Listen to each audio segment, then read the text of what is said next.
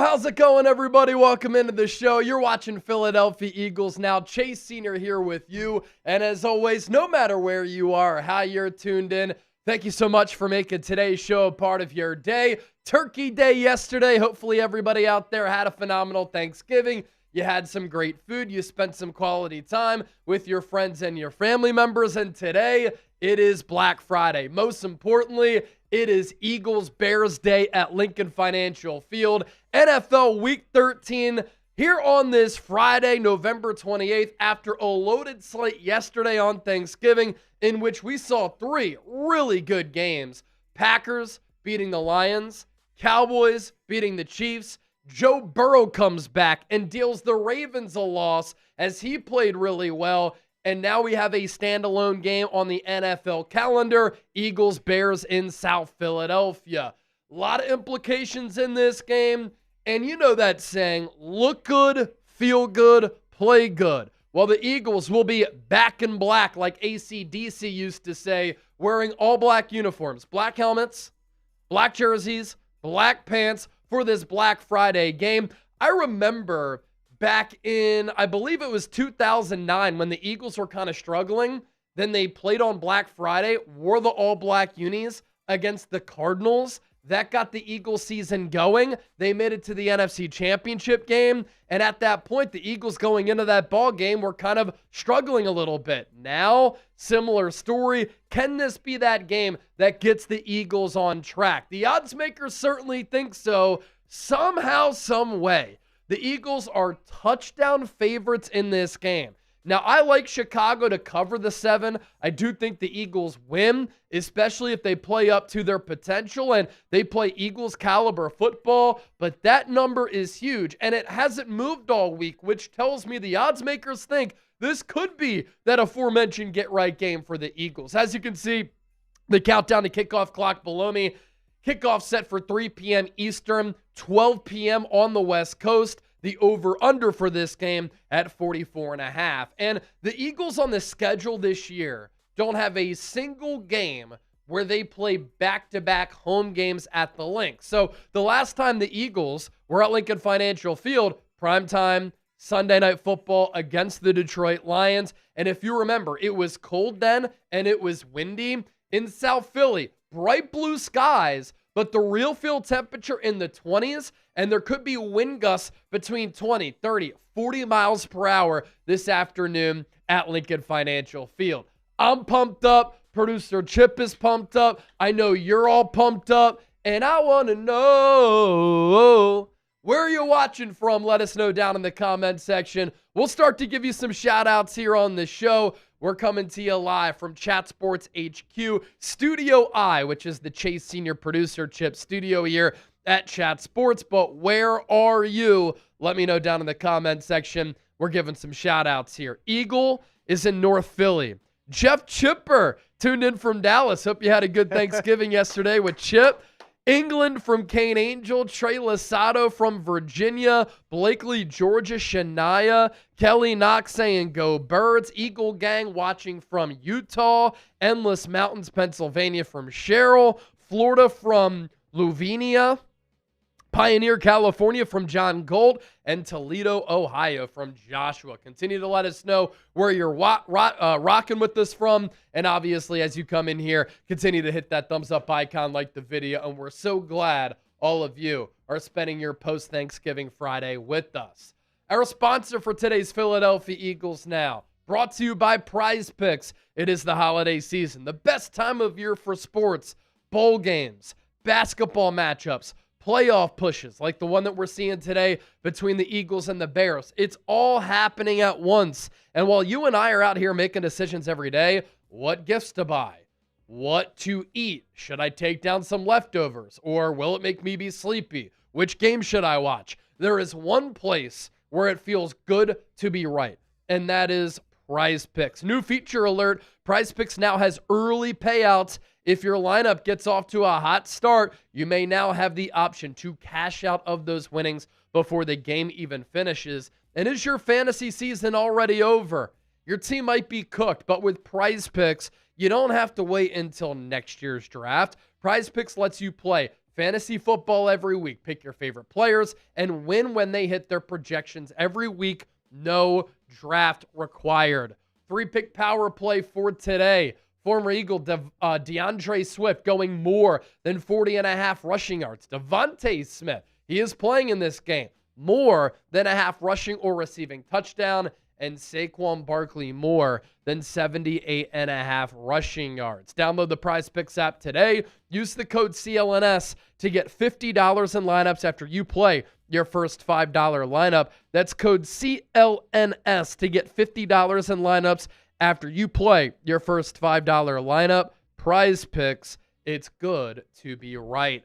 Super chat coming in from George Toth, $2. Go Birds. Punch the Bears. Any relation here to Brett Toth?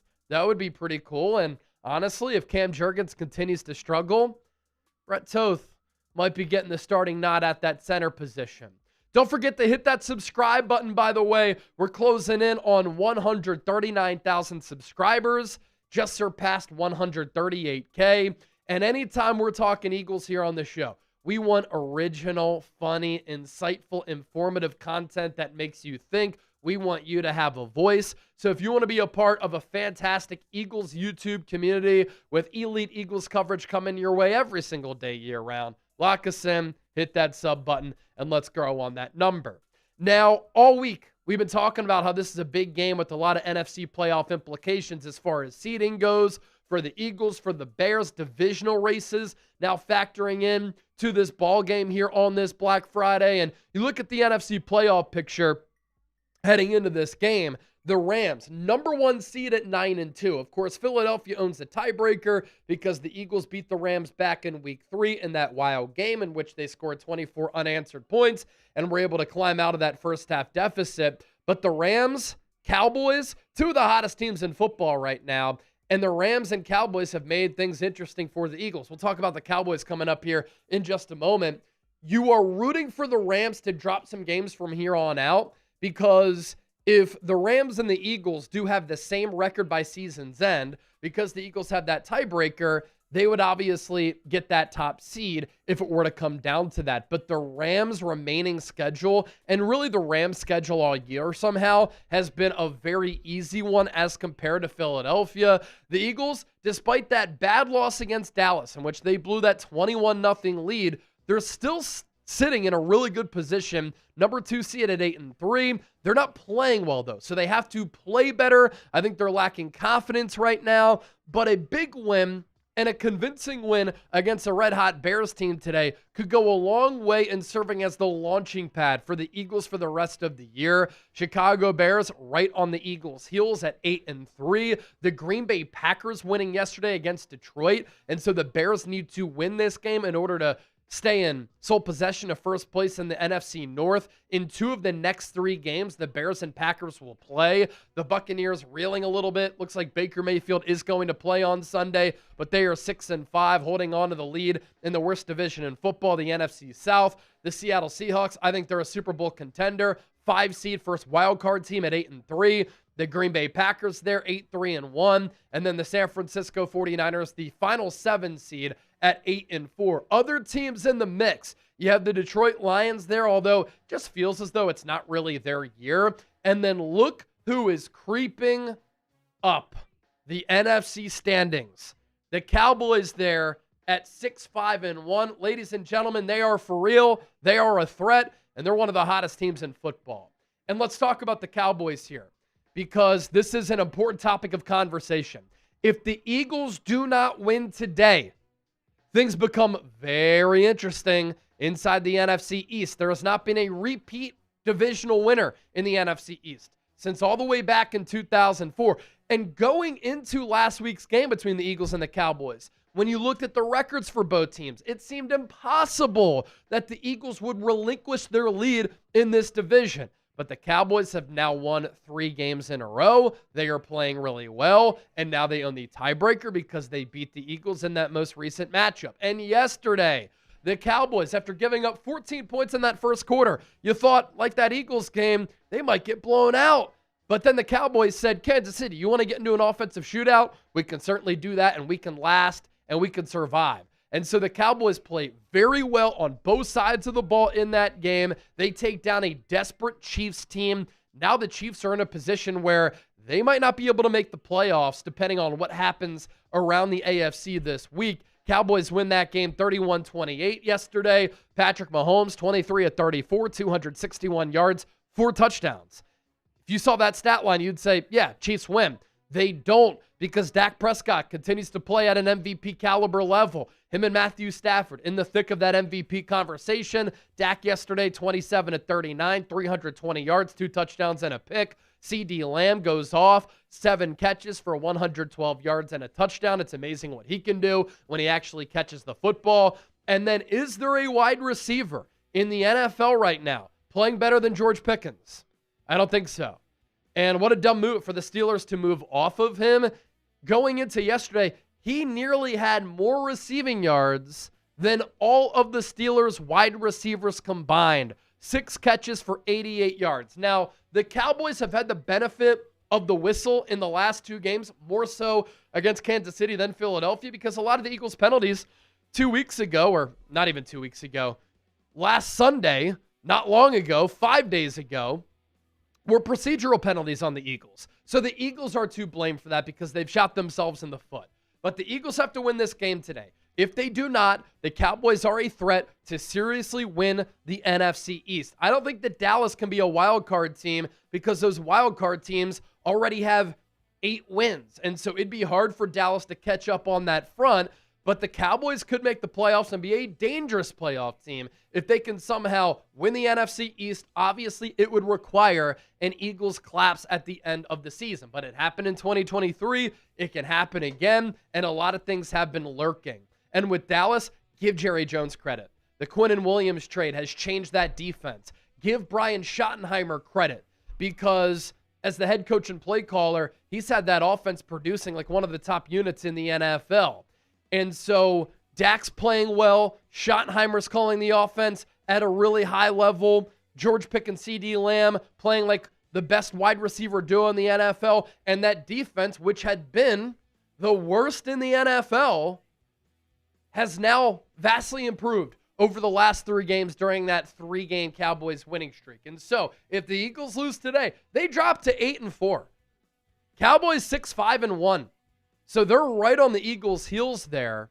If the Eagles win to get to 9-3, 12 games played, 5 to go, you feel pretty good about the Eagles' chances to hold off the Cowboys and win this division. And wouldn't it be classic Cowboys that maybe the best and most dangerous team that they've had in recent memory doesn't even make the playoffs? I need it to happen. And you look at the Eagles' remaining schedule here. Today, Black Friday against the Chicago Bears. Week 14 on the road against the Chargers on Monday Night Football. Chargers are banged up, and Eagles fans are going to take over SoFi Stadium. Week 15 should be a gimme. Home against the Las Vegas Raiders. Jaden Daniels might be back by the time that the Eagles play the Commanders on the road. That's going to be a Saturday game. And then you have to go on the road. Play a Buffalo Bills team that's fighting for its playoff life. And then week 18, you play the Commanders again. I know that the Commanders have sucked this year. There's nothing more that they would want than to spoil a possible divisional title for the Eagles or to knock them out of a really good playoff seed. The Cowboys' remaining schedule here. They play the Lions on Thursday Night Football. Lions are desperate. Then the Cowboys get the Vikings at home on Sunday Night Football. So a mini bye week, and the Vikings stink. Then the Cowboys play the Chargers at home. Going to be a big game for both teams, but the Cowboys have that game at home, and they play well inside their dome at AT&T. Week 17 on the road against the Commanders on Christmas, and then week 18 on the road against the Giants. I mean, it is completely possible that the Cowboys run the table here. And if they do, and the Eagles drop a couple of games, yeah, Philadelphia could relinquish that lead in the NFC East and not repeat as division champs. It's getting tight. If you think the Eagles will still win the NFC East, it starts today. I want you to show me. And I want you to get pumped up in the chat. Give me those E's in the chat right now. I want 1,000 E's in the comment section, starting with Trey Losado, because E gets us started with E-A-G-L-E. L-E-S Eagles! Lisa Chipper in the building. Senpai, Shania, Raccoon is at your door. Kane Angel, Kelly Knock typing those E's. Decky Doodles World getting those E's in the chat. You love to see it. First of all, Chip, how was your Thanksgiving? Second of all, what was it like watching that Cowboys game alongside your dad? Because the Cowboys are now believing. Yeah. Thanksgiving was great. A lot of good food. Shout out to Allie cooking up a bunch of the sides. So, we had a good time. Always great to see the family. But, man, watching that Cowboys game, obviously, they go down early. Dak throws that pick on the first possession. And my dad never wavered. He never wavered. Credit to him. He was like, you know what? Cowboys have been here before. We'll be all right. He was like, of course, clowning me. And his whole side of the family is all Cowboys fans. Of course. So they're clowning us like, what happened last week? They can do it again. And credit to the Cowboys, man. It was a good time. It was fun, obviously, to watch a game with my dad going back and forth and pulling it out in the end. So it was awesome. Great day yesterday. You have a good Thanksgiving yourself? Had a great day, man. Had a great day. I just love eating.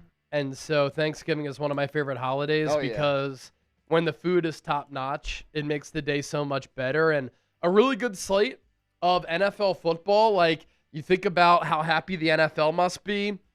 Lions-Packers comes down to the wire. Cowboys-Chiefs comes down to the wire. And then Bengals-Ravens was that huge upset. So a great day of NFL football. And now we're hoping that the Birds at the link here this afternoon can get a huge dub. It would be another quality win over another quality opponent. The Bears, I think, have not beaten a team with an above 500 record this year. Maybe just one win over a team with an above 500 record.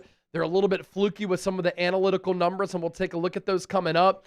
But I'm actually a believer in the Bears. I think that they have a really good coaching staff. Caleb Williams is playing pretty well despite the low completion percentage. Defensively, the numbers aren't great, but they're forcing a lot of turnovers. And they come in confident, and the Eagles come in a little bit wounded because their wings got clipped last week by Dallas. Let's get back to your Super Chats here. Raccoon is at your door. So Devontae is hurt. He's playing in this game. Devontae Smith is playing in this game. He's been the Eagles' #1 wide receiver. Obviously, we were closely monitoring his injury status all week because when a player has missed the first 2 practices of the week this year for the Eagles, he has not played in the game that week. But keep in mind, it was also a short week, which is what we were talking about as well. And so shoulder, chest, and illness. But Smitty is tough, and he's going to play in this game. And obviously, that's a big boost for this Eagles offense. The Bears got some reinforcements in the secondary, but they're without their top 3 linebackers, including former Eagle TJ Edwards. So it could be a big Dallas Goedert game.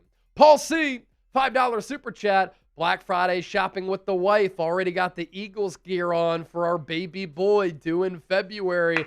Hope all goes well. Excuse me with that. And congratulations to you and your wife. Recently married, now a kid on the way, and you're going to raise that kid to be a diehard Eagles fan.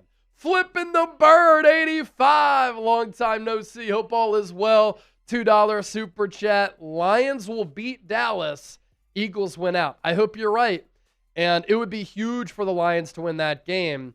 Both of those teams pretty much desperate on Thursday night because the Cowboys need to keep winning to stay in the playoff hunt. The Lions need to win because they lost to Philadelphia. They lost before that to Minnesota. Lost yesterday to Green Bay. They're kind of reeling right now. And so that's going to be a playoff level game between the Lions and the Cowboys on Thursday night. Kelly Knock, $10 Super Chat. I'm at work, earbud in, trying to keep up, guys. Go Birds. You want to talk about a real one right there? Kelly Knock at work, earbud in, listening and watching Philadelphia Eagles. Now, everybody type those KNs in the chat to show Kelly Knock some love for being a dedicated real one. Let's get to our Super Chat menu. We haven't shown it yet today. All Super Chats will get a shout out. If you send in a $20 Super Chat, you get 5 football raffle tickets to win our Eagles Now Week 13 MVP football, a $50 super chat. We'll do a beer bong or a shotgun, a $100 super chat, Eagles Now 2025 Hall of Fame. And we have a great super chat MVP item today.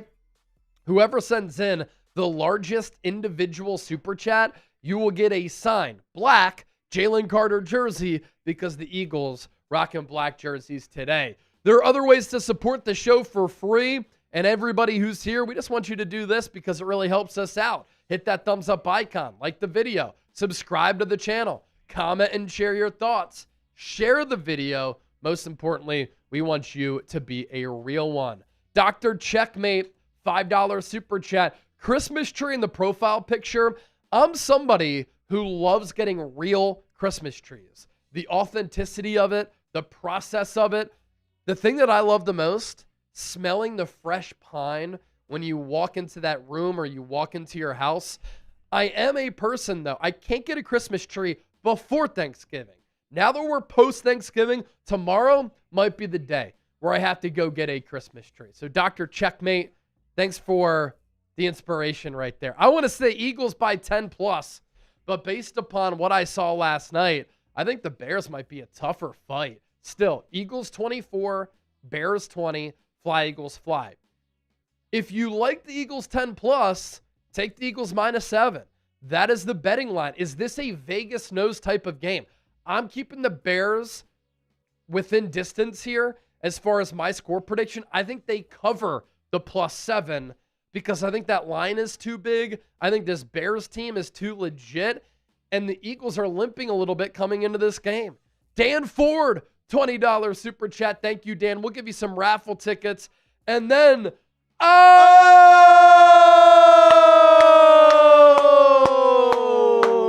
said a long time no see a little while ago, but flipping the bird 85 makes it rain with the $100 super chat. That's a real one. Go Birds. If somebody sends in a 50 to follow that up, I'm singing Fly Eagles Fly. No one likes us. We don't care.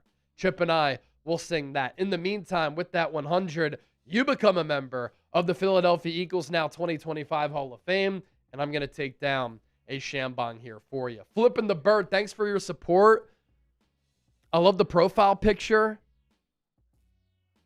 I think are we seeing a Nolan Smith jersey there? Looks like it. Looks like Nolan Smith. And let's see. I think B-Dog. I'm going to enlarge this image a little bit.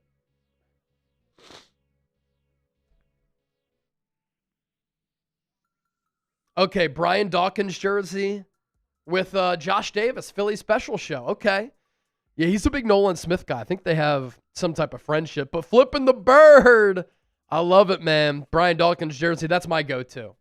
And that's my favorite jersey. I have an authentic Reebok Brian Dawkins jersey when Reebok used to be the jersey sponsor of the NFL. And it's one that I throw over the hoodie, which I think is the best way to wear a jersey. And I wear that. That's my go-to these days. So flipping the bird. Thanks for that. Cheers. Always good to connect with you as well. Cheers to you. Cheers to everybody else. Flipping the bird. So that's the number to beat for the Jalen Carter autographed jersey. Speaking of jerseys, if you want an Eagles jersey of your choice, we're going to run it back with another Venmo jersey raffle. And we're enhancing the deal once again. So if you send in a $5 Venmo, you can win an Eagles jersey of your choice. As little as $5. So we're going to decide this with the duck race. And there are different tiers here. And we'll do that 60-second virtual duck race by the end of the broadcast here. So a $5 Venmo, you get 1 duck for the duck race. $10, 2 ducks. $20, 5 ducks. $50 for 15. And if you send in a $100 Venmo, a lot of people have done this of late. You get 25 ducks. It enhances your chances of winning. But you automatically get a Philadelphia Eagles Now hat as well. So the Venmo username @Chase_Senior. You see it down below. We're doing this on Venmo because it's so easy to track on one app. And then we'll pop up this QR code as well if you want to scan that. That'll take you to my Venmo page. It might ask you for the final 4 digits of my phone number. You can bypass that. You don't need to enter it. I promise you, that is my username at Chase_senior. So you can win an Eagles jersey, whichever player you want, for as little as a $5 Venmo. Back to your super chats here. Flipping the bird 85. I'm wearing B-Doc Josh Davis from Philly Special Show at Nolan Smith jersey. We met up at Lambeau. Oh, wow. So you were at Lambeau Field. That's really cool. I bet the environment there was incredible. That's definitely on my bucket list of sporting venues to go to. I was able to recently check off one of those bucket list items for going to a sporting event, Red River Rivalry, back in October when I saw Texas and OU. An absolute spectacle. I've been to some great games, some great sporting events, the Roy Halladay playoff no-hitter, watching 2 playoff games in that Phillies 08 World Series run, NFC Championship game in 2004 when the Eagles punched their ticket to the Super Bowl. Covering the Super Bowl last year in New Orleans was a blast. Technically not a sporting event, but the Eagles Super Bowl parade, Chip and I can attest, a lot of you can as well. That was an incredible thing to attend and be a part of. Never been somewhere where 2 million people for like 16 straight hours are just vibing to that type of level where everybody is so happy. Lambeau Field is one. I got to get there at some point. Raccoon is at your door, $2. Is that B-Doc? You might be at your door, Chip. Funny, I just saw a bald eagle. That's a sign. That's a sign right there. That is a sign. Has anybody ever seen a bald eagle in real life? They are a majestic bird. I remember I was working at WNEP up in northeastern Pennsylvania. I was there from 2017 to 2021 before I came here to cover the NFL for Chat Sports. And I was at a local lake where a lot of people go camping, a lot of people go hiking and fishing, doing some outdoor activities. And I had my camera out, and I saw this eagle on a rock with a fish in its claws, and it was eating that fish. And then the eagle flew away and soared up into this tree with this branch overhanging above the water, and it kept eating its lunch. And I was like, wow, that is a badass bird. It is America's bird, and it's our bird. Go Birds! Mo! Na na na na na na na na na na na na na na na na na. Mo Nana with the $50 super chat. Start singing, boys. Hello all. Hope everyone had a great Thanksgiving. Yes, I mentioned that earlier. Hopefully everybody out there had a fantastic Thanksgiving. We're so glad all of you are hanging out here with us live on Philadelphia Eagles now, going into Eagles Bears on this Black Friday. Mo makes it rain right after Flipping the Bird made it rain. And I made a promise. I never lie to the people. I never lie to the real ones. We're not fronting. If we got a 50, we'd sing Fly Eagles Fly. No one likes us. We don't care. So let's get it started. Fly, Eagles, fly, on the road to victory. Fight, Eagles, fight, score a touchdown, 1, 2, 3. Hit 'em low, hit 'em high, and watch our Eagles fly. Fly, Eagles, fly, on the road to victory. E-A-G-L-E-S, Eagles! No one likes us. No one likes us. No one likes us. We don't care. We're from Philly, fucking Philly. No one likes us. We don't care. No one likes us. No one likes us. No one likes us. We don't care. We're the Eagles, the fucking Eagles. No one likes us. We don't care. E-A-G-L-E-S, Eagles! Dr. Checkmate, $2 super chat. Earbuds also playing in an online chess tournament. That's pretty cool. I've always found it really interesting when people play in those chess tournaments, like in real life. They get really, really intense. I remember I did an after-school Y program because my parents used to work until like 6 p.m. And one of my instructors, pretty much the person who watched over all those kids who had to stay after school because their parents were working until they could pick them up, He taught me how to play chess. And I forget what his name was, Jamal, maybe. I wish I knew. But he taught me to play chess. And then my mom got me a Homer Simpson chess set. And I have forgotten how to play the game over time. But it's something that I wish I could relearn in addition to learning how to play the saxophone. I used to know how to play Fly Eagles Fly on the sax. Oh. If I could relearn that, I still have the saxophone. That would be electric if I were able to relearn how to play that song and then play it on watch parties. I know I said that a year or two ago, a season or two ago, that I wanted to relearn. I just haven't had the time. I've got to pop up a YouTube tutorial because if I'm playing on the sax, Fly Eagles Fly, that would be electric here on the show. Especially because the Eagles got rid of the pep band, which that's a decision I didn't agree with. All right, who you got in this football game? CHI for the Chicago Bears, PHI for the Philadelphia Eagles. As you can see, just under 35 minutes to go until this game gets underway.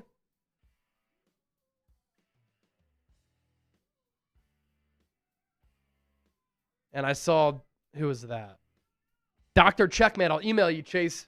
Hey, please do. Chase@chatsports.com. That would be awesome. Flipping the bird, another 5. Saw a bald eagle swoop down and tear up a squirrel in front of me once. That's crazy. They are aggressive predators, but they are some badass birds, man. John Galt, we have a bear roaming around our neighborhood at night. See, I don't know how I would feel about that. I mean, I worked in the Poconos for a few years, and obviously up in the Poconos, you can see bears appear at any point. I remember I was driving to a story one time, and I saw this huge black thing on the side of the road because people know in Pennsylvania, you'll see roadkill all the time, especially a lot of deer. I thought it was a big black trash bag on the side of the road. I'm like, who threw their trash on the side of the road? It was a bear. Can you imagine what would happen to your car if you hit a bear? That'd be nuts. That'd be nuts. All right, let's take a look at our Super Chat battle here. Hopefully this isn't what happens during the game because we are getting our asses kicked by Chicago Bears now. They already have $1,000 in Super Chats. We're up to $210 in Super Chats, which is great, but we're down by about $800. Can we catch up and make it a competition in the lead up to kickoff? Obviously, if you send in a Super Chat, it goes a long way in supporting everything that we do here on Philadelphia Eagles. Now, the Bears are also probably having their biggest and best season since 2018, and we've seen it with our Bears ratings here at Chat Sports. That fan base is fully bought in, and they are loving this year for Chicago because for the most part, my entire lifetime, they've been a pretty bad football team. And speaking of the Bears, you look at the remaining schedule. So Chicago right now is 8-3. They are on top of the NFC North. They need to win today to stay in sole possession of first place in the division. So they play on the road against the Eagles here today on Black Friday. And then there is a huge stretch coming up for Chicago. Week 14, the Bears are on the road against the Green Bay Packers. Week 15, on the road, or no, that's actually at home against the Browns, I think Harrison was telling me. Those are their graphics, not ours. So that's their mistake, not ours. So that is at home against the Browns for Chicago. Then the Bears play the Packers at home on Saturday. I think that's the same day that the Eagles play the Commanders on that Saturday. Week 17, Bears are on the road against the Niners on Sunday Night Football. The ratings for that game are going to be huge, and that could literally decide one of the wild card spots or a playoff spot. And then week 18, the Bears round out against the Lions, and that could be a must-win game. So the Bears have had a pretty easy schedule so far this season. I'm not going to call it a cupcake slate, but it's been a lot easier than the Eagles, and that's what happens when you win the Super Bowl, if we're being honest. But from here on out, this is a Bears team that's been a little bit fluky. They are 6-1 in one-score games. They have a negative point differential. Their DVOA isn't that great. Are they going to fall apart toward the end of the year? Or are those close wins going to turn into losses because oftentimes that is not sustainable? Those are some of the things that I'm keeping an eye out for Chicago. But either way, with Ben Johnson, Caleb Williams, It looks like that Bears organization heading in a good direction, and Bears fans are really pumped up. And did you know there has been a hilarious Eagles-Bears alliance so far this year, which obviously ends today. The Bears have been able to help out the Eagles in the NFC East. The Eagles have been able to help out the Bears in the NFC North. The Eagles have already beaten the Packers, the Lions, and the Vikings. The Bears so far this year have beaten the Cowboys, the Commanders, and the New York Giants. So both of these teams have swept up until this point the NFC East for Chicago and the NFC North for the Eagles. So both the Eagles and Bears online have kind of been holding hands, and they've been rooting on one another because both teams have helped each other out respectively in their own divisions. Couple of things that really stand out with Chicago. We have nicknamed the Bears here at Chat Sports the Cardiac Bears. And they're the Cardiac Bears because sometimes they don't play well for a majority of the ball game. Sometimes they struggle for the first 3 quarters. But then in that final quarter, they come alive. And they have pulled a lot of these games out of their asses where they are winning in epic fashion. They are winning close games that come down to the wire. The Bears this year, 6 one-score victories of their 8 wins this season. What's very odd is that they have a minus 3-point differential so far this year. And they're one of under 5 teams in NFL history to be 8-3 through 11 games and have a minus 3-point differential. But that's also a little bit skewed. And we talked about this with our preview alongside Harrison Graham, which I put up on the channel this morning. If the Bears didn't get blown out in week 2 against the Lions, they would actually have a plus 21 point differential. And so there's that number that I was telling you here. 3rd team in NFL history to have 8+ wins and a negative point differential through 3 games. So regardless of if you take away that week 2 loss, which you can't take away, even if the Bears would be in the plus side of things, in the green as compared to the red, it has still been a very fluky season for Chicago. And I'm looking at their schedule right now just to kind of refresh things. Lost to the Vikings week 1, lost to the Lions week 2, beat the Cowboys, beat the Raiders, beat the Commanders, and that Raiders and Commanders wins, they were by 1 point. Beat the Saints, lost to the Ravens, beat the Bengals, beat the Giants, beat the Vikings by 2, beat the Steelers by 3. And so the only game that the Bears have won against a team over 500 was against the Cowboys. And the Cowboys, until last night, were not an above 500 team. So the Bears have only technically beaten one team with an above 500 record, but early in the week we were talking about how they hadn't really played well against elite teams. And that brings me to this point. Are the Eagles an elite team? I believe the Eagles are an elite team when they're playing up to their potential, when they're playing up to their standard. Defensively of late, outside of that Cowboys loss, the defense has been elite. All year long, the offense has been anything but elite.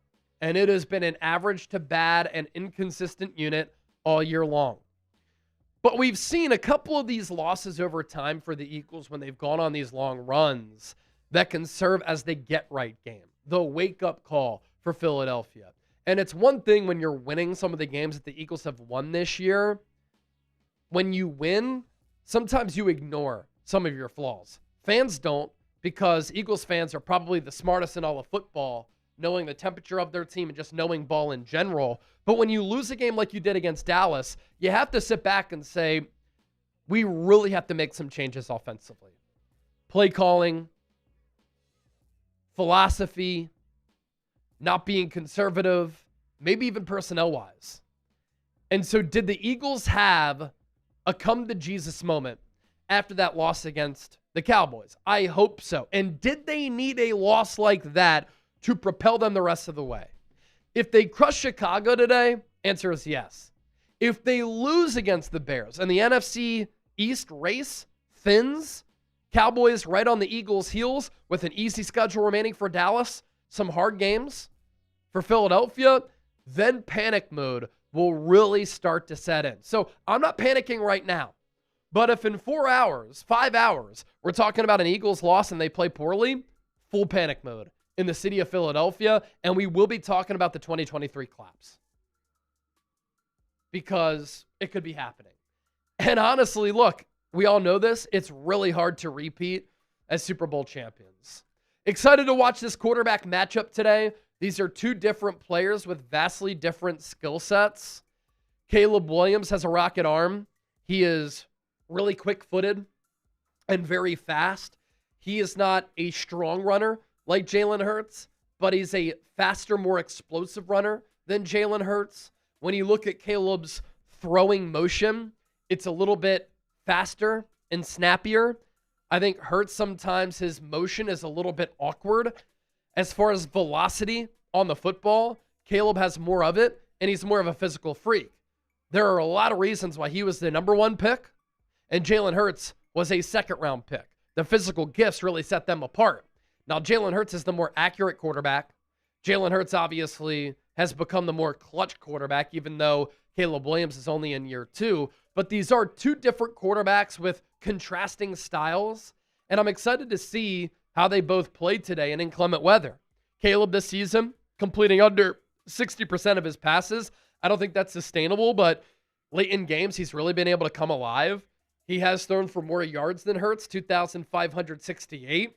He's made some really good decisions with the football, 16 touchdowns, 4 picks, 293 rushing yards, 3 rushing touchdowns. For Hurts, 7 points higher on the completion rate, about 300 fewer yards. He, too, making excellent decisions with the ball, but he's much more conservative than Caleb, who will take chances. For Hurts, 17 touchdowns and 1 pick. And this season, it's so funny to see some of the national outrage and conversation around Hurts when he is combined for 25 touchdowns and only 2 giveaways all season long. Which is why I was saying all week, it's not just on Jalen Hurts that this offense is struggling. This is a team-wide thing. Offensive line, receiver, Saquon Barkley, Nick Sirianni, and Kevin Patullo. And let's talk more about Caleb here. A huge key to the game for the Philadelphia Eagles to pull off a win against the Chicago Bears here on Black Friday is having disciplined pass rush lanes. Caleb Williams as an athlete is electric. He can make plays happen with his feet. He can extend plays to either throw the ball downfield or to gash you with his legs. And sometimes you will think that you have Caleb Williams bottled up, but he's able to break contain, slip out of a sack, and make plays happen downfield in a wow type of fashion. We saw it at Oklahoma. I was actually at his first career college start, and we saw it at USC. And so if the Eagles do not have disciplined pass rush lanes, if they don't keep him contained inside the pocket, he will slice them up with some of those out-of-structure plays. And that's part of the reason why Caleb has really gotten it going under Ben Johnson this year. And you look at how the Bears stack up on offense, this is what you wanted from a Ben Johnson coach team. He was the most sought-after offensive mind in a head coaching carousel in a really long time with what he did with Detroit. Very creative, very exotic, very aggressive. And when you pinpoint offensive minds using the words that I just did, you're going to think in today's modern NFL, they like to throw it a ton. Well, the Bears actually build their offense by running first, throwing second. Ben Johnson wants to establish the run to open up the pass game. And it's really been effective for Chicago this year. And that running game, which has gotten better since the start of the season when Chicago was 0-2 and they couldn't run, is a big reason why Caleb has had more success through the air. And he's got a lot of weapons to throw to as well. DJ Moore, Rome Odunze, 2 really good tight ends, Cole Kmet, Colston Loveland. They rebuilt their offensive line this offseason. DeAndre Swift, Kyle Monangai, really good running backs behind Caleb as well. And so that's resulted in Chicago being ranked 8th in points per game, 6th in yards per game, 8th in yards per play, 8th on third downs, 16th in the red zone. When the field does get condensed and Caleb has to make quick, snappy decisions, sometimes that is when he struggles. On defense, this is another game where the Eagles could have a get-right game. But we also said this going into that Cowboys game. But as it turned out, that Quinnen Williams trade has really transformed that Dallas defense. For Chicago, their defense is not great. They're not awesome against the run. They're not great against the pass. They don't do a superb job outside of Montez Sweat of getting after the quarterback. And it's resulted under Dennis Allen being 27th in points per game, 27th in yards per game, 30th in yards per play, 11th on third downs, 26th in the red zone. But one thing that the Bears do extremely well on the defensive side of the ball is forcing turnovers.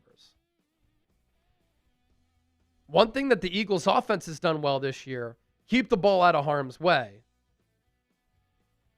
Outside of that game last week against Dallas, where as a team, special teams and Saquon, Xavier Gipson and Saquon, really hurt this team with those turnovers.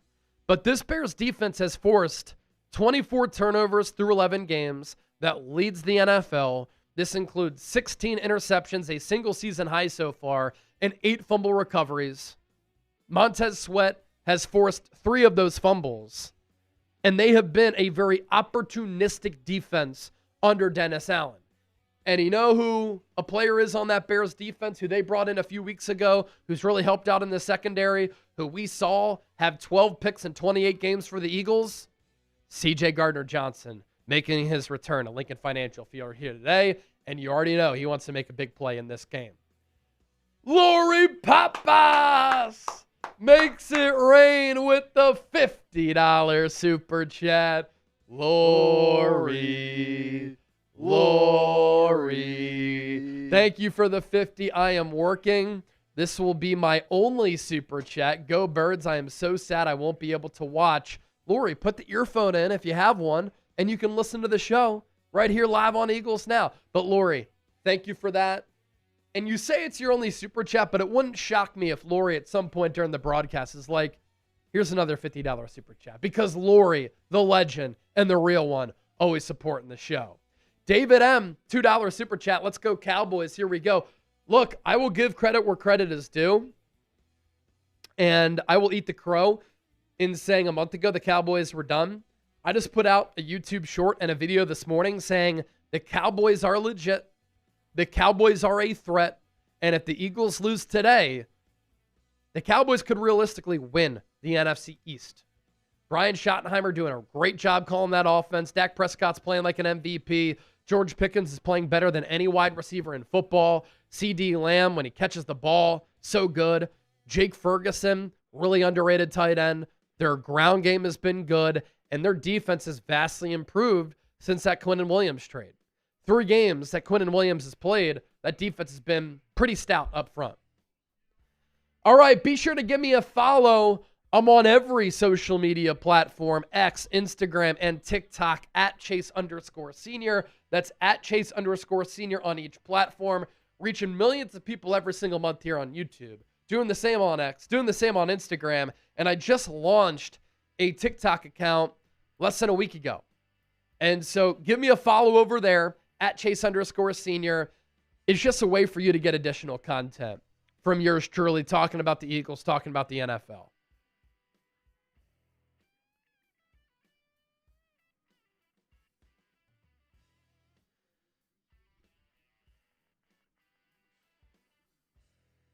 Alrighty. All right. Just about 15 minutes to go till this game gets underway. We're only at 173 likes here on the day. Rookie numbers. It's a Black Friday. Coming off Thanksgiving. I know we're all hyped for this game. Show us. Hit that thumbs up icon. Like the stream if you want the Birds to beat down on the Bears here today. Come on, baby. Hit that thumbs up icon, like the video. The more likes that we get, the more people who find the stream, the more people who come in here, the more fun that we'll have. And for Lori Papa, send her $50 super chat. Cheers. Shout out Lori. Another $50 super chat that'll get us over 300 in supers. And Shoot, we'll run it back and sing Fly Eagles Fly again.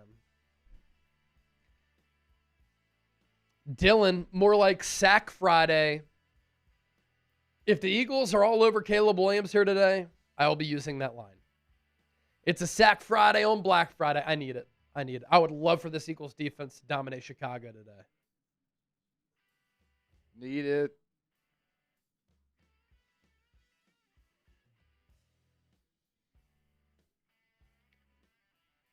Jack Straw, caca, caca. Throwing in that Eagles noise in the chat. Sean Dean saying, go Birds.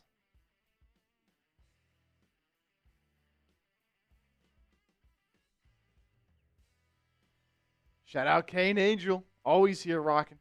Kane Angel, legend. Best mod in the game. Best mod in the game. Peter Thurman. Peter Thurman in the building. I'm watching my guys and frying 2 turkeys. Peter, I would love to have some of that fried turkey. Gotta be good. That's the one thing about not being at your like childhood home with Thanksgiving is that you don't get those great leftovers. And when you have leftovers, nothing better than a gobbler sandwich. Get yourself a roll, turkey, gravy, stuffing, cranberry. On like a hoagie roll, ooh, chef's kiss. Phenomenal. Zach Attack. We really need to see a show today. If we don't show up for 4 quarters, this season is toast.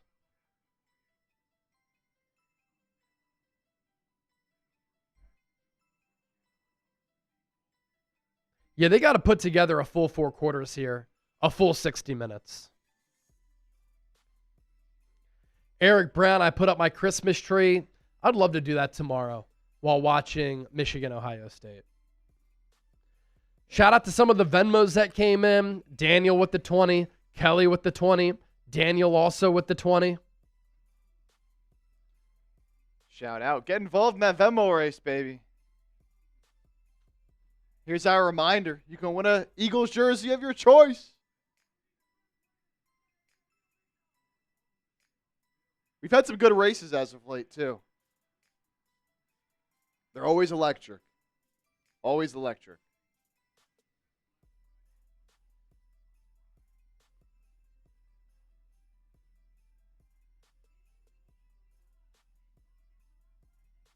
And how nice would it be, too, just like a breakout Saquon Barkley game here today. Just 150 yards on the ground, multiple touchdowns. In the spotlight standalone game, that would be great to see. Great to see. Cheryl coming in with the super chat. It's snowing where you're at, huh? Oh, crazy. Start of the snow season. I love the snow, man. Big snow guy. It always amazes me how the Amazon pregame show or any pregame show, like they do this on College Game Day a lot, or the Big Noon Kickoff on Fox. They're hosting a pregame show outside, and then they get inside the stadium during a commercial break. That's electric. Yeah, well, look at this. 37 mile per hour gusts, wind gusts. Feels like 28 degrees right now.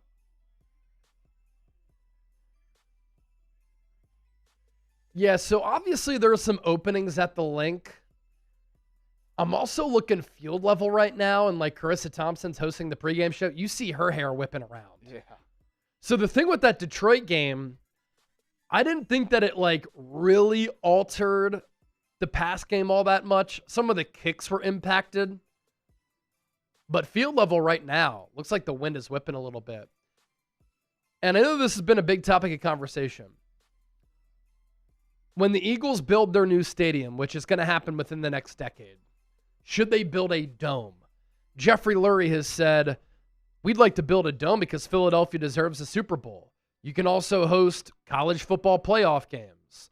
You can host indoor concerts. All that stuff is cool.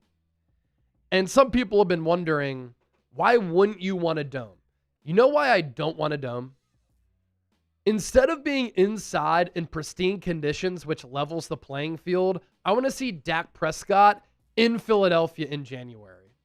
I want to see Caleb Williams outside here in November. I want to see Jared Goff outside in November at the Link.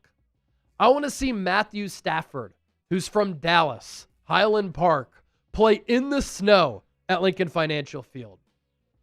I don't want to see the playing field get leveled by having a dome. Because when you play outside, I do think that you have more of an identity. You're a tougher football team, and you learn to win in so many different ways. Also, tell me an NFL dynasty that has won with a dome stadium or being a fair weather climate team. The Cowboys in the 90s had an open roof at Texas Stadium. It got cold in some of those December and January games. The San Francisco 49ers, when they were playing at Candlestick Park, had to play in a lot of rainy and muddy conditions. Patriots, outdoors. Chiefs, outdoors. Steelers, outdoors. Eagles, outdoors. Cowboys dynasty, outdoors. Bills, when they made it to 3 straight Super Bowls and lost all of them, outdoors. The best teams, in my opinion, in the NFL are the ones who play in tough conditions. I don't want a dome. I don't want a dome. Now, you have to deal with weather conditions like you're dealing with today. But I also think that's just football, right? It's football, baby. It's football. One of the best memories that we all have as kids growing up, playing pickup football outside in the snow. It's awesome. You know what's not awesome? The Eagles' penalty problems this year. The Eagles need to clean up their penalty woes. And especially on offense, it has killed them this season. They've had explosive plays get wiped out because of penalties. They have had penalties put them into a position where they're playing behind the sticks. They've had short yardage situations turn into long yardage situations. And it has altered momentum in games. And for Nick Sirianni, he always talks about mastering things that take no talent and being tough, detailed together. Eagles haven't mastered the things that require no talent on the penalty front. And they have not been a detailed team. That has to change. And I know that Kevin Patullo at times has struggled this year. I do believe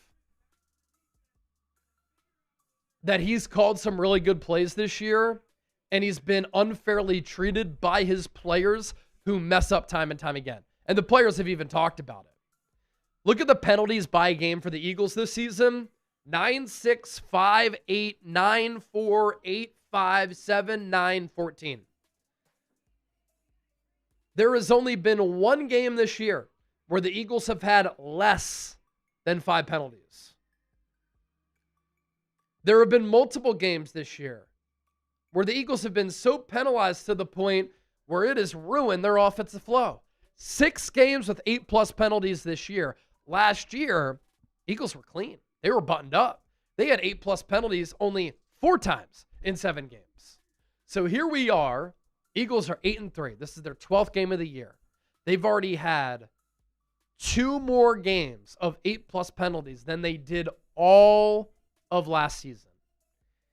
And you look at some of the numbers here, this is concerning. This is unacceptable. This is not what good teams do. Eagles have 81 penalties as a team, 26th in the NFL. Penalty yardage, 721, 27th in the NFL. That's nearly 7 football fields worth of penalties. Penalty differential, -20, second to last in the NFL, meaning they're getting penalized a lot more than the opposition. Yardage differential, -156. That's 29th. And their pre-snap penalties, 31, 25th in the NFL. All right, about 6 minutes to go until Eagles-Bears kicks off at the Link. Predict the score. I'm going to go Eagles 24, Bears 20. I don't think the Eagles cover that touchdown spread. Jack Straw, repeating the word, undisciplined. Yep. Facts. 23-22 Birds from Shania. Shania Breccia, 23-22. John Galt, Eagles 3, Bears 2. Please no. That would suck to watch. 27-24 Bears from Tony. Mike. Tony. 31-7 Eagles are pissed. I hope they are pissed. I hope they're pissed. All right, let's get to our sponsor one more time before kick. Our friends at Prize Picks making today's Philadelphia Eagles now Chicago Bears watch party possible. It is the holiday season, the best time of year for sports, bowl games, basketball matchups, playoff pushes. It's all happening at once. And while you and I are out here making decisions every day, what gifts to buy, what to eat, which game to watch, there is one place where it feels good to be right.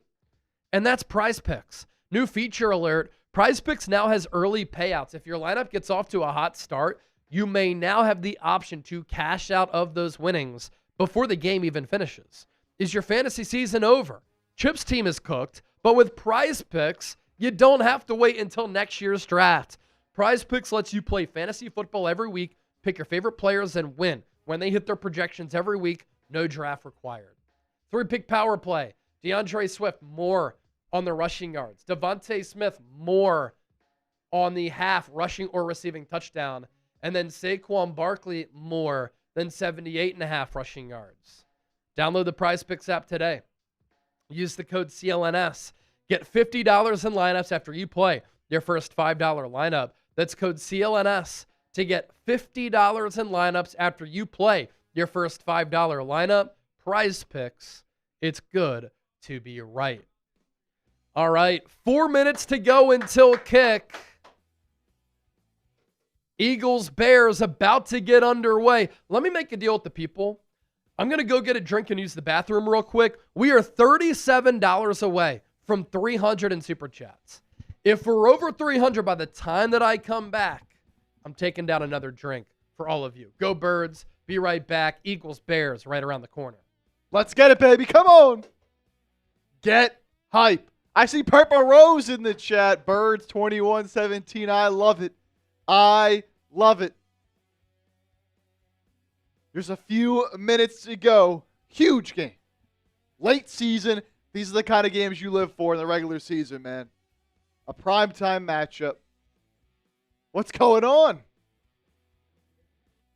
They're across that way. All the way at the end. Yeah. Kane Angel. Eagles 33-25.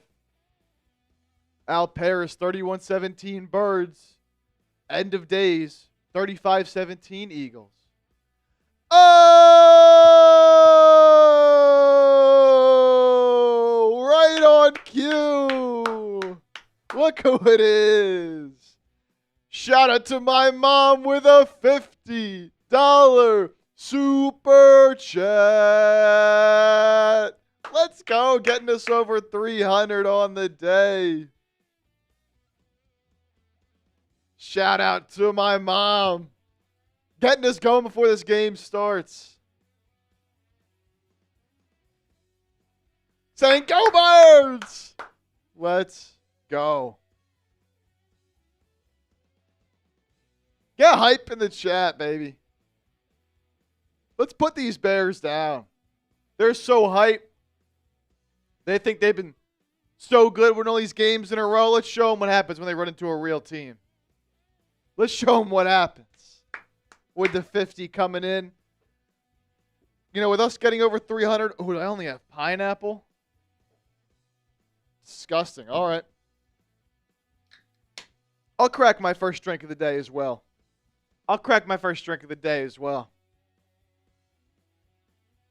Let's go. Up over 300 on the day.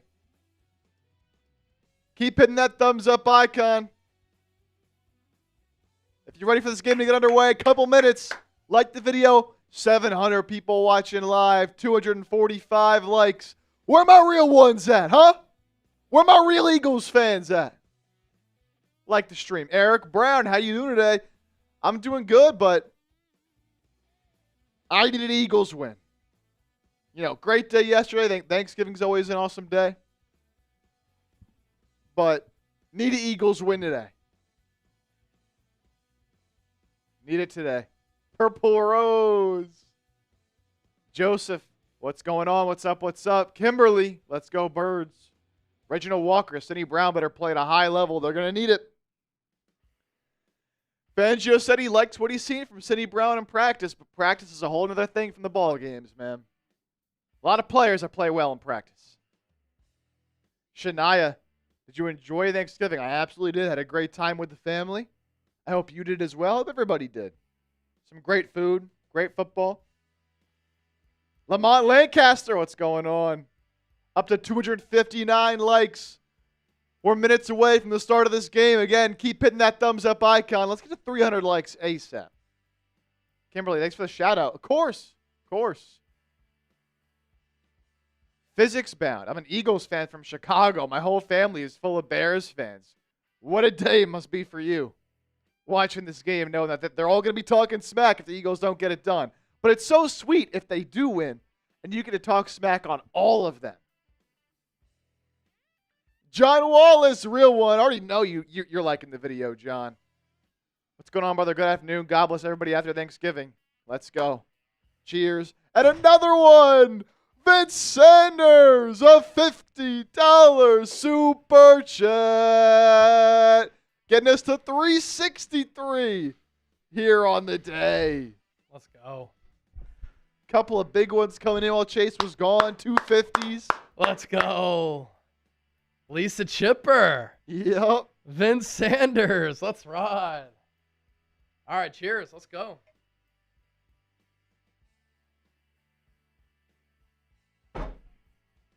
Bang, bang. That's earlier from Lori. This is Vince. Go Birds! All right, continue to hit that thumbs up icon, like the video. Packed house at the link. Tailgating atmosphere prior to the game. Absolutely electric.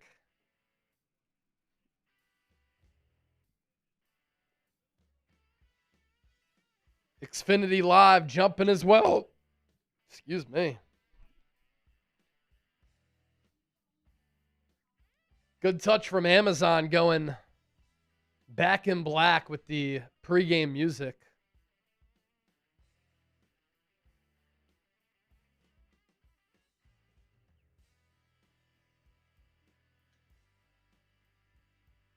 If you want the Birds to beat the Bears, got to get 1,000 E's in the chat. I will say the grounds crew at the link always does such a great job for having a grass surface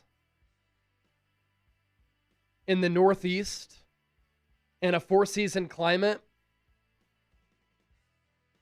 The grass always looks great at the link, even when it's chilly. You compare that to places like Pittsburgh or Cleveland, some of these other cold weather cities, Kansas City. Eagles grass always looks phenomenal. All right, Eagles won the toss. They did defer.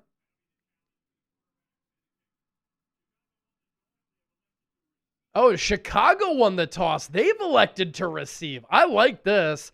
I always like getting the ball back to start the third quarter. And so the Eagles will kick it away to begin this game. Birds rocking the all-black unis on Black Friday.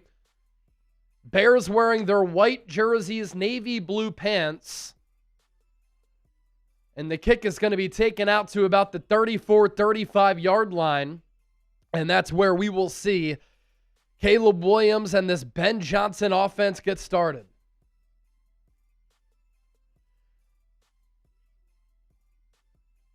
$17 total touchdowns, 4 interceptions for Caleb Williams this season. Jalen Hurts, 25 total touchdowns, 2 total turnovers this year.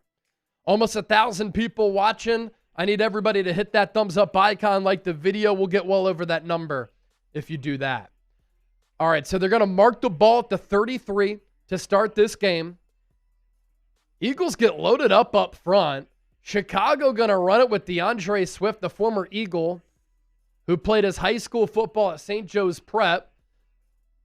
He'll run it behind the left guard for a couple of yards there.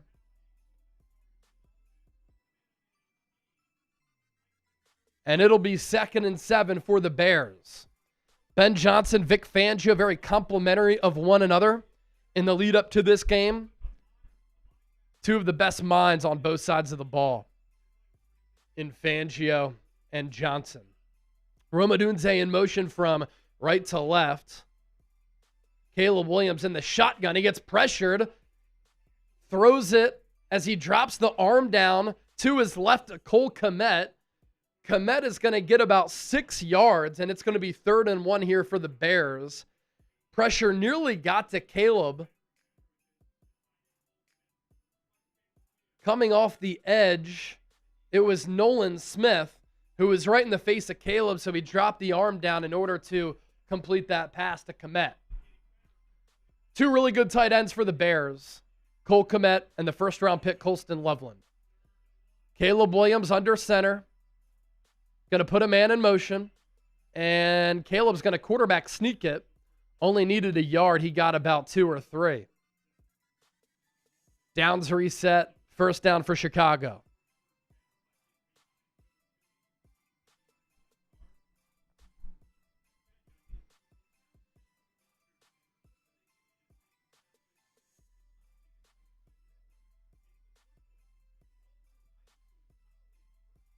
Last 4 games, Caleb Williams, 9 total touchdowns, 1 turnover. Been playing well of late. Rome Odunze in motion again. Caleb under center. Play action. Clean pocket. Throws. Pass. Incomplete. Intended for Rome Odunze. Quinyon Mitchell in coverage. Cooper DeJean, I also believe, was nearby.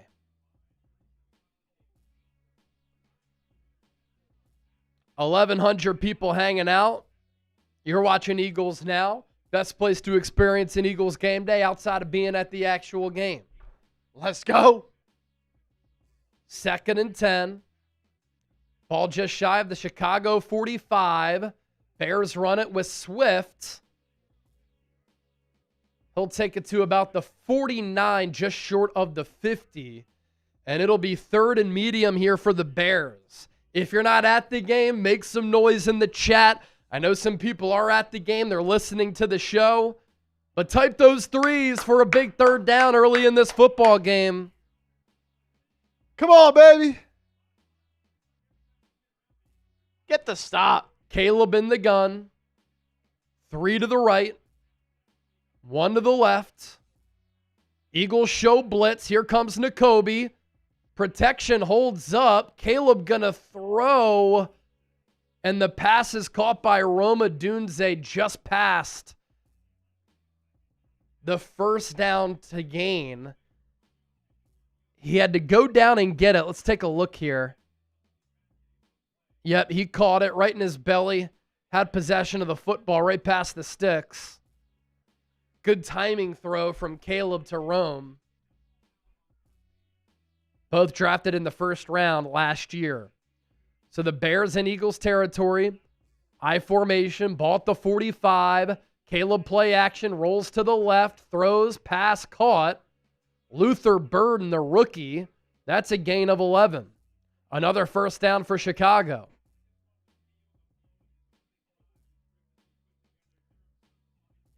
Good feel and flow for this Bears offense on this first drive. This is the script for Ben Johnson. And within the script, Caleb has looked really good all year long. He's 3 of 4 for 22 yards to start the game. Pitch play near side. Swift looking for room. Can't really get it. He's brought down by Jalen Phillips. He got about 3 yards on that play. You can tell Ben Johnson's doing a good job on the opening drive. Yeah, a lot of plays going in different directions too.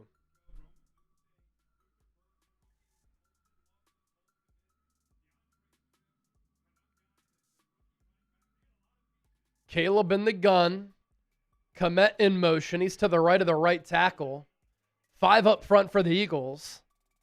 They send 5. Caleb over the middle, incomplete. Intended for Loveland. Quinyon Mitchell defending him there.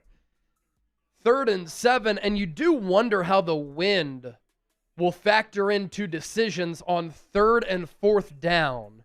For instance, if the Bears are playing this as 4-down territory, it's not like they have to target beyond the sticks here. They could get a 5-yard pickup, it be 4th and 2, and then they go for it. Been a 9-play, 36-yard drive for Chicago so far. Ball will be snapped from the right hash, stacked to the left, tight end, receiver to the right, Swift in the backfield with Caleb. Bears run it. Swift tries to get the outside, and he's going to be about a half-yard short of the first down marker. Adoree Jackson with the tackle in space, and it'll be 4th and a half yard here for the Bears. Ben Johnson definitely going to go for it.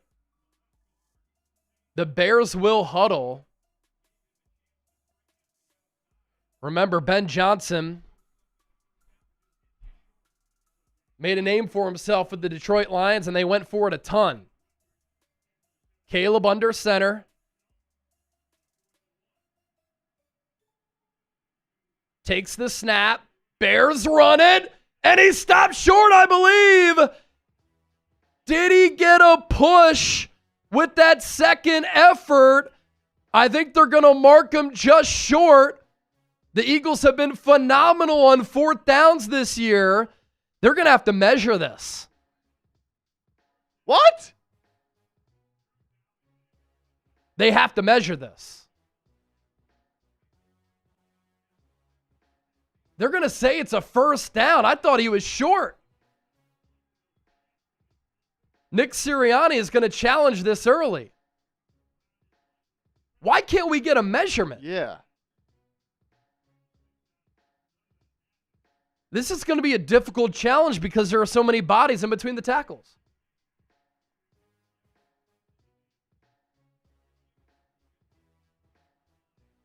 He was hit behind the line of scrimmage, Monangai, but did he fall forward? And is there any evidence of him going down?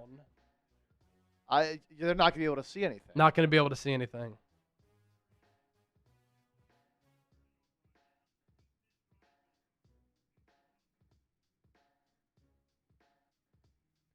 See, Byron Young was in on that play. Was the shin down? I mean, we're going to have to take multiple looks at this. But where the officials came in, obviously the yellow line is not official. But it was short of the yellow line. And we can't even get a measurement? They just automatically said 1st down? And then that leads to Nick Sirianni having to use his challenge. Also, if these chips are in the ball, why can't we see the virtual measurement? Interesting.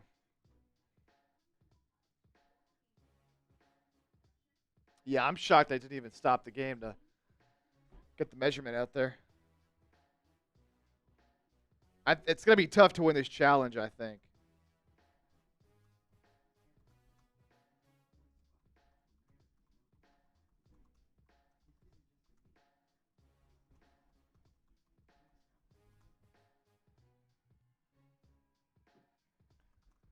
Was it a 1st down? I'm seeing a lot of N for no's. I know we're hoping for that.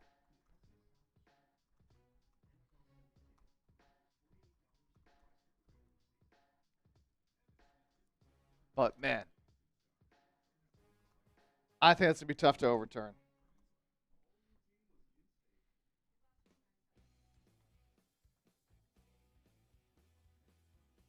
We can take a look here at some of our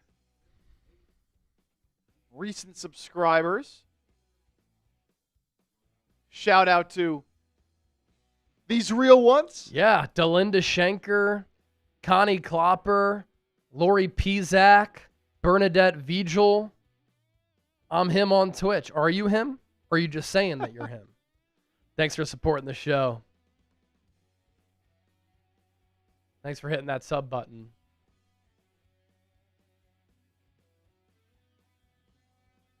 Buddy Moles. Buddy. What is up, buddy? All the legends. Best Bakes saying, hey, Chase. What's up, Best Bakes?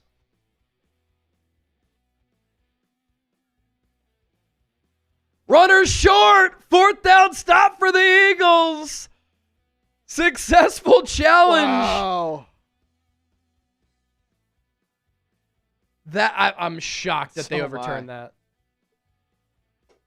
Sirianni's like, let's go. So the Bears get no points. Eagles turnover on downs. Now we get to see this Eagles offense. Saquon Barkley going to get the carry. An under center run.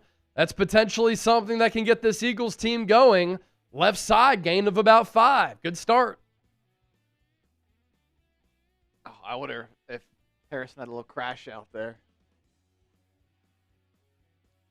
I like Jalen Hurts' cleats. Good color scheme there. What's he rocking? My calls, my cleats. Still rolling. So it's 2nd and 5. Empty set for Hurts. Jesus Christ. Here we go. False start. A.J. Brown. He had a false start last week. See, this is the thing. It turns a 2nd and 5 into a 2nd and 10. It's unacceptable. It's idiotic. What are we doing all year long? So that wipes out pretty much the 5-yard Saquon run. And if you don't pick up anything here, it's 3rd and 10. Hurts going to throw it to AJ 1st down. Lucky that he caught that. Way to redeem yourself. But these penalties drive me fucking insane. You don't know the snap count? It's week 13. Type those ones. 1st down Eagles.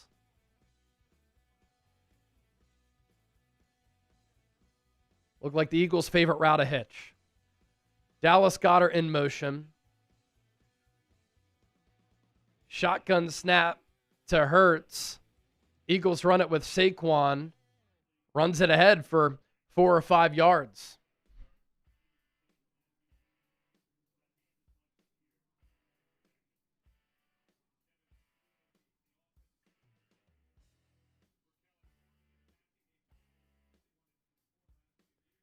Gervon Dexter with the tackle there. Ball at the 40. Empty set for Hurts. Bears show blitz. Hurts puts Saquon in motion. Protection holds up.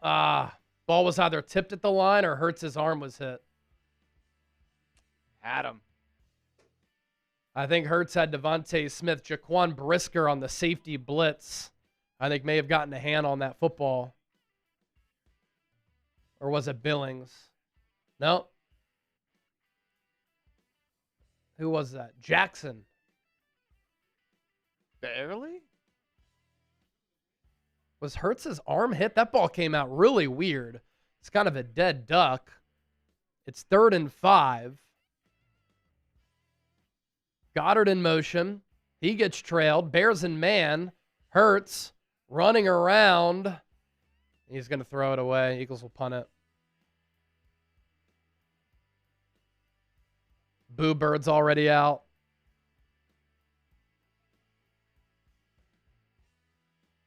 Was there like a wind gust when he threw that ball? Weird.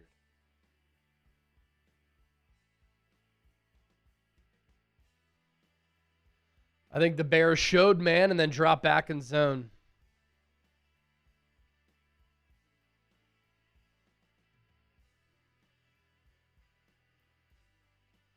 Devin Duvernay back to receive the punt. Man angles it to the left.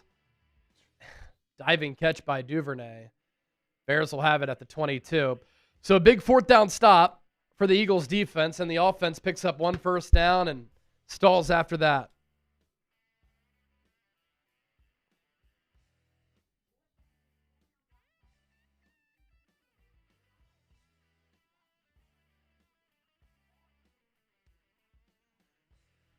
Oh, man.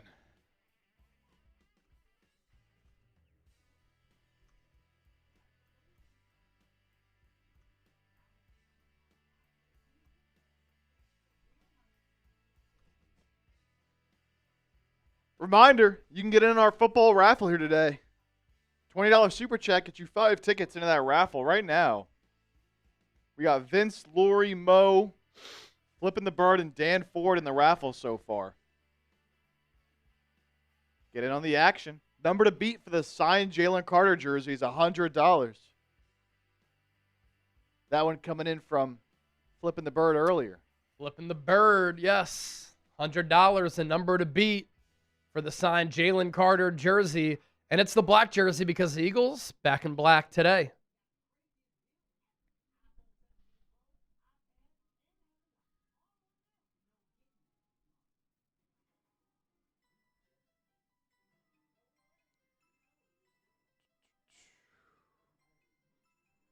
Already getting booed at the link. I mean, they Super deserve chats. it. They deserve it. Yeah.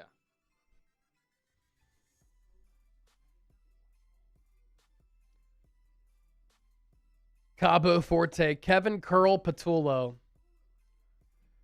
Curls and hitches. Adam Rolt, $2 super chat. If the Eagles win, silver breaks through $60 tonight. Is that for a buddy? I'm not sure what you mean there. Maybe some money in the line. I'm not sure. Are you talking about the value of silver? Raccoon at your door, I have to admit. Why are we so negative? Because this offense stinks. Offensive line, highly invested in. A.J. Brown, Devontae Smith, Dallas Goedert, Saquon Barkley, Jalen Hurts. They shouldn't be this bad. Hail State Webster. Hail State Webster. Hey, hope your Thanksgiving was great. Go Birds. Thank you, bro. I hope everybody's Thanksgiving was great. I enjoyed it. Always love the Thanksgiving holiday. I will say toward the end of the day, I was like so ready to go to sleep. Oh, I was cooked. Yeah.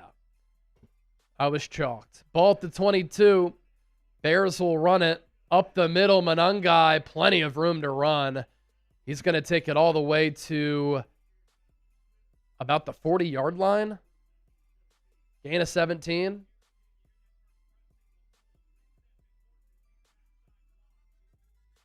Some good backside blocks here for the Bears. Manungai did a good job of cutting it to the right. Huge running lane. Could have put a bust through that. Caleb going to throw it now. Hits Romadunze for a gain of 6. Touchdown by Nakobe Dean.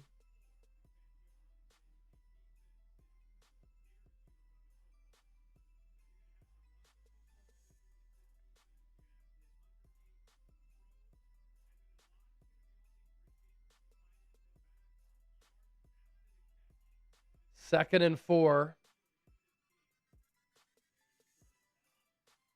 Manungai, the tailback. Loveland in motion. Bears run it again. Manungai has the first down. Gain of 5, maybe 6. First down, Chicago. Their offense just looks like way cleaner. Yes. And just like normal. A clean offense that's not as clunky.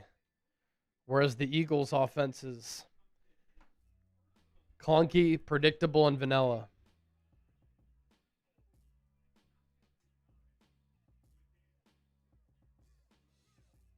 Caleb under center.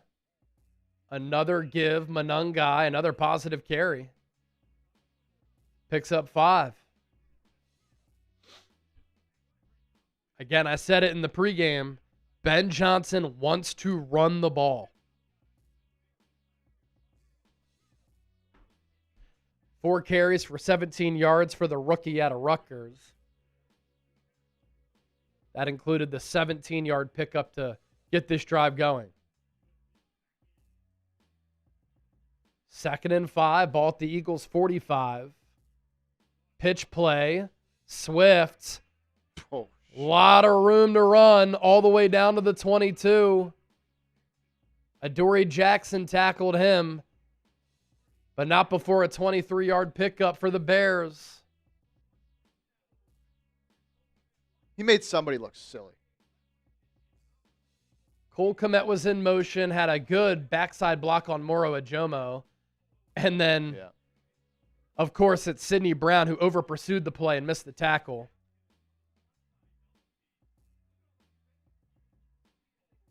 Bears on the cusp of the red zone. Empty set for Caleb. Takes the snap. Looking, pressured. Throws it out of bounds. Jalen Phillips with the quarterback pressure there for the Eagles.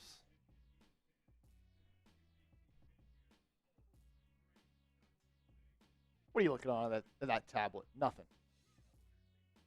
Nothing.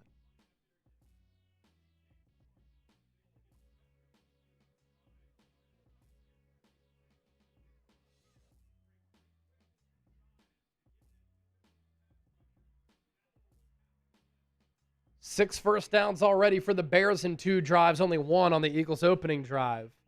Caleb will throw it again. Near side passes somehow caught by Colston Loveland. He had Reed Blankenship right on his back. It's going to be 3rd and a yard and a half. Good coverage from Blankenship, but strong hands from the rookie out of Michigan. Big game for Michigan tomorrow, Michigan, Ohio State.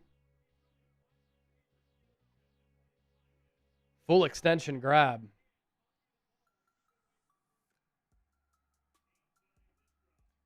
Third and 2, split eye for the Bears. Ball at the 14. Bears run it. Manungai. Gotta push late and gets the first down. Eagles had him stopped originally, and then he got a big push from the big boys up front. Stayed on his feet, kept the feet churning. First down, Bears. Ball at the Eagles 12.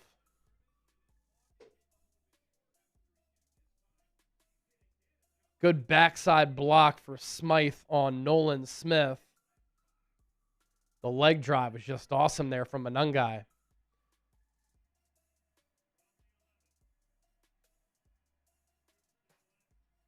Trips to the left. Adunze in motion. Caleb under center. Play action.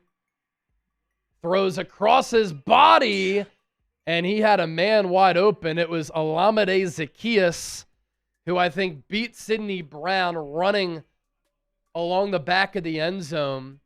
Now, Williams was rolling to his right, threw all the way across the field, so that was a hard throw. Nolan Smith was nearby, able to get a hit on Caleb Williams, but with a more accurate throw, that's a touchdown. 2nd and 10. Come on, D. Let's go defense. Eagles with 4 up front. Bears run it. Manungai to the 2, and it'll be 3rd and 2 from there.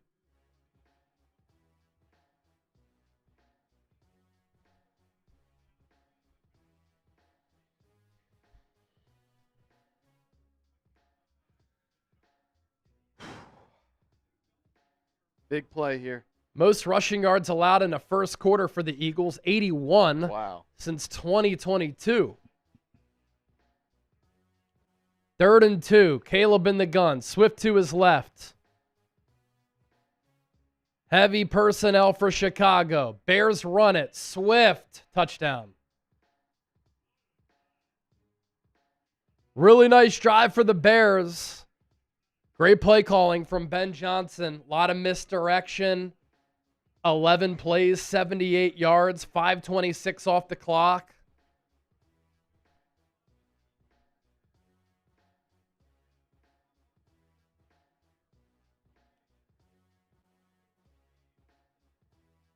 Man, they had 3 guys in front of Swift, just opening up another gaping hole.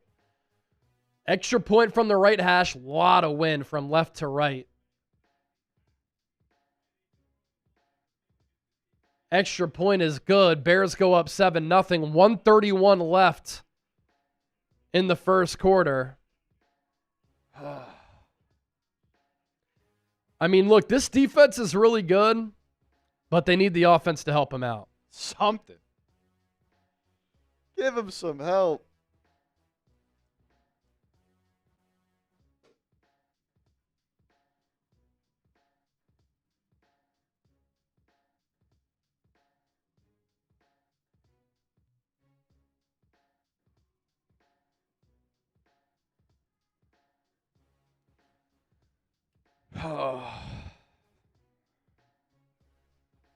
Got to see this offense do some.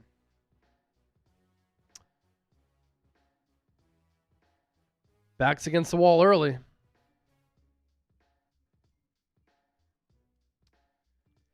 Crowd now tense at the link.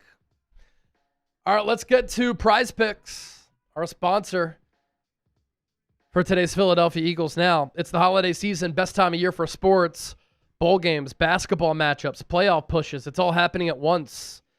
And while you and I are out here making decisions every day, what gifts to buy, what to eat, which game to watch, there is one place where it feels good to be right, and that's Prize Picks. On Prize Picks, how you play is up to you. If you want flexibility, choose Flex Play, where you can get paid even if one of your picks misses. If you want the biggest payouts, go for the power play. No matter your play, Prize Picks is a great way to put your takes to the test. I also love how straightforward Prize Picks is. Don't have to spend a lot of time trying to calculate my payouts. Prize Picks makes it easy with their payout multipliers, whether it's just a simple 3x or a big 2000x. Prize Picks makes it easy to understand how much I win. Simple to play, just pick more or less on at least 2 player stats, and if you get your picks right, you can cash in. 3-pick power play, DeAndre Swift just found the end zone, more on the rushing yards. Devontae Smith, more than a half rushing or receiving touchdown. Saquon Barkley, more than 78.5 rushing yards. Download the Prize Picks app today. Use the code CLNS. Get $50 in lineups after you play your first $5 lineup. That's code CLNS to get $50 in lineups after you play your first $5 lineup. Prize Picks, it's good to be right.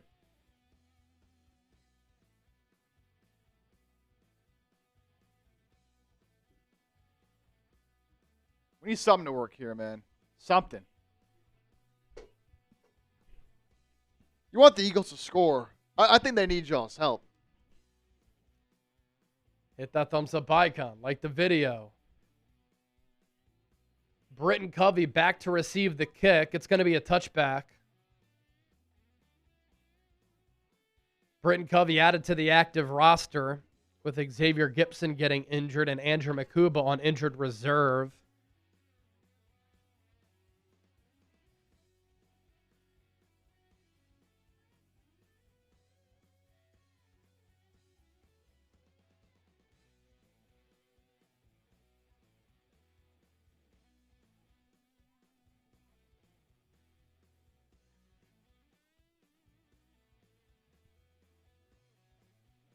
Ball at the 35. Jalen Hurts corrals the high snap. Handoff goes to Saquon Barkley. And that's a good pickup of 8.5 yards. Run game has looked pretty good thus far, even though the Eagles only had that one drive in which they picked up that one first down.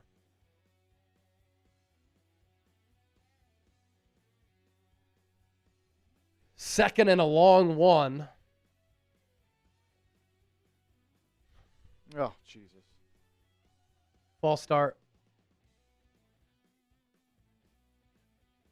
Second and 1 will turn to a 2nd and 6. Landon Dickerson, false start.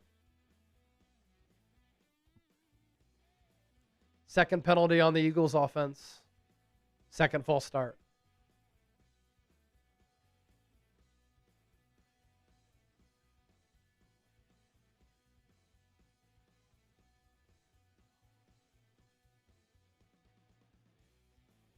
Now 2nd and 6.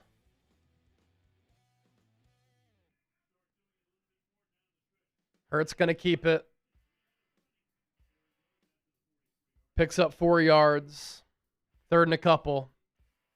That'll take us to the second quarter.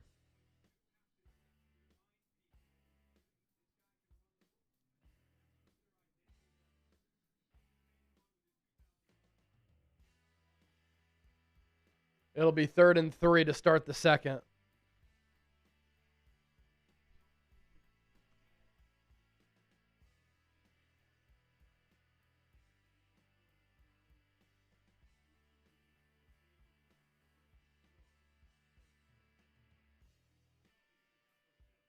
End of one. Type those twos.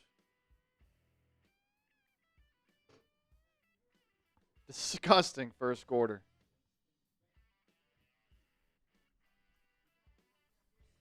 Maybe they'll find something in the second. Somehow.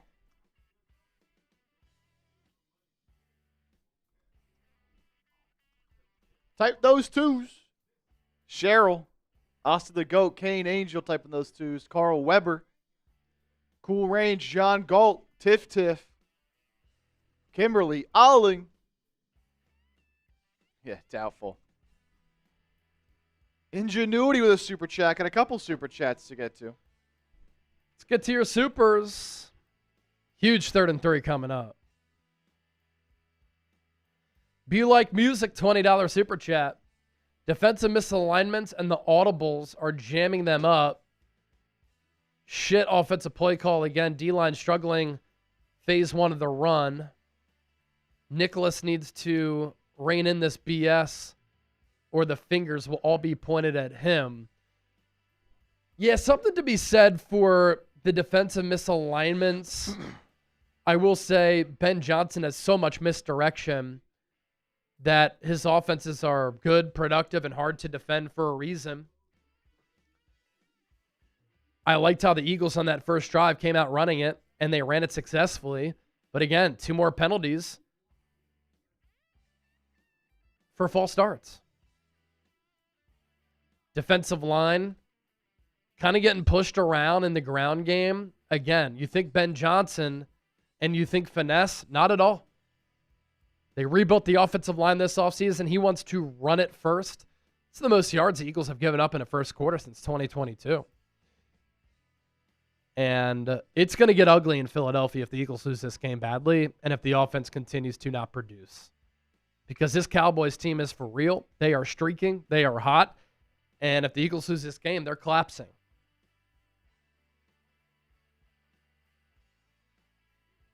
Ingenuity. I just joined. How bad is it so far? I just love how you just assume it's bad. Bears had 2 drives. They drove down the field the first drive, and then the Eagles got a 4th down stop. Nick Sirianni won a challenge on that 4th down stop. Eagles offense picked up 1 first down. Then they stalled. Then the Bears went right down the field, 78 yards. A lot of success on the ground. Haven Mooring. Crazy question. Do you think Kellen Moore will come back? No, he's not getting fired by the Saints after 1 year. But this is a big 3rd and 3. It's more like 3rd and 2.5. Cam Latu in the game. I like that. Hurts keeps it, throws downfield, pass caught. Devontae Smith inside the 40, all the way to about the 30-yard line. RPO for the Eagles. Faked the run. Hurts kept it, rolled to his right, and was able to hit Devontae Smith, who was one-on-one on the outside with Jalen Johnson. Just a great route from Smitty to sell the run, where he kind of stuttered inward as if he was going to run block and then cut it toward the sideline. See, I like that design. It's not always just Kevin Patullo. He's not the one committing penalties. Pistol set. Eagles run it. Saquon, another positive carry. He got about 4 yards there.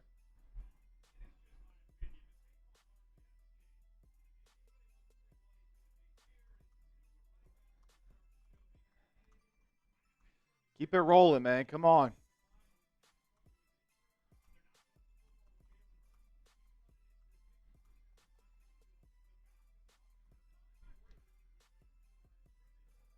Both the 23.5. Jahan Dotson in motion. Saquon. This offensive line just got blown up. Multiple offensive linemen on the ground.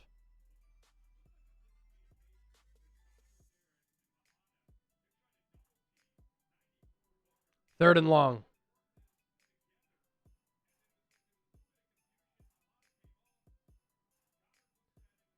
Goddard kind of missed his block. Stack receivers to the left, 3 to the right. To the right, Goddard, AJ, Saquon. Empty set for Hurts. 3rd and 8. Throws, pass behind Devontae Smith. Would have had the first down. Wide open. Wide open. Had exactly what they wanted, and Hurts missed the throw.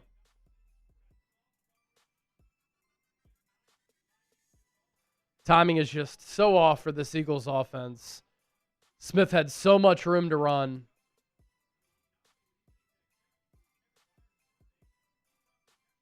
Could have been a touchdown.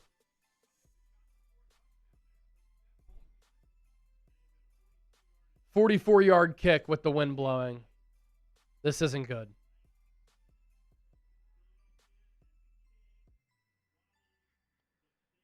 Kick is good. 7-3. You know, I could see Hurts expecting Smitty to kind of stutter out of that stacked look. So you had Dotson here, Smitty behind him, and Smitty kind of ran the route and broke out of it quickly. Sometimes you will see the wide receiver slowly get out of that break because you're reading what the defense is doing, and it could have been an option route, or you're just trying to see where the defensive personnel is to try to fake them out a little bit. So I could see that being the issue there, but the throw is there. Hurts and Smitty can't connect, and the timing of this offense continues to be dog shit.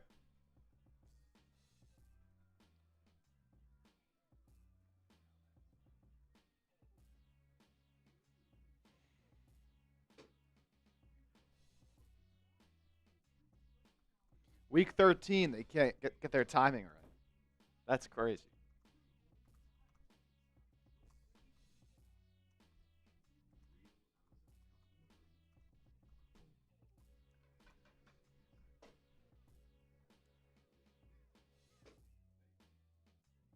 Got to hit that, man. It's just a bad offensive product to watch right now.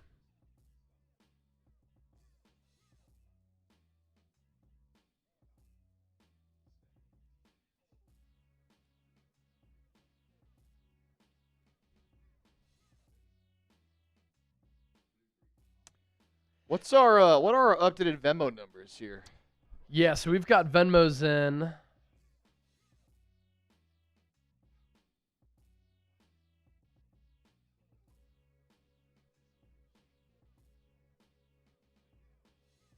We've got Venmos in from Lori, Lip, Purple Rose, Daniel Ford, Kelly Knock, and Daniel Ford.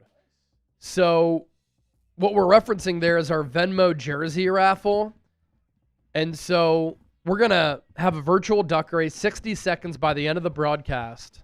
And whoever wins that race gets an Eagles jersey of their choice. Whatever Eagles jersey they want, as long as it's available, we'll send it to you. And so you can get an Eagles jersey for as little as $5 in Venmos. You get 1 duck. 10, you get 2 ducks. 20 for 5, 50 for 15. And if you do send in a $100 Venmo, even if you don't win the jersey raffle, automatically you get a Philadelphia Eagles Now hat. So we'll send this to you if you send in a $100 Venmo. Jake Elliott going to kick this ball away, and it tailed fast. Going to be a touchback. Bears will get it at the 35. Eagles going to have to stop this ground game. Chicago ran for more than 80 yards in that first quarter alone.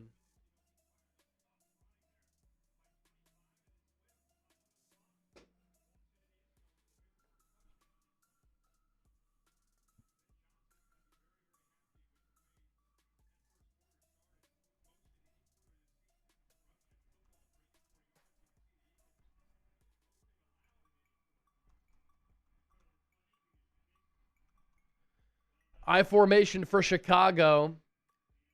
Bears run it again. Swift has so much real estate. Stiff arms Adoree Jackson. Finally tackled by Sidney Brown at the 38. So back-to-back weeks, you have seen Dallas have success on the ground, and Chicago early having a lot of success on the ground. Cooper DeJean was totally faked out coming off the slot, and Adoree Jackson was put into the grass. A mean stiff arm from Swift. 7 carries for 60 yards for Swift. The North Philly native, 8.6 yards per carry, had a career year with the Eagles back in 2023. Bears run it again. Monungai. Short gain there.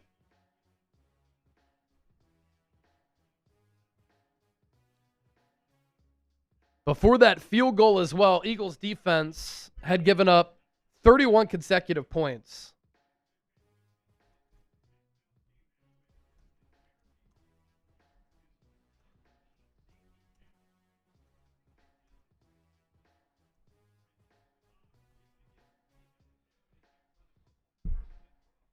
Obviously, 24 unanswered to the Cowboys and then 7 to start the game. 2nd and 7, Odunze in motion. Cooper DeJean stays with the back, and then Caleb throws it into the ground. That's a really heady play by DeJean because I think Caleb saw him as a blitzer, and then DeJean stayed back, actually, faked out Caleb, and covered Monungai. Plus, Zach Bond was coming in on the blitz, so Caleb had to get rid of it. It's 3rd and 7. Type those threes. Heavy wind going against this Bears offense right now. Sidney Brown blitz. He comes off the corner. First down, Chicago. Zacchaeus. Quick throw from Caleb right across the middle. Eagles brought pressure, so it was a numbers game on that back end. Caleb looked left, came across the center, put it right in between the 1 and the 4. For Zacchaeus, the former Eagle who was also with the team in 2023.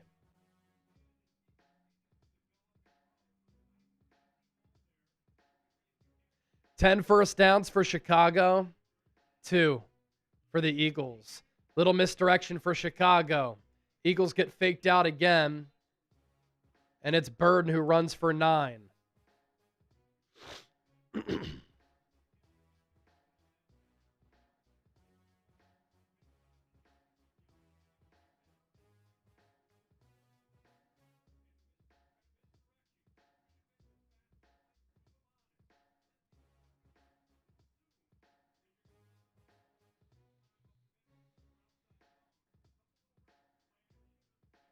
Second and 1. Play action for Caleb. Throws deep down the right sideline. Passes behind DJ Moore. Incomplete. Adoree Jackson in coverage. It's 3rd and 1. I like the decision for a shot play. Take it on 2nd down. You can run it on 3rd and 4th down. That's what you call play call sequencing. And that's where Kevin Patullo struggles. That's where Ben Johnson's great. Now, I wish Adoree would have looked back at the football because could have had an opportunity for a PBU or a pick. 3rd and a yard. Odunze in motion. Caleb Williams quarterback sneak to the 39. First down. Drew Dahlman playing a really good game at the center spot for the Bears. Free agent acquisition from the Atlanta Falcons.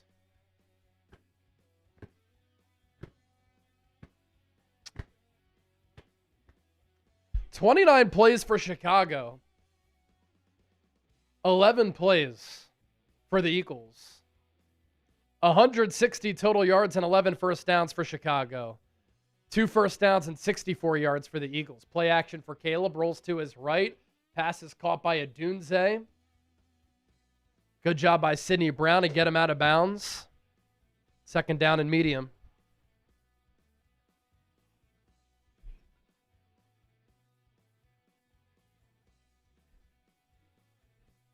They just do so much offensively, man. Yeah, that's what a good offense looks like.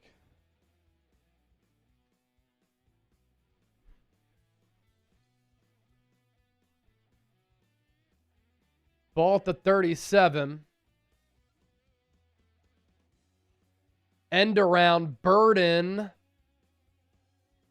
Good job by Blankenship and DeJean to get him out of bounds. It'll be 3rd and a few. I think it's 4-down territory for the Bears here. Let's try to get these threes going again, man. Get them going in the chat. We need more. Not enough people typing those threes. 3rd and 4. Get fired up. Make some noise. Caleb, empty set. Steps up. Runs around. Comes near side. There's that speed. First down. Such an impressive play. The pocket broke down. He stepped up, backed out, and then got to the left edge.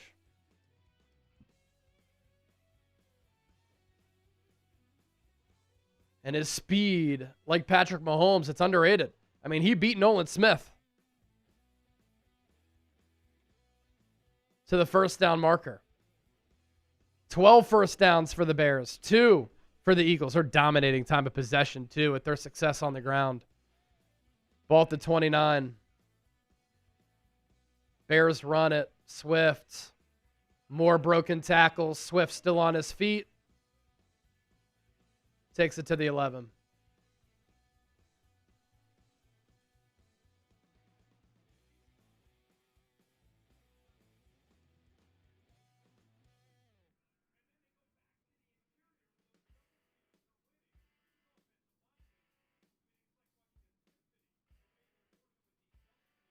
Missed tackle by Reed Blankenship. He got shaken out of his cleats.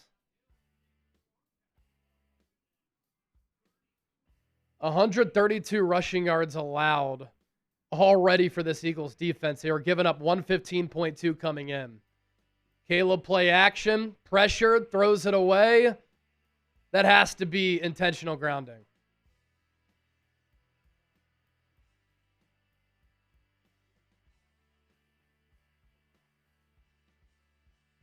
They're going to say he was outside of the tackle box. He did roll to his left. He was just outside of the tackle box. Jalix Hunt getting to Caleb there. Been a 12-play, 68-yard drive, 6 minutes off the clock. The Eagles defense has to be getting tired. Caleb will throw it. Throws into the end zone. Oh, he short-armed it for a Dunze. Sidney Brown in coverage there. Big 3rd and 10 coming up.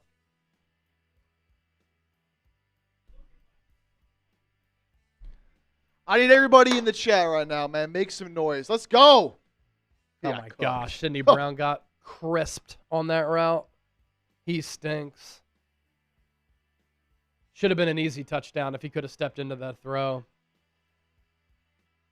Because Sidney Brown got cooked and turned around on that route. 2 in the backfield with Caleb. Eagles send 4. Caleb, ball tipped at the line. Big play by the big boys up front for the Birds. Jalen Phillips, I believe, got a mitt on that football. And the Bears will kick a field goal here. With this wind, in this weather, a kick like this definitely isn't a chip shot. Great job by Jalen Phillips there. And so this should be about a 39-40, 30-yard attempt.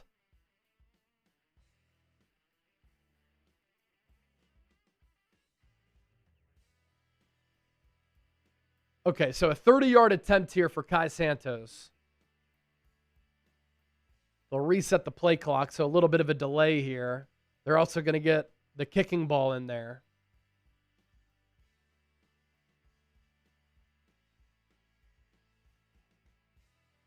Doink it. Now, this one is kind of a chip shot. To put the Bears up by a touchdown. High snap. Santos still connects. So the Bears go up 10-3. And this Eagles offense needs to help out this Eagles defense here. Can we look at the team-by-team comparison here, Chip? For sure. because this has been a one-sided matchup, and frankly, the Bears have moved it on each of their 3 drives. Eagles are lucky to be down by just a touchdown here. And so this is where it's important for the Eagles offense to go on a long drive to let that defense rest up a little bit.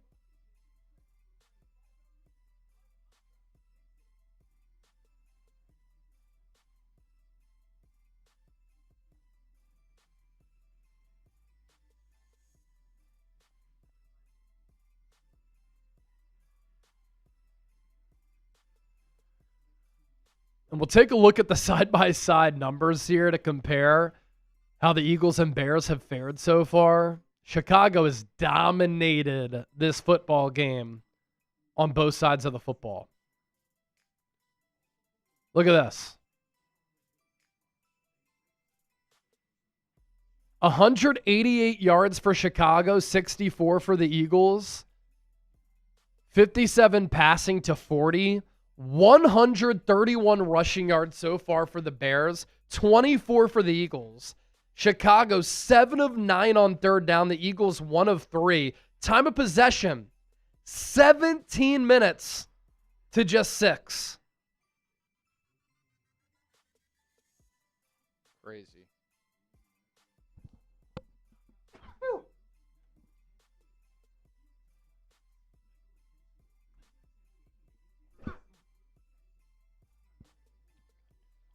I mean, when's the last time you've seen the Eagles getting beat by over 10 minutes on time of possession?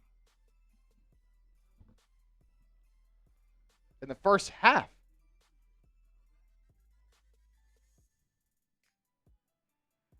Few super chats to get to. Get these ugly numbers off the screen. 3-3 not alive. Yo, what's up, Chase? Hope you had a great Thanksgiving. My man, I did. Thank you so much. Appreciate you. Rich Tucker. Good to see you again. If I can beat cancer, then the Eagles can beat the Bears. F cancer. Beat cancer, Rich. Health, wellness, positivity, strength, good vibes. Going your way, my man. Beat that thing. Andrew Nathan, $5. Fellow Eagles fans, don't tell me Justin Simmons is hurt, old, rusty. Anybody is better than Sidney Brown. Put Andre Sam in. Oh, man. Hell, where's Tristan McCullum? Tristan McCullum is on a different team. But, yeah, I would sign Justin Simmons. Sidney Brown is not good. Bring back Kayvon Wallace.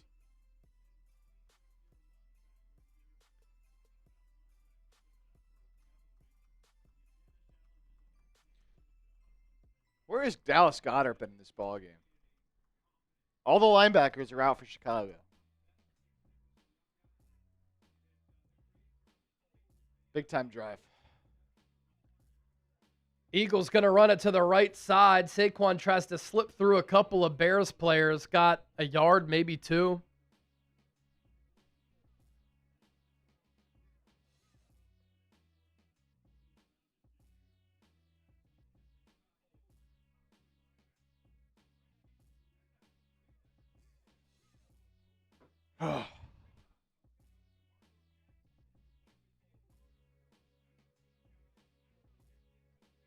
Gain of 2 for Saquon.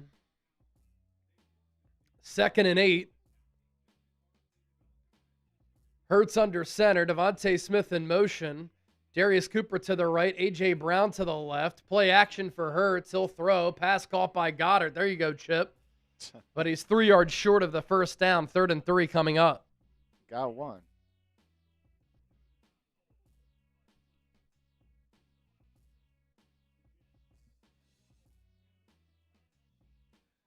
Just cannot go 3 and out right here, though.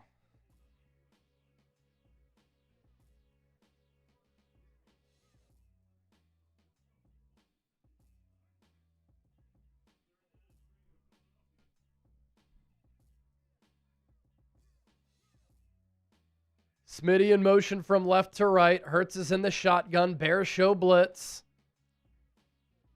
Hurts throws over the middle, incomplete. More Boo Birds.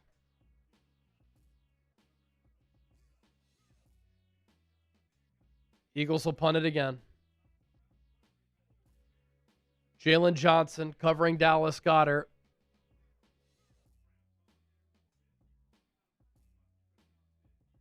Got a little grab on Goddard, but the throwing window really not there. No separation. 3 and out.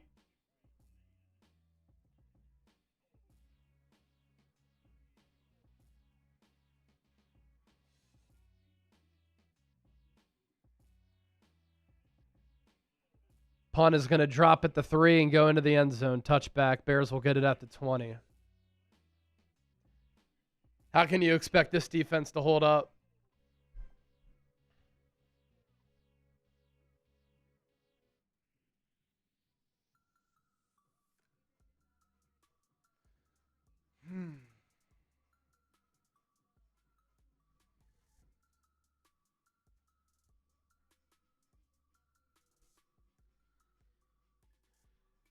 Oh, man, this offense blows.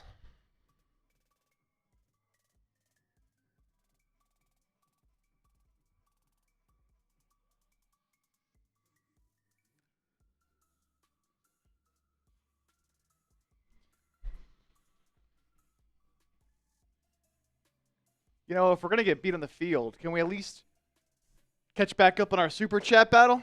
I can't lose twice to the Bears.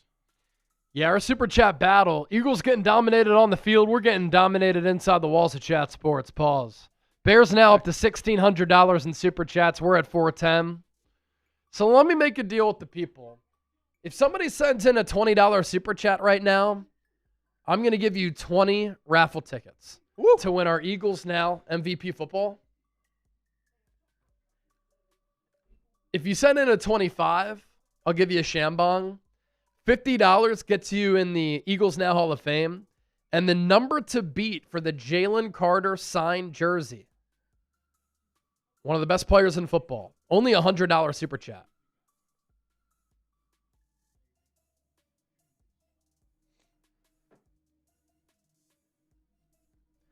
So that's our super chat menu.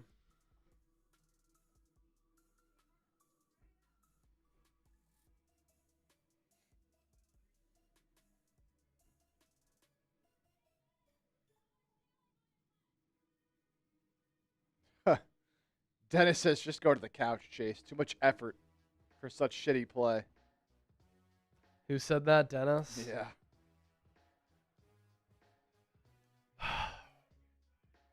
This game's hanging in the balance right now.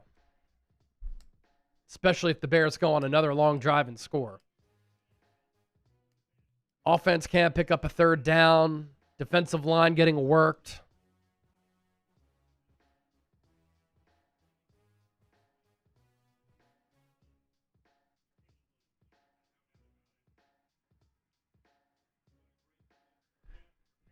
After the touchback, Bears offense starts at the 20. Cole Kmet in motion. Bears run it. Monungai. Great run stop by Jordan Davis. Loss of a half yard.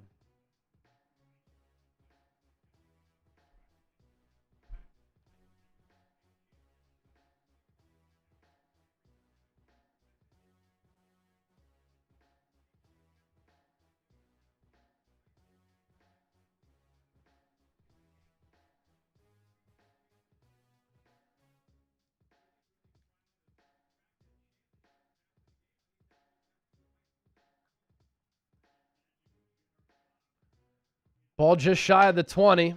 Caleb will throw it down the hash. Pass caught. First down.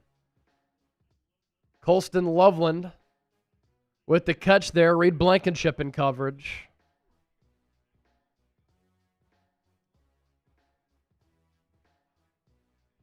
Good job by Caleb Williams to really manipulate Zach Bond with his eyes. And he zipped that throw right by the ear of Bond because he looked left to start the play. High-level quarterbacking right there. Play action. Williams looks to take a shot, throws deep downfield. Blankenship ends up on the ground. He wants a PI. No flags.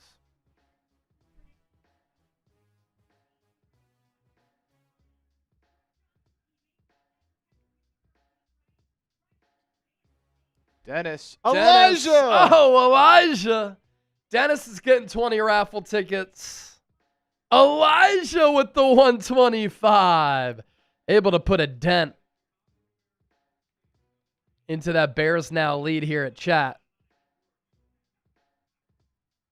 2nd and 10. Ball at the 33. Eagles send 4. Caleb throws over the head of Adunze. 3rd and 10. Another big play on a 3rd down.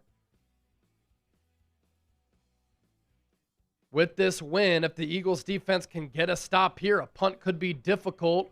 You could get some decent field position. Offense needs some help, and they just need to flat out play better.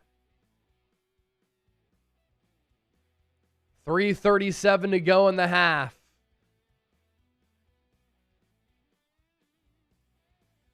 Caleb, a deep drop. He gets hit, and he goes down. Caleb Williams is sacked. Nolan Smith from the right edge got the hit on him first, and then Jalen Carter there to bring him down. The first sack of Caleb Williams here today. And on this Black Friday, it's now a Sack Friday. Finally. Carter's going to get credit for the sack, but Nolan Smith made that play happen. 10-yard loss, 4th and 20. Bears punt it. Britton Covey nearly fumbled it, stays on his feet, going to pick up a few yards and take it to the 39. Risky to catch it there off the grass, but he did. Corralled it and picked up a few yards. See, the one thing with Covey, he led the NFL in punt return yards in 2023. He was the only punt returner in 2023 to have 2 returns over 50 yards. He will get you positive yards. He'll snake his way through. He has good vision, good patience. He's smaller, and honestly, I'm way bigger than him, but he's got short area quickness and burst. And when he was at Utah, he was one of the more electrifying punt returners and kick returners in the history of college football, no cap.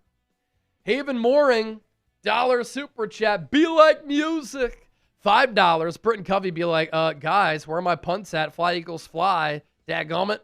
It's kind of like what Brian Dawkins used to say. Doggone it. Adam, $2. Bears fans all chugging vodka right now. We're celebrating. This is their best team that they've had since 2018, the double doink season. Dennis Designs, $20. Hey, you go, buddy. I know it's hard. Hey, at the end of the day, doesn't this beat being in a cubicle, working some job that you hate? I love doing this. It's hard to watch this, but I'm watching football, talking about it, and we're blessed. Elijah, $125 super chat. He makes it rain. We'll give him a bunch of raffle tickets, and that is the number to beat for the Jalen Carter signed jersey. We'll, of course, send that to you with a certificate of authentication, whoever wins. This has the feelings of early last year. Tired of Petula's vanilla play calling. Reminds me of 2023 when the offense was hard to watch.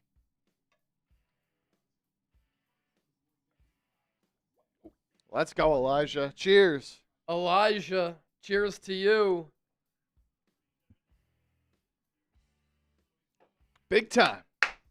And then Kelly Knock, $20 super chat. Kelly, thank you. Remember, Eagles get the ball to start the 3rd.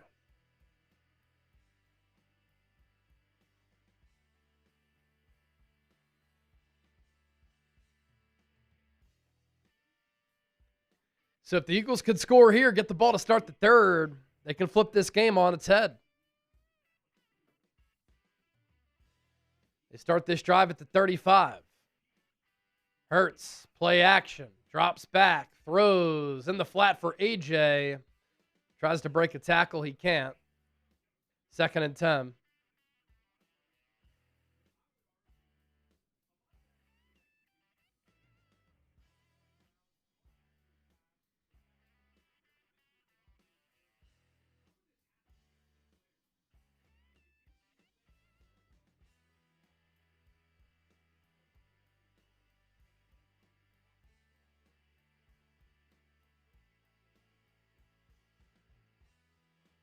that going to take us to the 2-minute warning? Yeah, game clock at 2:03, play clock at 3. So we'll go to the 2-minute warning. And let me make a deal with the people. We're $19 away from 600 in Super Chats. If we get past 600 before halftime, we're going to go across the studio, do another halftime debrief, give my legs a rest. I could sit down a little bit on the sofa chair. All it takes is a $20 Super Chat. We'll still give you 20 raffle tickets for that 20. Boom. And let's get to our sponsor as we have a break with the 2-minute warning. This episode of Philadelphia Eagles Now brought to you by Prize Picks. It's the holiday season, best time of year for sports, bowl games, basketball matchups, playoff pushes, and it's all happening at once. And while you and I are out here making decisions every day, what gifts to buy, what to eat, what game to watch, there is one place where it feels good to be right, and that's Prize Picks. New feature alert, Prize Picks now has early payouts. If your lineup gets off to a hot start, you may now have the option to cash out those winnings before the game even finishes. And if your fantasy team is cooked, you don't have to wait until next year's draft. Prize Picks lets you play fantasy football every week. You can pick your favorite players and win when they hit their projections every week. No draft required.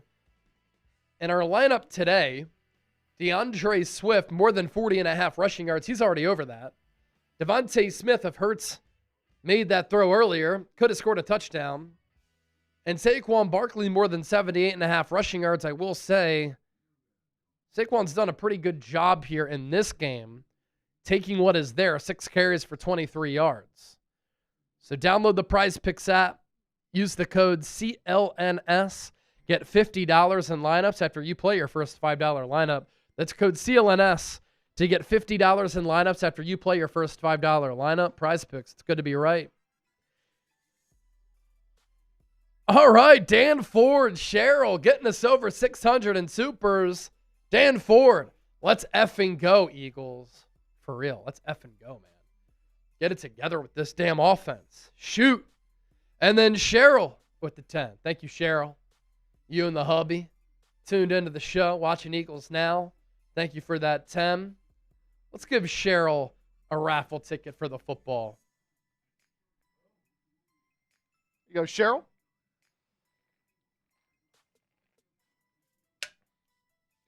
2,100 people watching. Don't forget to hit that subscribe button. Daily and year-round coverage of the Birds. Who it is?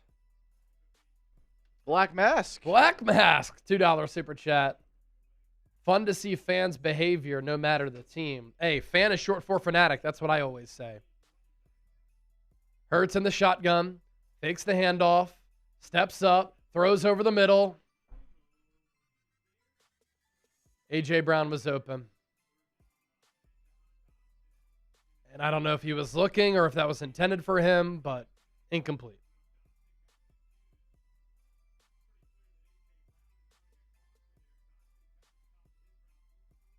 Third and 11.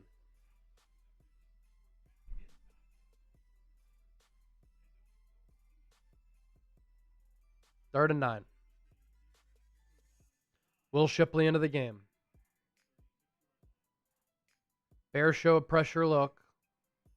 They bring pressure. Hurts throws. Pass caught on the out route. A.J. Brown, first down. There's a flag. It's against the Eagles.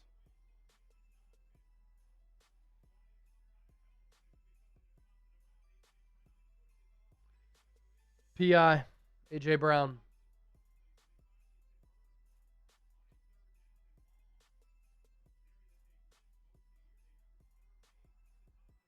Oh, that is a joke of a call. Honestly, I can't believe it.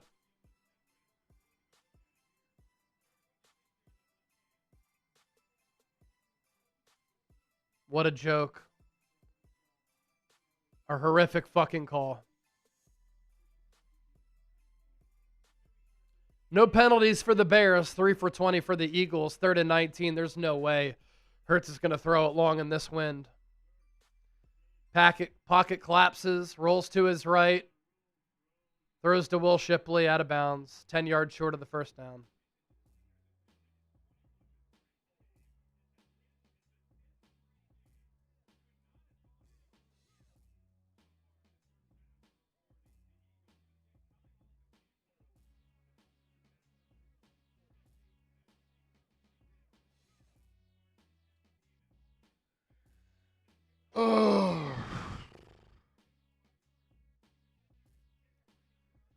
Guarantee you Ben Johnson will try to be aggressive here to try to get more points.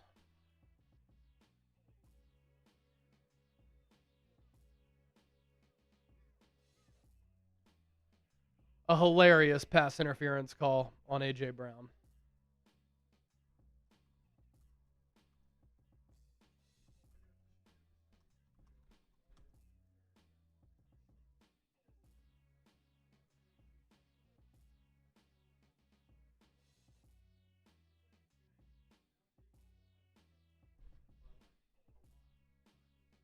Insane.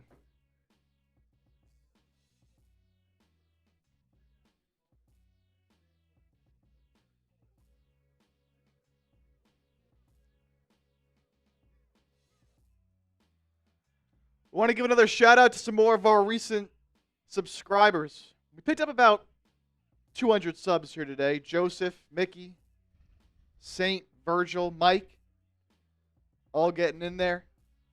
Some real ones, even during a tough game, hitting that sub button. Ball at the 19. Bears run it. Swift gets about 4.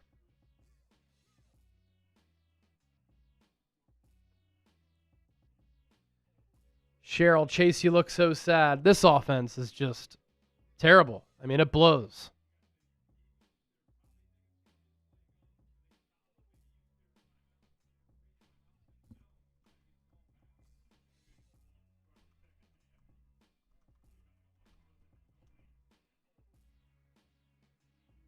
Swift, first down, got 7 yards on a 2nd and 6.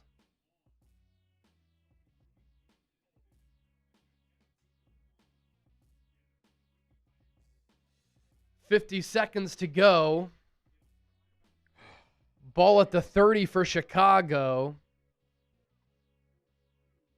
Caleb will throw it here. Ball tipped. Oh! And it's almost picked by Nakobe Dean, but DeAndre Swift did a good job of playing DB. Damn it.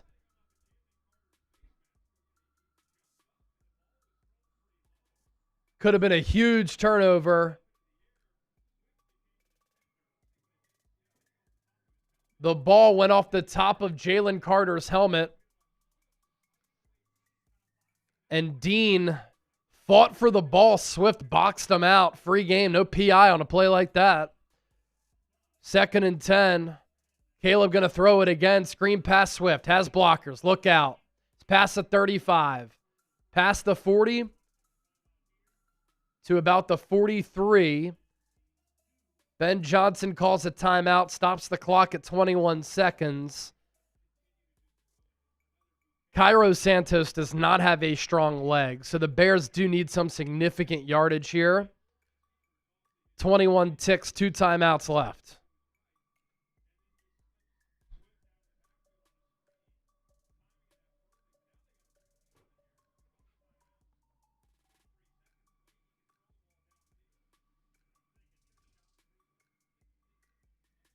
Nitro Eagles, $5 super chat. Do the refs just hate us? Feel like they have the last 2 games. The AJ call was BS. A lot of the calls last week were on the Eagles. Like false starts, illegal hands to the face, it's on the Eagles. An eligible man downfield, on the Eagles. That's procedural. Caleb going to throw down the middle. Pass is incomplete. Skipped right in front of Reed Blankenship.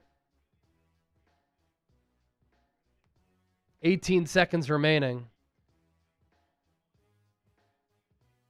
I think DJ Moore just slipped there, and that's why the play looked the way that it did. Because there was spacing there. Caleb empty set, another deep drop. He gets pressured off the edge by Jalen Phillips. There's going to be a holding call on him as Caleb throws incomplete, so that'll back the Bears up. 11 seconds left. Jalen Phillips has been very active once again in this game.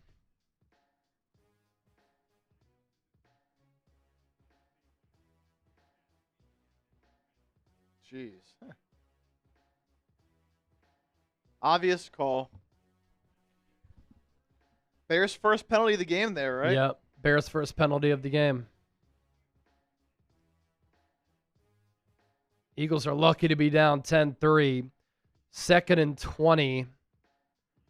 I'd be really surprised if the Bears get aggressive here, but they're going to throw it again with Caleb. Throws it to Luther Burden. Breaks a couple tackles, but then he's wrapped up by Sidney Brown.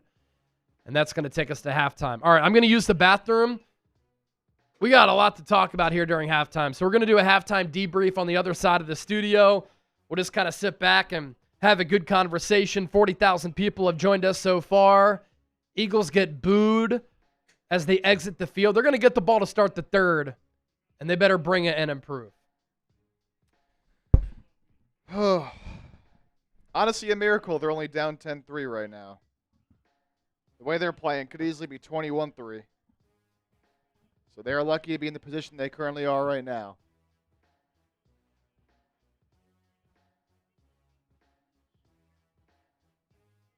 Tied for the fewest points allowed in a first half by the Bears this season, with just those 3 given up.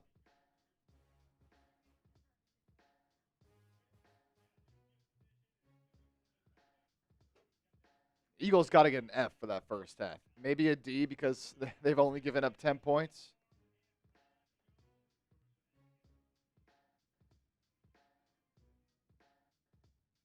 You can almost grade the offense and the defense entirely differently. As I'm seeing some people in the chat right now, giving the offense an F and the defense at least like a B-. I mean, we can go through some of these numbers.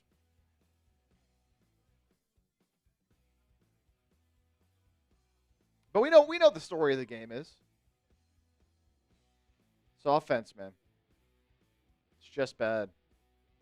It's just bad. Bears possessed the ball for 21 of the 30 minutes in that first half. So Eagles, only 9 minutes of offense. Bears outgaining Philadelphia, 222 total yards to 83. And they're doing it mostly on the ground. 142 rushing yards for Chicago, just 26 for the Eagles. The Birds just 1 of 5. 1 of 5 on third downs. To the 7 of 10 for Chicago. The Bears have had mostly every answer, but some timely stops by the Eagles. Forcing a field goal. Forcing a big 4th down stop on the first drive of the game was big. And then not allowing any points at the end of the half there. Game's still, far from over. It's still in range. Only down 7. Philadelphia gets the ball to start the second half, but it's been a few weeks in a row now where outside of, the start against Dallas, like really since the second quarter against Dallas, last, 5 quarters, the Eagles have scored 3 points, and it's just been embarrassing offensively. Don't get my hopes up, Chip. I mean, look, all I'm saying is that the game is a lot closer than it should be. Is that good? Is that bad? It's up to you to decide. You could say, yeah, Eagles start playing better and they can easily get back into it. Or you could, on the flip side, say, well, the way the Bears are playing, second half, they're just going to blow them out. So, you can go either way. 2023 vibes from Sean Miller. It's funny, my girlfriend's cousin texted in our group chat and was like, I literally feel like I'm watching the 2023 Eagles right now. And it's not entirely inaccurate, man. And luckily the defense is much better. Or else this game would be 21-3. But offensively, yeah. It's got that same kind of feel.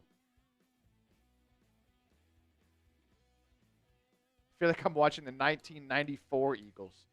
I wasn't even alive, baby. Isn't that crazy? This offense lacks everything. No cohesion, lifestyle of play. If we make the wild card round, we're gone. I mean, just watching the Bears offense compared to the Eagles offense. I know the Bears only have 10 points, but It just looks like a different unit. Rich Tucker, Chip, I want that hat. Well, if you want an Eagles Now hat, we have a deal going on today. And it is, you send in a $100 Venmo, you get 25 ducks to enter the race to win any Eagles jersey of your choice, and you also automatically get a hat as well. So it's kind of a 2-for-1 there. You get a lot of entries to possibly win a jersey of your choice, and you automatically get a hat as well if you Venmo Chase, at Chase_Senior. You all set up over there? Yeah. Super chat? Rich, you know what? Special deal for you, Rich. You send in a $50 super chat right now, we will send you a hat. One of these Eagles Now hats you see me wearing right now. There you go, Rich. All right, we're going to send it over now to Chase for a little halftime debrief. So give me 1 sec to get that set up here. And then we will get that going.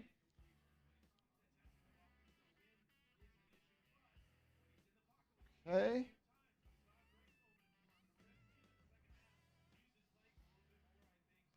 All right. Same thing. Tick to the right and then the mic thing. Yeah.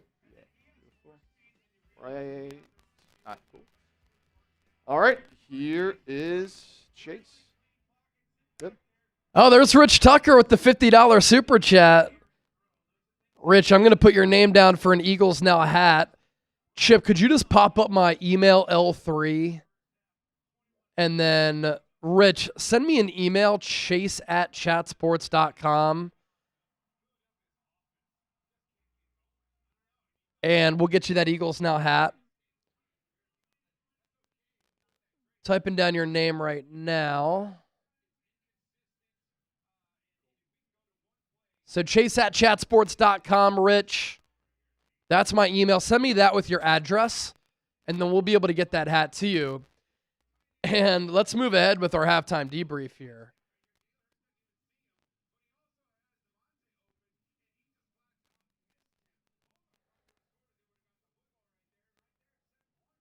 So, Eagles defense in that first half.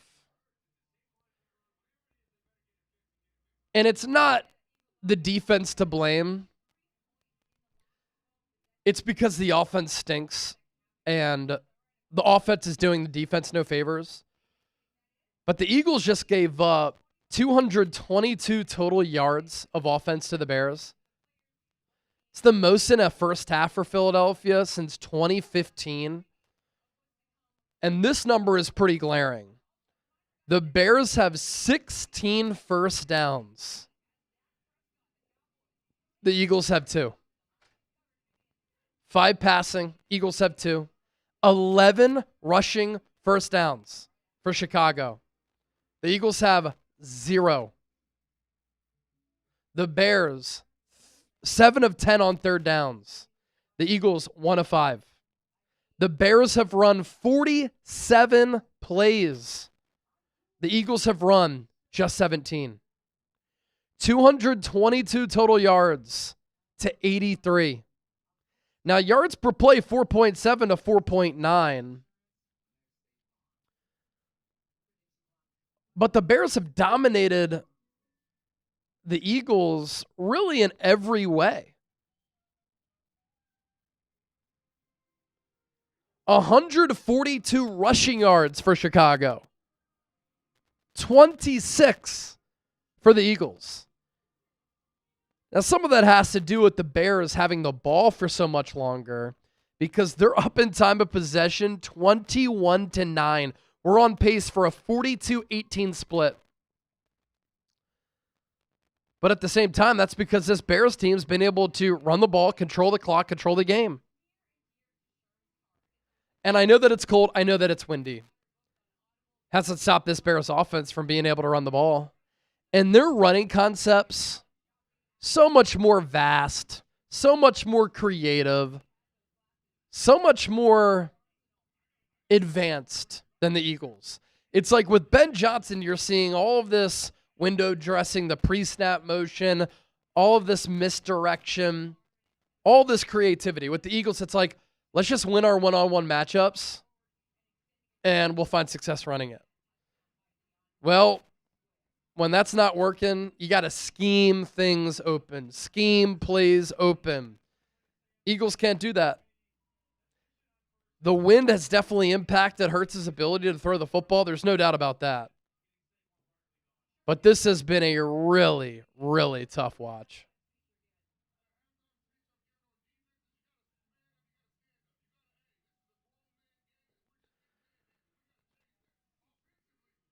Offense just needs to do something to help out this defense, man, because it's not happening.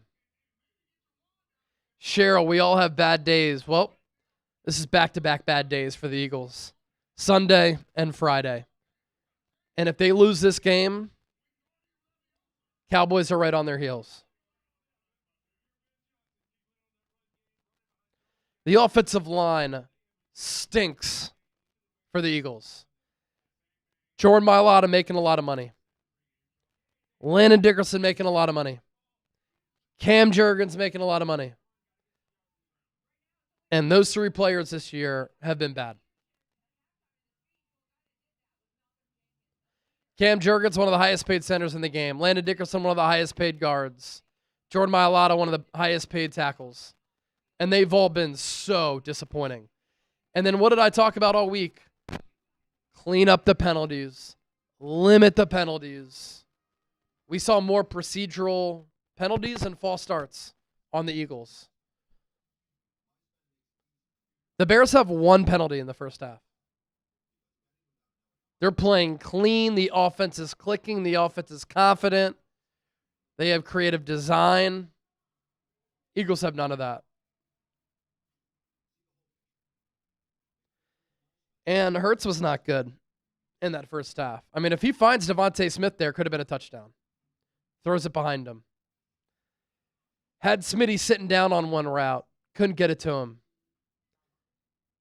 It's not like Caleb Williams has played that much better, but Caleb Williams can rip throws through this wind and in this weather. Hurts struggles with it.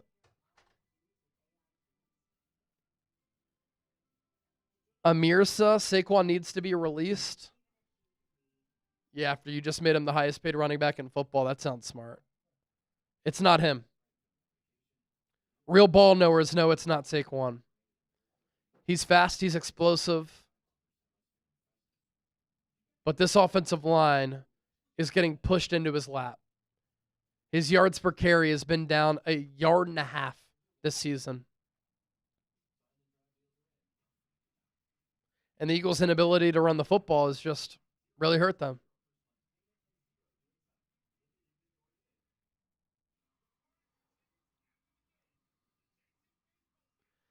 Yeah, and offensively, it really does feel like 2023, where it is a really, really difficult watch.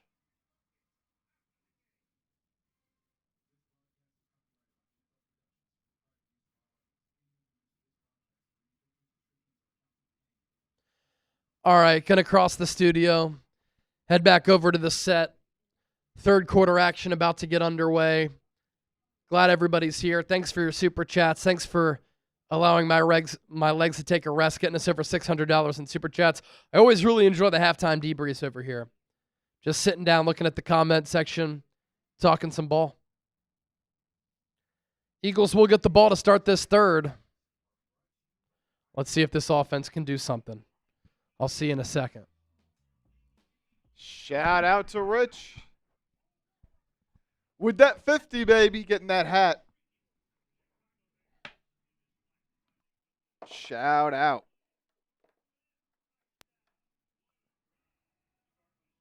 Making it rain. Give you a little cheers, Rich.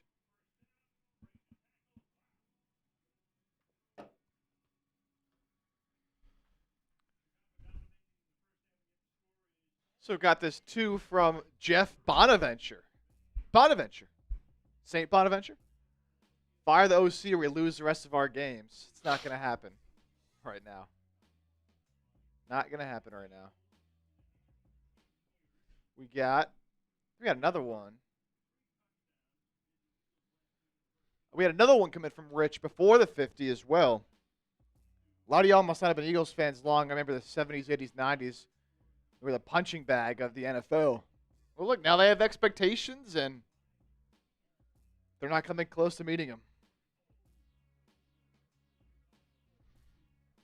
That's where the frustration is. Jerry Wagner coming in with it, too. J-Dub, go Eagles. What's up, Jerry?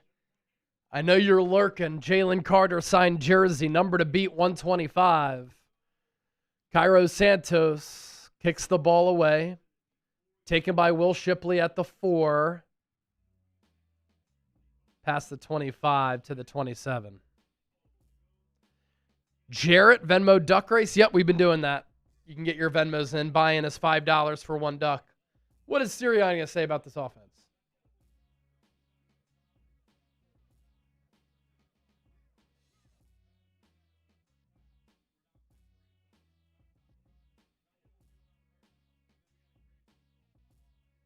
Stop the run, get off the field on third downs, generate explosives on offense.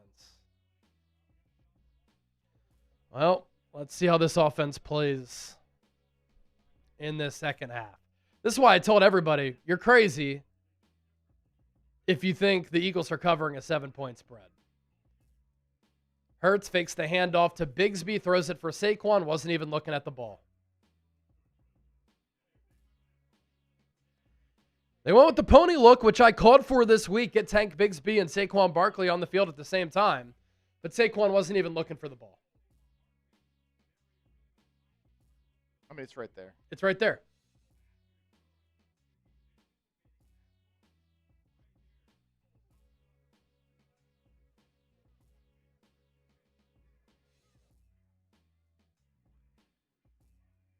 Saquon run goes nowhere.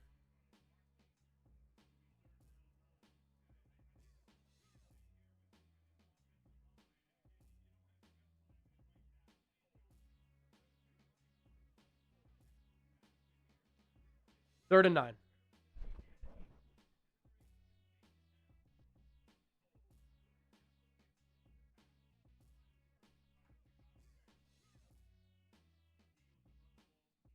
Last 4 quarters, 3 points, 226 yards, 9 first downs, 2 of 11 on third down. 2 to the left, 2 to the right. Bears blitz. Hurts throws, incomplete. 3 and out. Eagles will punt.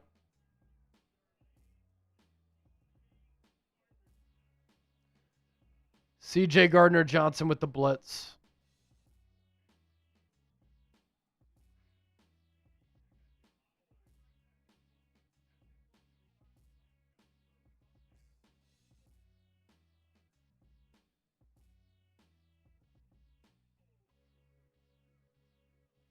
Man.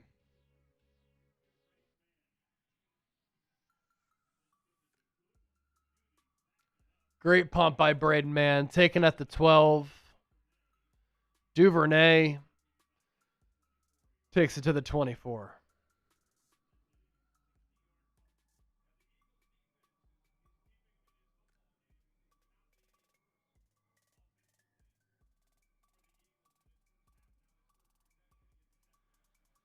Oh. Jeez. I feel like I'm watching like a 1960s offense.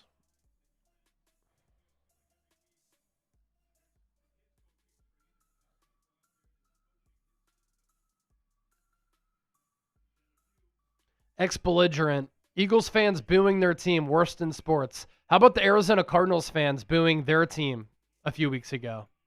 It happens all across the league. DJ Moore end around, first down. This crowd is dead silent when they're not booing.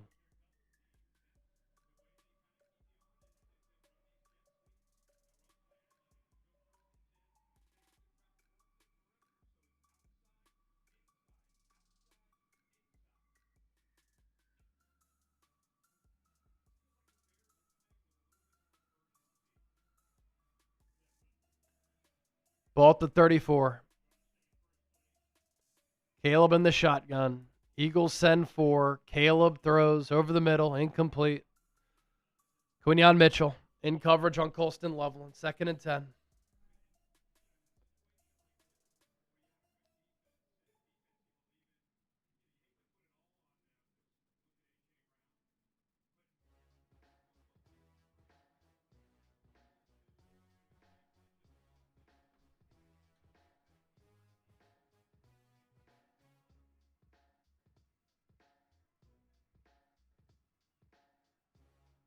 2nd and 10.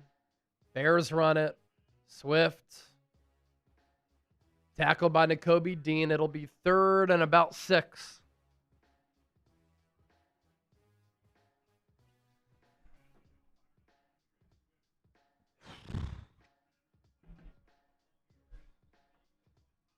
Sirianni said, "Gotta get off the field on 3rd downs." Can they do it right here? Will this defense get another stop? Just carrying this team. Bears 7 of 10 on 3rd downs in the first half.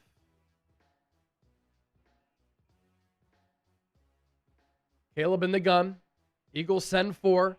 He pumps. He throws over the middle. Pass incomplete. No flags. Luther Burden, rookie 2nd-round pick out of Mizzou, the intended receiver.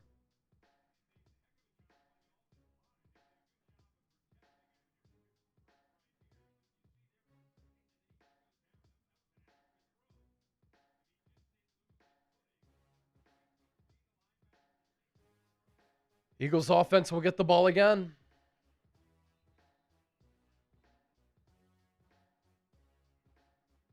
False start on the Bears. If that was on the Eagles, I would have lost it. That would have been a 1st down. I would have ended the stream. Just kidding. Hit that thumbs up icon, like the video. Almost 2,000 people watching as people come back in following halftime. We're sitting at 611 likes right now. We got to get the good vibes going because the vibes right now are not good. You want the Birds to score. Like the video, man. Taylor punts it to the left. Out of bounds. No return for Covey. And they'll mark this out between the 25 and the 30, I believe.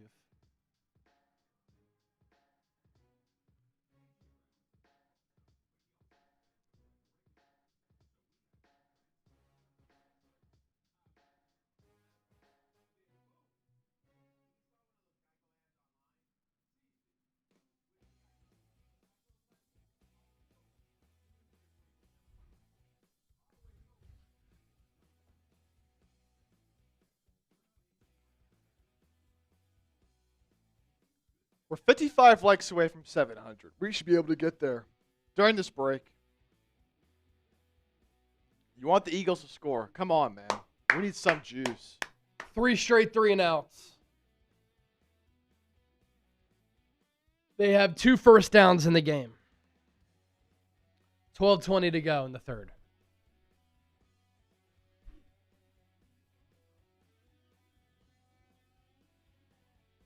I mean, the Eagles are just lucky that this game is 10-3.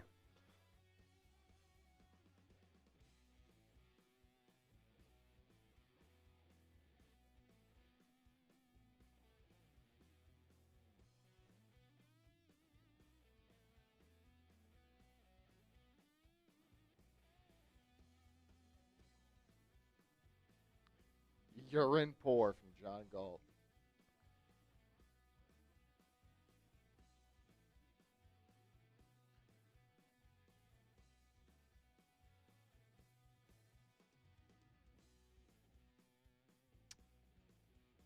Dennis, post to Smitty. They haven't thrown the ball downfield one time. Yeah, as far as like a long throw. We're 30 likes away from 700. Come on, baby. We can get there. Jay Hensley, I subscribed and liked the video. Maybe the Eagles will score now. Maybe that's what they needed.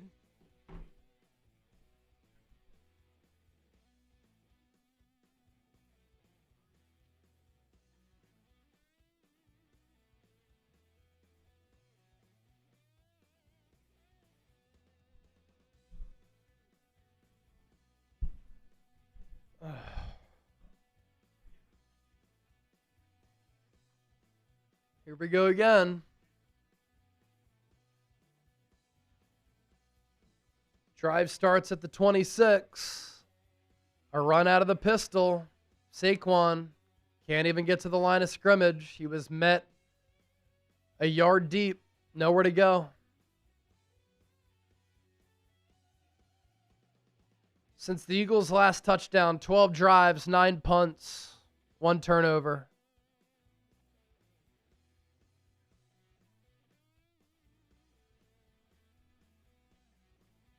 Few super chats come in. We'll get to those super chats here in a moment.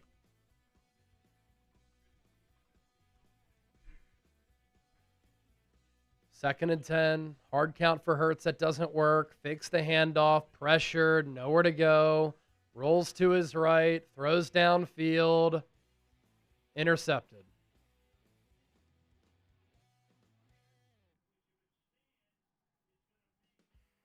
Bears will have the ball around midfield.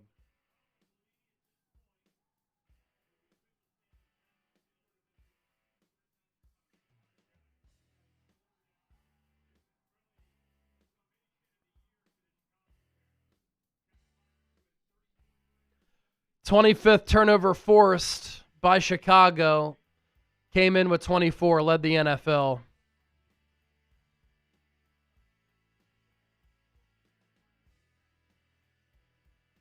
It's a pick.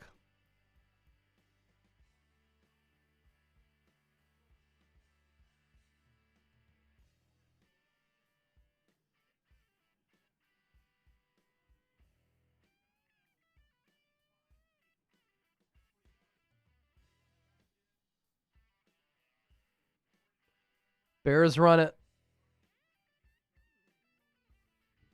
Gain of 7.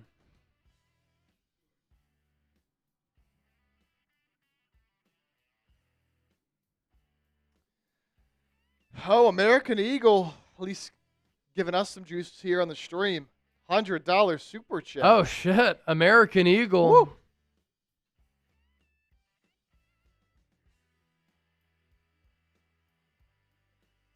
We'll get to all these supers here in a sec. Like, what is Hurts doing throwing into double coverage? Second and 3, ball at the 44. Caleb spins out of a sack from Brandon Graham and then slides down right around the line of scrimmage.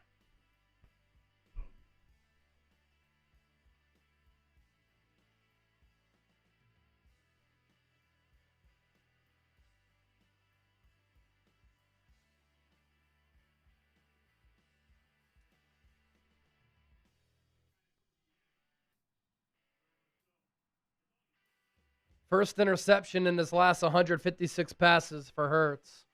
Second of the year. Third and 3. Caleb fakes the handoff, rolls to his right, throws downfield, incomplete. Fourth and 3. Eagles defense gets another stop. Once again, Jalen Phillips.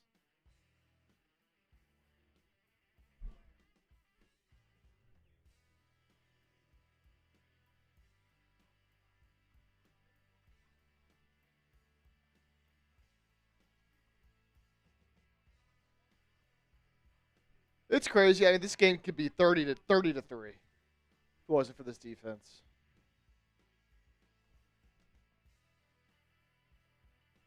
Bears will punt it.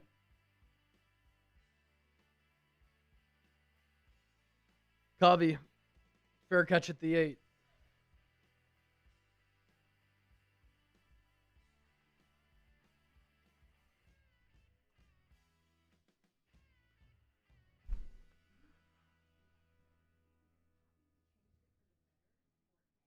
This Eagles offense is disgusting.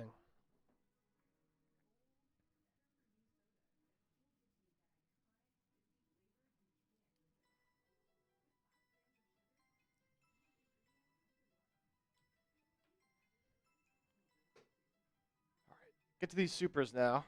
Yeah, let's get to your super chats.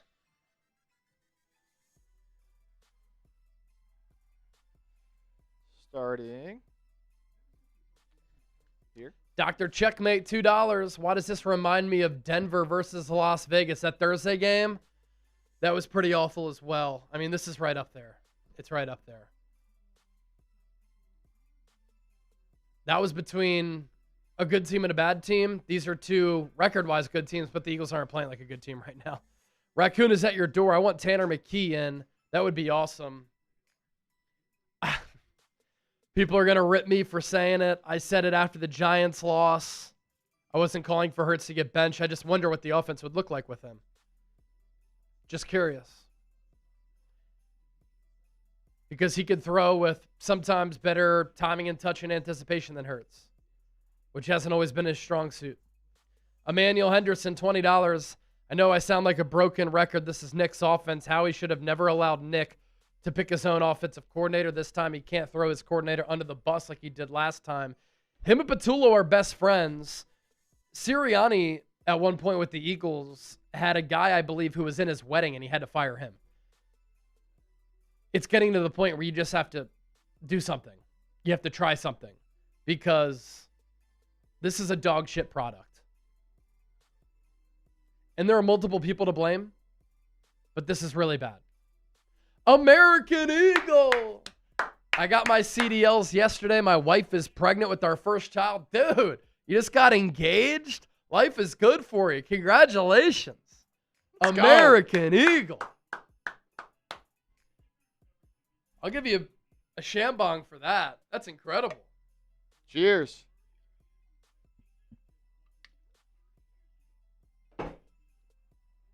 Cheers. Incredible stuff. Empty set for Hurts. He'll throw it over the middle. Pass caught. A.J. Brown to the 24. Best play for the Eagles today.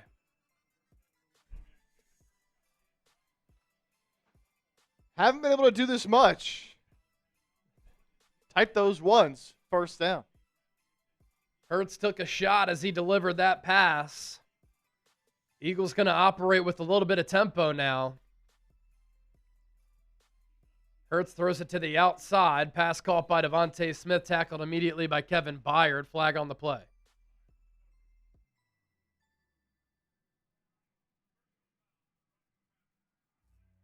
Roughing the passer on the Bears. Jervin Dexter. Eagles got lucky there. Oh, my gosh, that was so late. And then he's holding his hands up. Not even close. And he has the gall to throw his hands up like he didn't do anything. It was ball out, tick, tick, hit.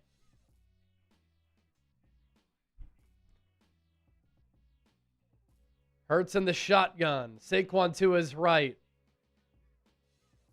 I knew they were going to run it. Saquon, gain of 4.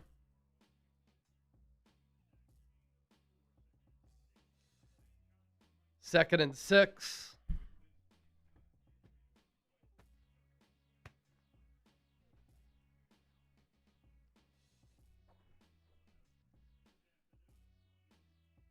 Hurts puts Saquon in motion. Quarterback draw. Has a first down. He's past the 50 to the 45-40. Out of bounds at the 35. No flags. Always got to check. Some tempo. A quarterback run. In motioning Barkley. Linebacker trailed him, so Hurts then ran it to the other side, and that was a design quarterback run, which we really haven't seen a lot of this year. Gain of 23. Hurts going to throw it. 4-man front. Launches deep. Pass caught by A.J. Brown. He mossed him, and he's in for the touchdown. You give A.J. Brown an opportunity to make a play, and he's going to make a play. Finally, this Eagles offense does something. I was losing my mind, about to go crazy. Made me want to end it all. But it's a 5-play, 92-yard drive for the Eagles.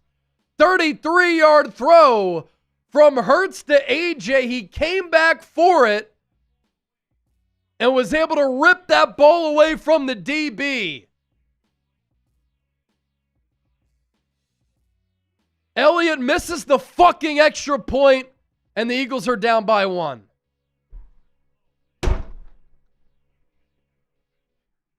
Even when something good happens, something goes wrong.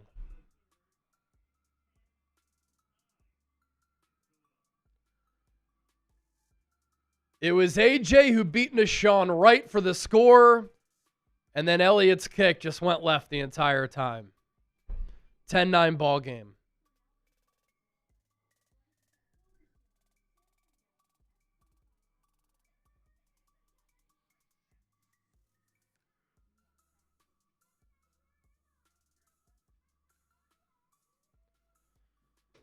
At least the Eagles scored a touchdown.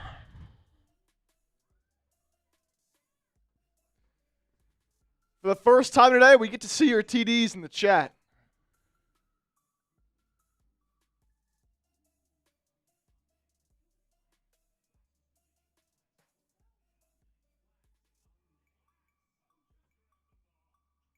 One-point game. That could be huge. Yeah. You can't get the crowd going and get some momentum on your side and then miss the extra point.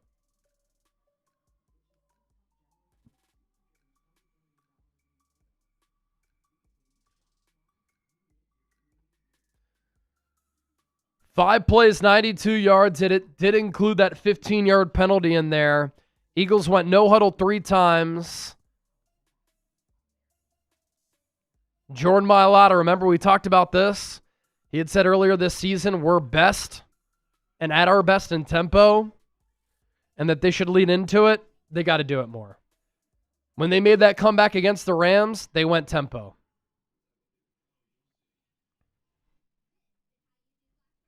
Just play, man. Just play ball. Go fast. Stop thinking so much.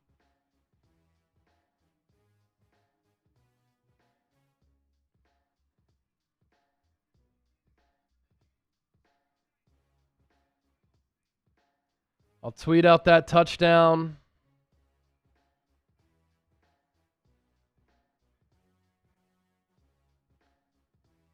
Rich Tucker with another 5. I will never give up on my Eagles. I love it, Rich. Let's go, Rich. Let's go, baby. Down 1. Come on. Malik's Fitness, $10. Thank God. That's kind of how everybody's feeling right now after that score. It's a sigh of relief. Get the crowd back into it a little bit. Oh, no. Bears return the kick to the 36.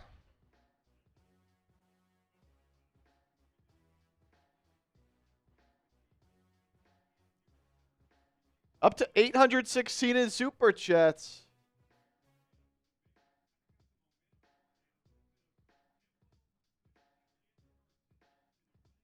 Defense back out there.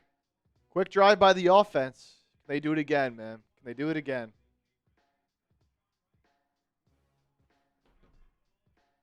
First and 10 for Chicago. Malik's Fitness, dude, I'm with you. Thank God. I was about to lose it. Now the defense that's been balling out all game and has helped save Philadelphia, they got to do their part, right?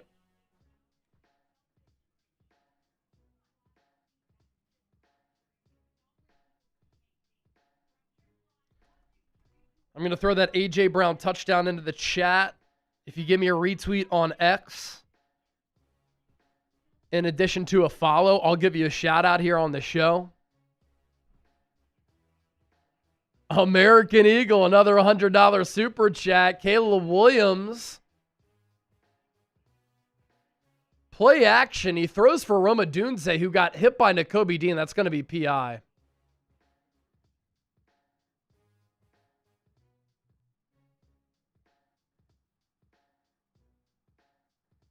Or is it?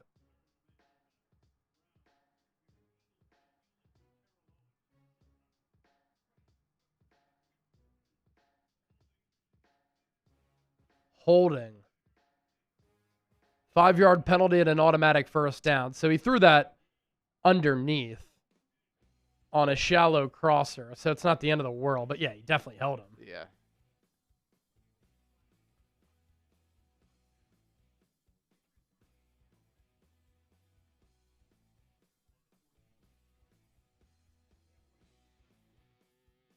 Bears already have the ball at the 46 with that good return. They'll run it. Swift somehow breaks through, and he got 8 or 9. Swift is over 100 yards against his former team.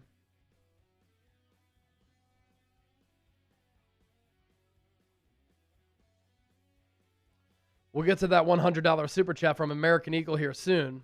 Let's go, American Eagle. Let's get the stream to 1,000 likes, though. Hit that thumbs up icon, like the video.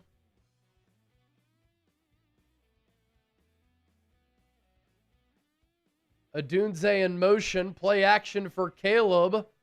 Ball is picked. It's intercepted. Jalix Hunt from the right defensive end spot picks off Caleb Williams. The Eagles are alive. And the Eagles are in business. Caleb tried to throw the screen. And Hunt, the former college safety who made the switch to edge rusher, picks off Caleb for his second interception of the year. Just had his eyes on the quarterback. Caleb telegraphed it. Hunt reached up to grab it. Let's go! Eagles take over at the 36. Hurts in the shotgun. Saquon to his right. Smitty, AJ to the left. Eagles run it with Barkley. He gets the edge. He has room to run. And that's a gain of 14 to the 21-yard line. Let's go! Wake up!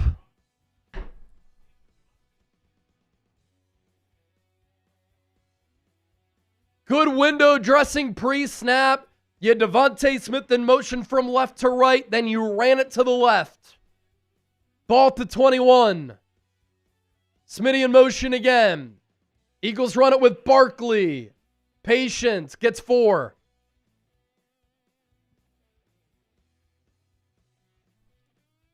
Second and 6.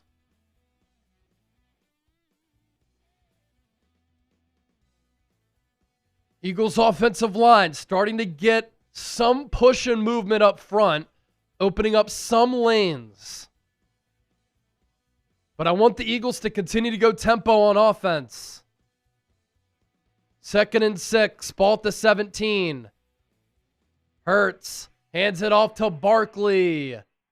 And he gets a push. They're going to say that Saquon was down, even though he went down beyond the line to gain. Hard to see with so many bodies and so much traffic there, but maybe Amazon can do us a favor and show us the replay.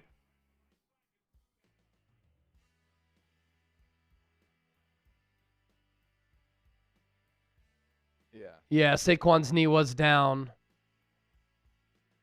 So it'll be 3rd and 1 from the Bears 12. Eagles go tush push. Hurts takes the snap. He's short.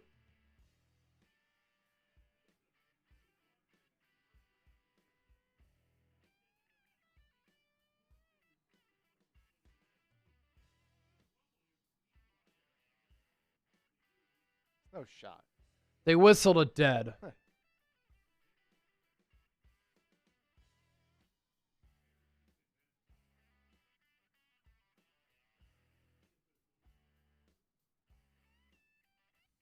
They whistled it dead. Now they whistle that it's Bears football. You've got to be kidding me.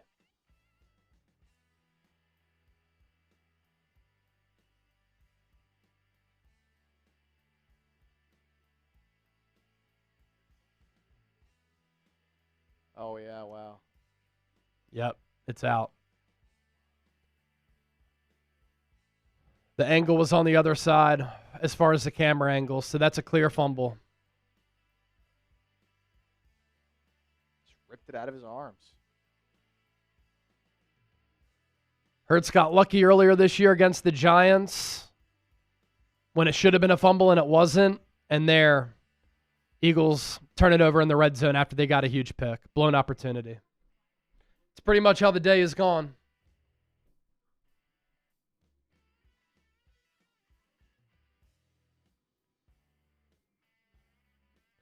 I'm actually sick of the tush push at this point.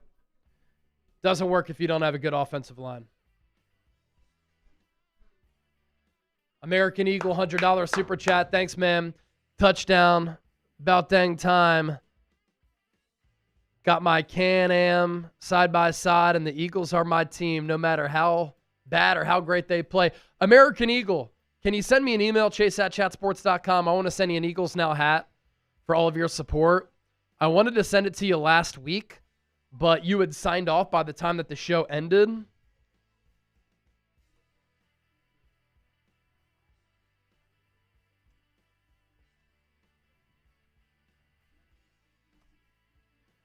So you see it down below, chase@chatsports.com. Send me that hat.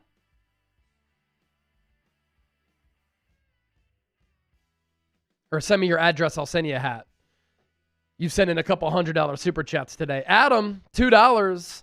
If you can do 20 push-ups, the Eagles will win. I can do 20 push-ups. American Eagle, again. Let's freaking go. Fly, Eagles, fly. Let's win this damn game. Obviously, that was before Hurts fumbled it on the brotherly shove, his second turnover of the day. Rich Tucker, what did I just say? Something about never giving up. Red zone turnover is brutal. I mean, you're losing at least 3 points there, and it felt like it was going to be 7.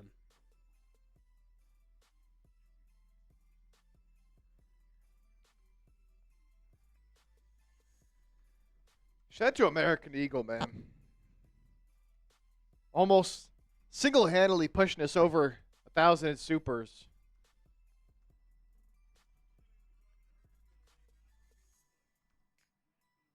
Eagles haven't been able to get anything going, but American Eagle has been a legend today.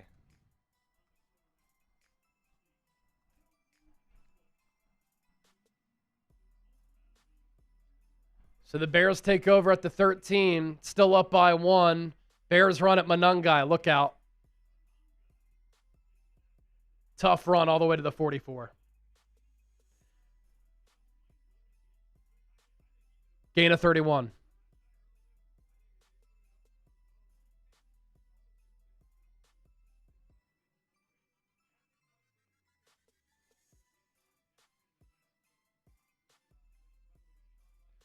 Deshaun Wright, what a season he's having. 5 picks, 3 fumbles recovered, 8 takeaways, most in the NFL. He's the one who got beat on the AJ touchdown, but a good play by him there to come off the edge and rip the ball away from Hurts. Hurts has to have better ball security on the tush push. And that's an adjustment that teams have made, just try to rip it away. Yeah, you're not going to stop it. Might as well go for the football. Yep.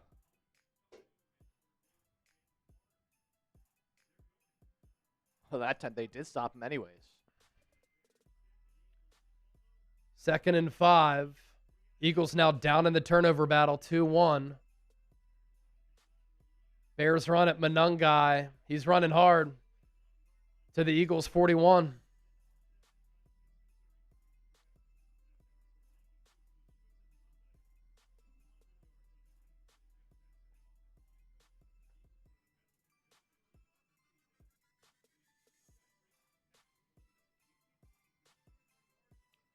I mean, his numbers have got to look ridiculous today. Both him and Swift. I mean, he's got almost 100 yards today. Yep. 8 yards a carry. Swift's already over 100.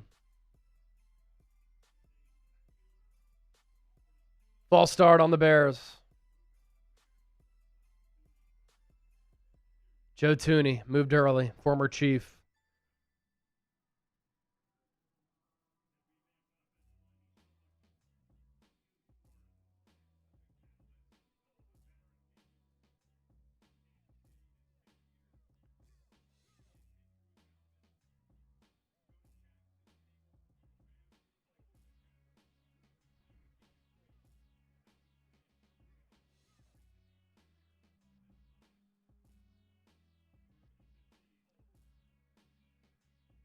Bears run it.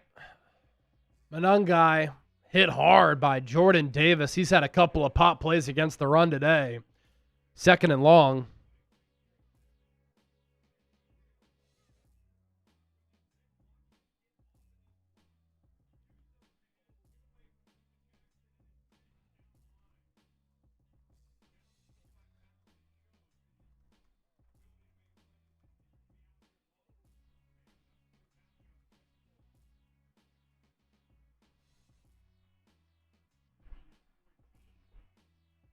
.224 rushing yards already for Chicago. They run it again. Monangai, another solid gain. That'll make it 3rd and medium, bordering on a 3rd and long. It's going to be like 3rd 6, 3rd 7. American Eagle again. American Eagle. How about it? $100 super chat. Let's go. We'll pop that up here in a moment. 3rd and 5. Ball at the 37. Eagles with 4 up front. They send 4. Caleb has to dirt it. They got to Caleb again.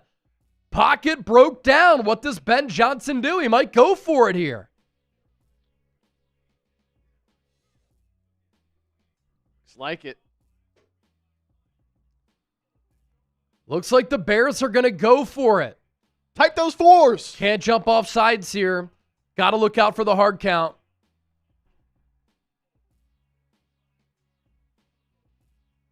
This would be a 55-yard field goal. Caleb in the gun. 2 to the right. Loveland and Adunze to the left. And with the play clock winding down, are they resetting the clock for the Bears? What?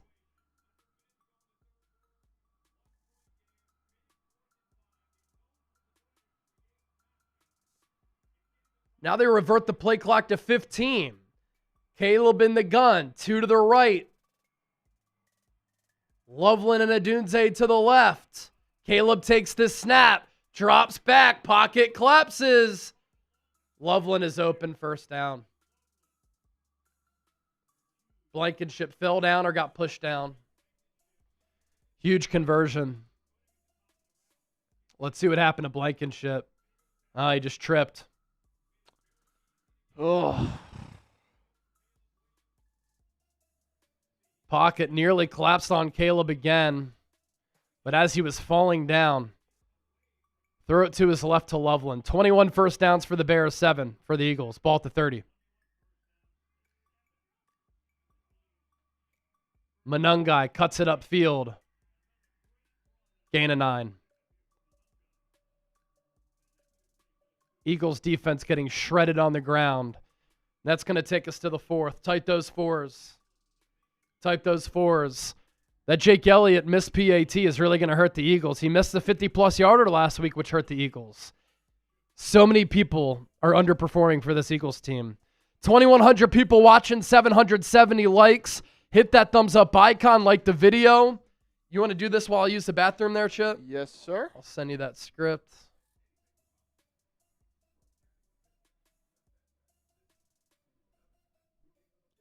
Fourth quarter action coming up.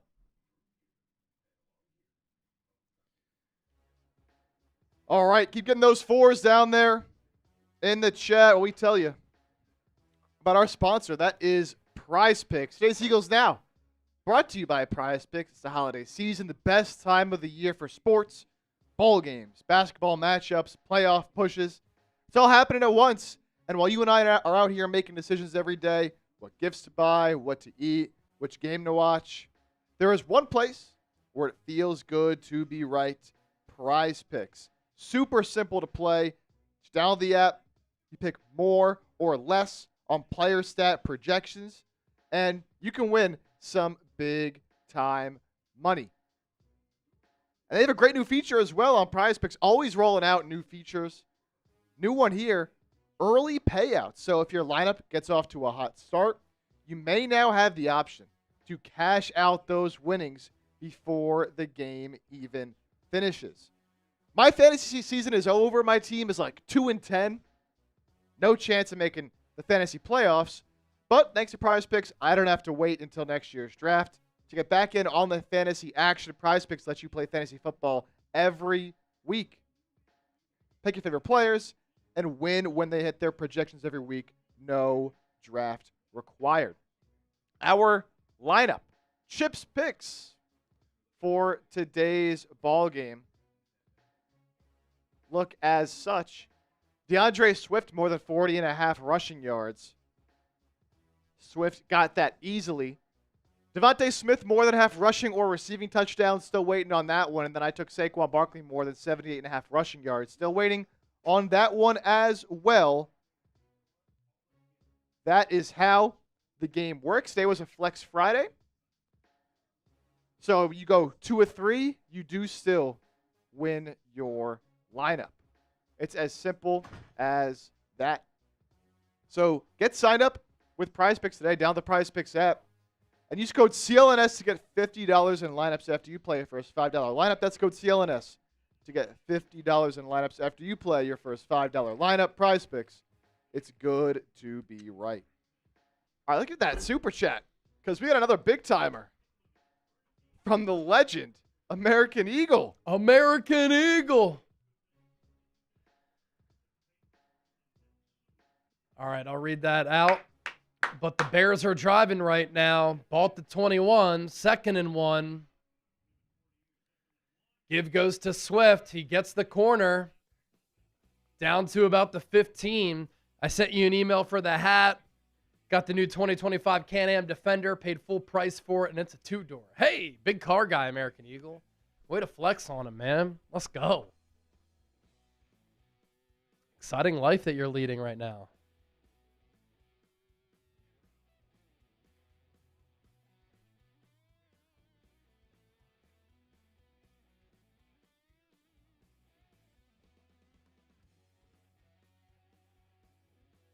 Ball at the 15. Loveland in motion. Pitch play near side. Manungai. He got hit pretty hard and still got 5. Falling forward there.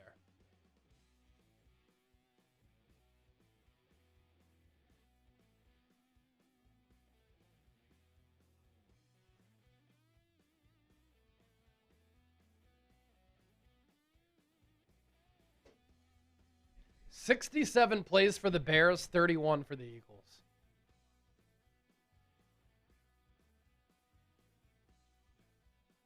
Ball to 10.5.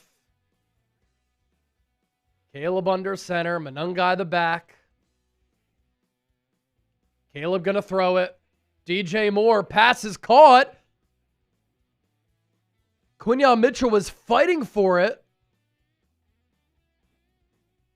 And DJ Moore ripped it away. Kind of 50-50 right there as they went to the ground. And a good job by Moore to rip it away from Quinyon, who clearly went after it.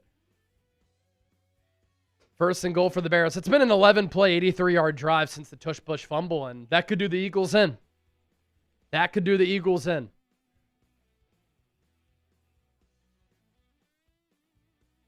That's where turnovers kill. Bears run it. Manungai, touchdown. Easy money. Not even close. Nobody touched him. Eagles can't stop the run. If I'm Ben Johnson, I'm not calling another pass play the rest of the game. 2 100-yard runners. And Caleb Williams has 103 yards passing.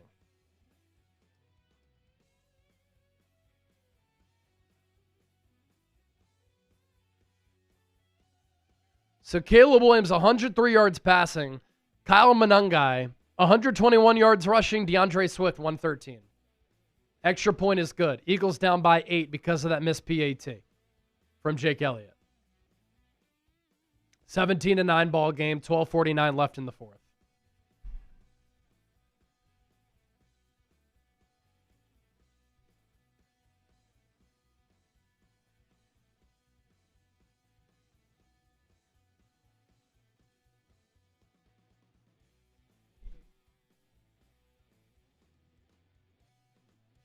Over 250 yards rushing for Chicago.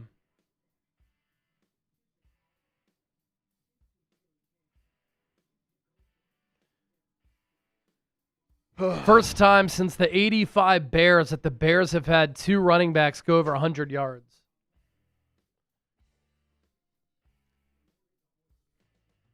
That's a ridiculous stat. Cheryl with a $2 super chat. Why so much wasted talent? It's a conundrum. Well, the talent isn't playing up to their standard.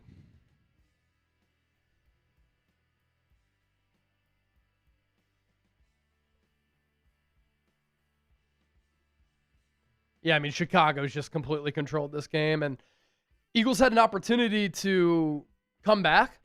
Eagles had an opportunity to take the lead, and Jalen Hurts fumbled on the tush push. And what do the Bears do? They respond, turning point of the game, march right down the field for a touchdown. That's the turning point of the game.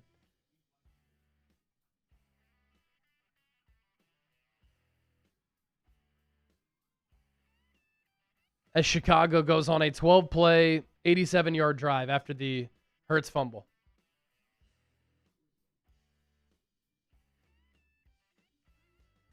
Eagles had some life. You had the A.J. Brown touchdown. You had the Jalix Hunt pick. Got the ball in plus territory. You fumble. Bears go back up by 8.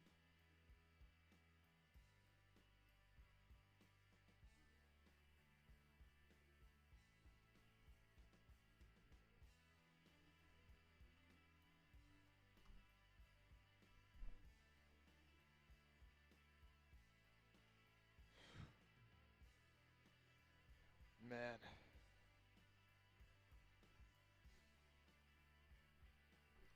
Hurts 2 of 8, 26 yards and a pick against the blitz. He's been blitzed on 50% of his dropbacks. So if you're the Bears, don't throw it again. Just run it. And on defense, blitz Jalen Hurts. That's really what's disrupted the Eagles all day long.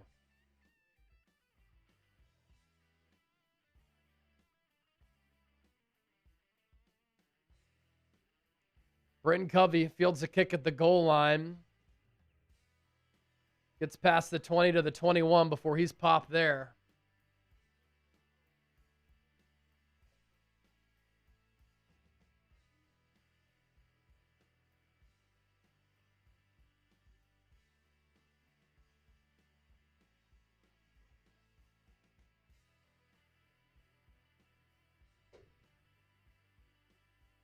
Stop with the negative stuff, Lorenzo. The Eagles are losing 17-9. Their offense sucks. And if they lose this game, the Cowboys are 6-5-1 and the Eagles are 8-4. So it's time to panic. Cowboys are trending upward. Eagles are trending downward. I don't know how you want me to be positive about a game where the Eagles have 9 points with less than 13 minutes to play. Hurts going to throw it downfield for Devontae Smith. That's got to be PI. Wow. If it was C.D. Lamb or George Pickens yesterday, they get that call. That is textbook. Anytime a receiver tries to come back for the football, they get a flag. But it doesn't happen here when Smitty tries to come back for it? That's insane.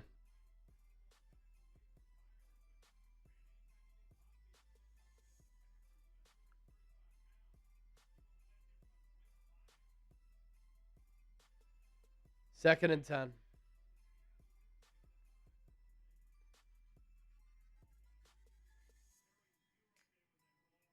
Eagles run it for 3 yards. 3rd and 7. Here we go.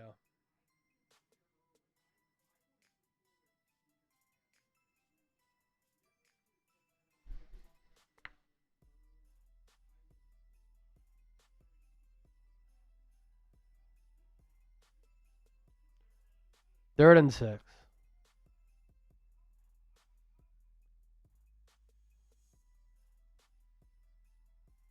Bears show blitz.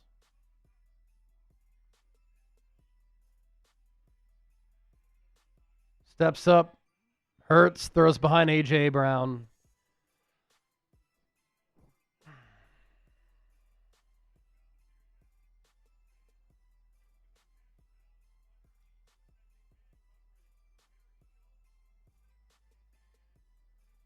Eagles will punt it again.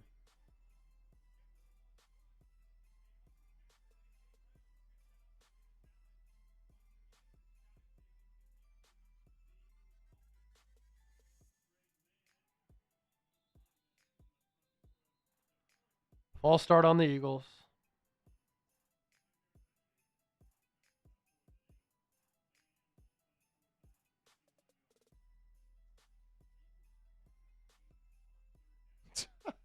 You see it, he was chin. What was he saying? He said, F you, Kevin.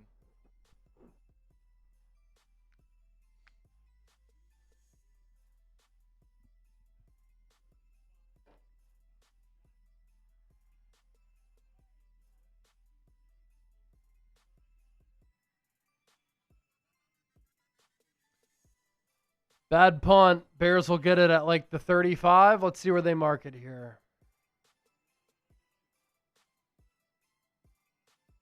41.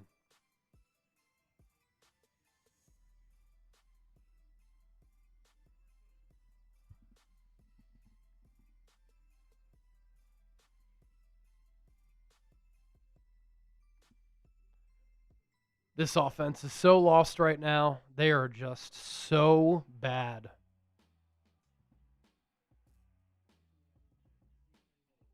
Disjointed, out of sync, undisciplined. Unbelievable. All right, well, this Eagles offense has been bad news all day. Let's give you some good news here. So this Venmo jersey raffle, I want to double it right now. I'm going to double it. And everybody who has sent in a Venmo so far, I'm doubling up your numbers. All right, so a $5 Venmo, you get 2 ducks. $10, you get 4. 20, you get 10. 50, you get 30 ducks. 100, you get 50 ducks and an Eagles Now hat. And if you win this Venmo race, you will get an Eagles jersey of your choice. Whatever Eagles jersey you want, as long as it's available, we'll send that to you. Last call for our Venmo jersey raffle. We're going to do a 60-second duck race after the game. And I'm handling it on Venmo so I can message you right away. You win the duck race. Hey, what's your address? What jersey and size do you want? We'll get it from our jersey supplier. We'll have it sent to our office, and then we'll send you that jersey.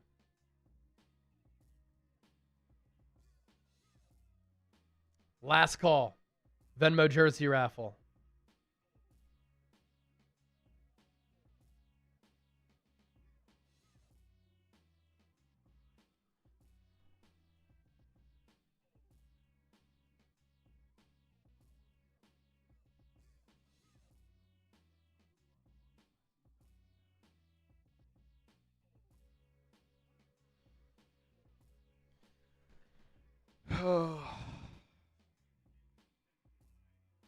There's no reason for the Bears not to run the ball every play.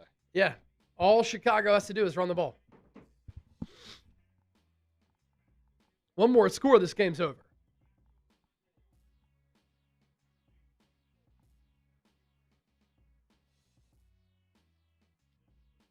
Over 7 yards per carry for the Bears.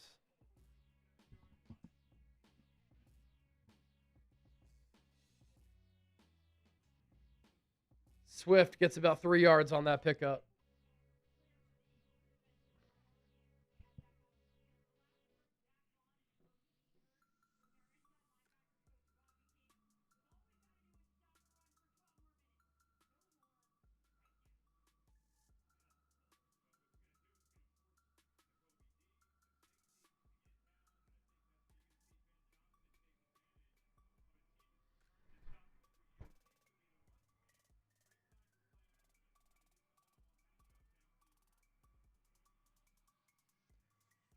Swift, another run up the middle as he cut it upfield. Got another 2 yards.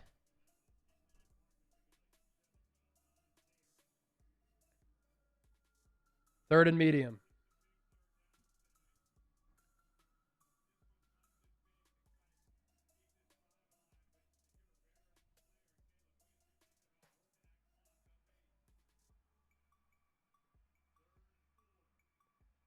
3rd and 4. Ball at the 43. Caleb will throw it. Lofts it over the middle. Wide open. DJ Moore. First down. Shallow cross. Into Eagles territory to the 46.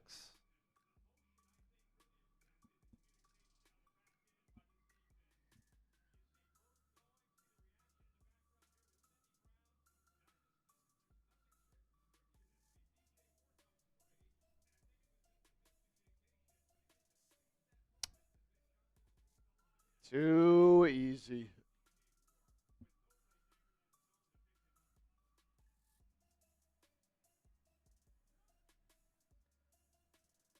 Ball at the 46. Bears run it again. Swift. Even on like bad running plays, they're still getting 4 yards.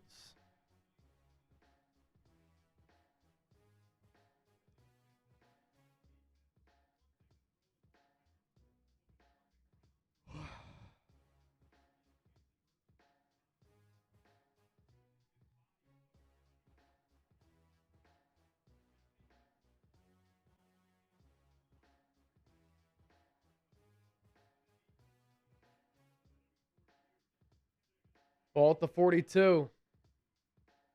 8.5 to play. Williams rolls to his left. Pass caught by Komet. 2-yard gain.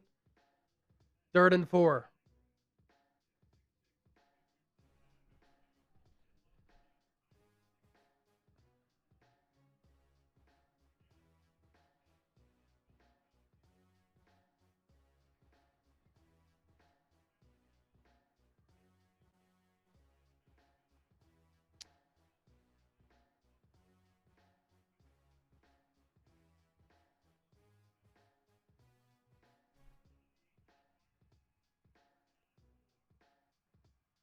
Third and 4. Caleb, quick throw. Zacchaeus, first down, split 3 defenders.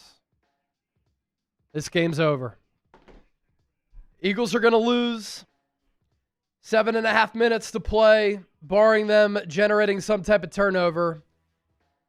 Eagles are going to drop to 8-4. Cowboys are 6-5-1. And so what, if this was baseball, they'd be like a game and a half back? Yeah. Technically.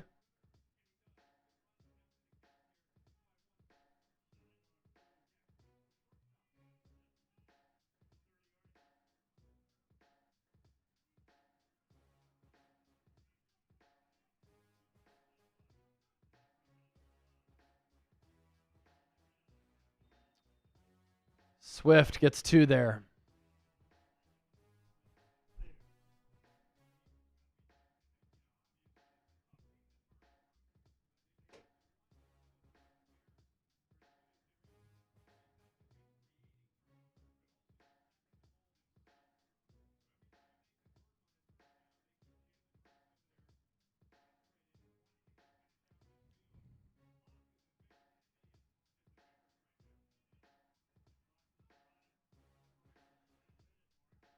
Second and 8. Caleb rolls to his left, throws downfield, open, Komet, touchdown. Ball game. Blankenship beat. 28-yard touchdown. 8-play, 63-yard drive. 4:56 off the clock.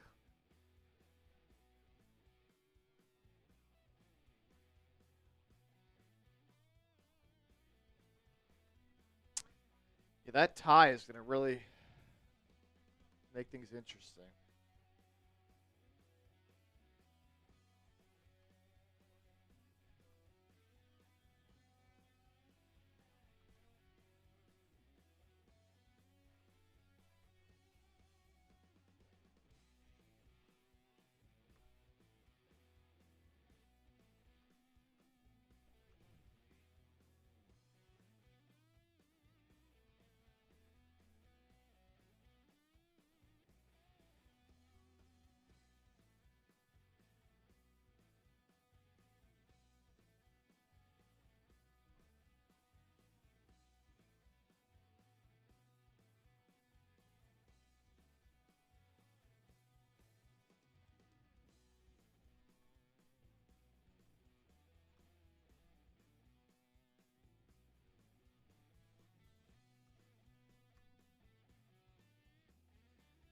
So Eagles will be the 3 seed.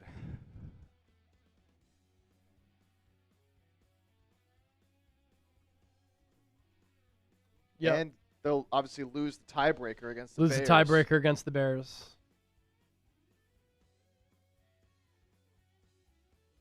Obviously, the NFC loss as well.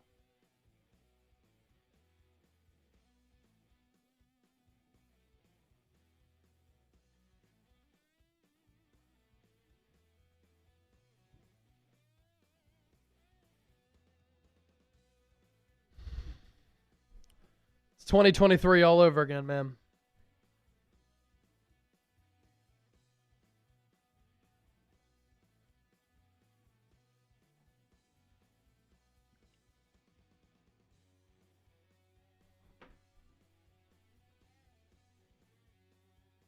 And here's the thing, too. So if the Cowboys and Eagles finish with the same amount of wins, Cowboys get the tiebreaker, right? Or does it resort to Cowboys division? would win the division because, They won their most recent game, so they have the tiebreaker. and I think they would also have one less loss because of the tie. Right, so a better winning percentage. Yeah. Yep. Okay, yeah. I see what you're saying. Same amount of wins. Of wins. Yep. But they would No, have one yeah, less you're right. loss. Yeah, Yeah. like if they were 9-6-1 and the Eagles were no.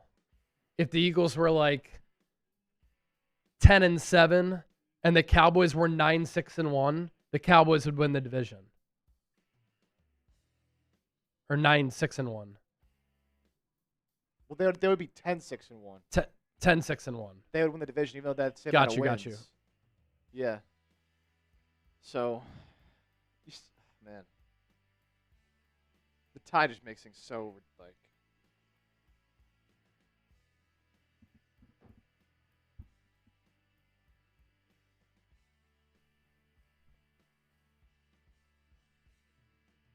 It's just a bad football team right now. That's it.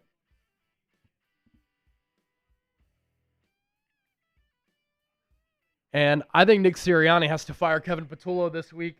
Not because necessarily I think he's doing an awful job. I think he's doing a pretty bad job. I think you need to fire him because you need to give this team a spark. You got to give this team some belief. And I don't think the Eagles have any of that. Hurts throws over the middle. Pass caught by A.J. Brown. Gain of 13.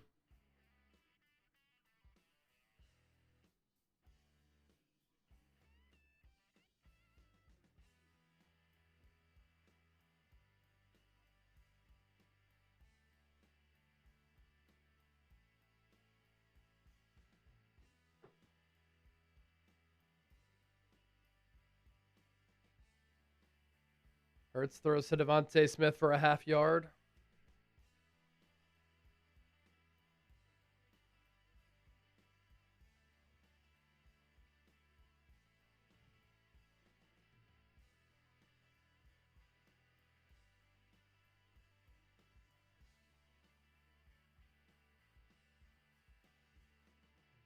Hurts throws to Barkley. Pass dropped.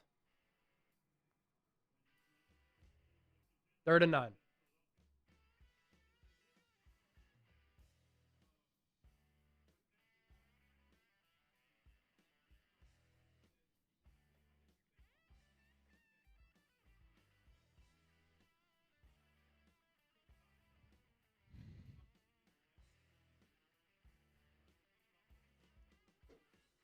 Oh man.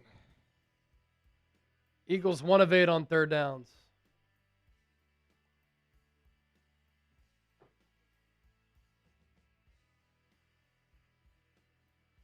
Pass caught by Devontae Smith for 10 yards. Slow to get up.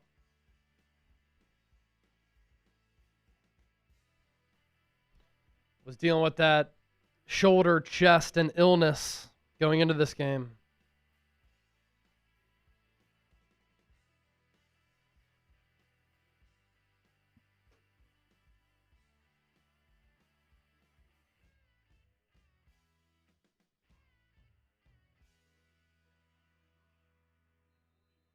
Hurts throws an inbreaker to Dotson, gain of 14.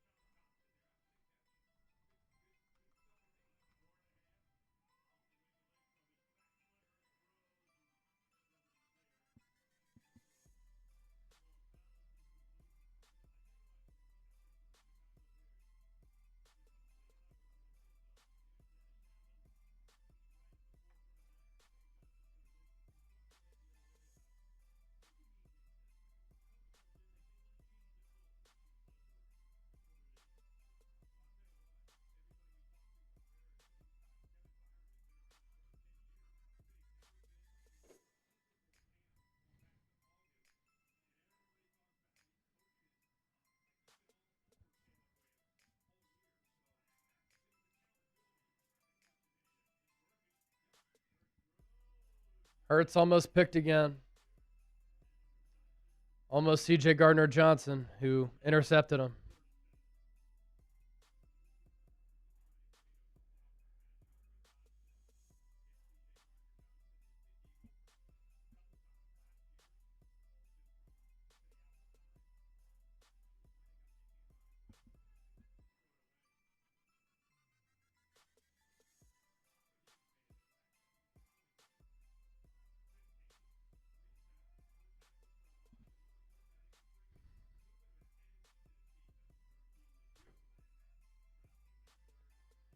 Third and 10.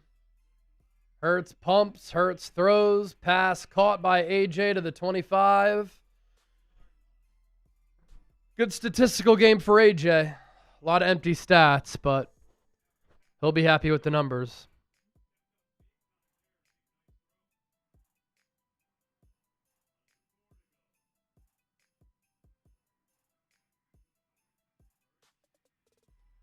Hurts to Smith, gain of 4.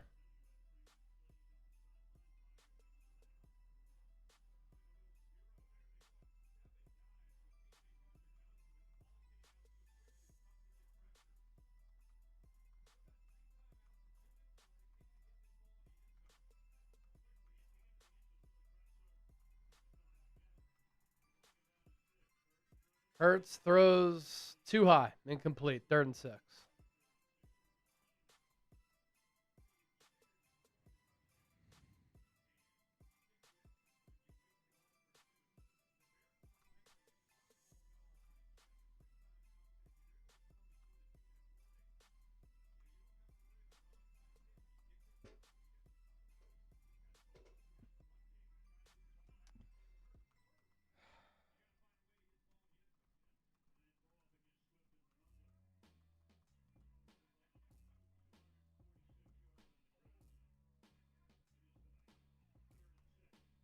Hurts gonna throw left side, back shoulder. AJ got 2 feet down, pass caught at the 4.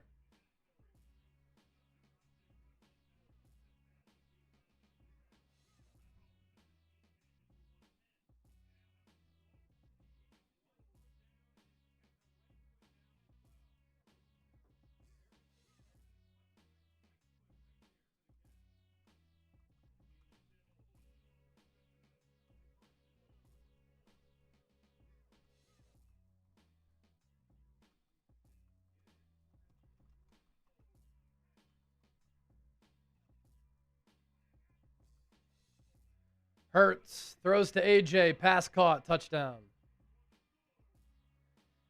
Don't even get me started on why are they moving it now? Where has this offense been? When the defense is playing prevent, you can do this.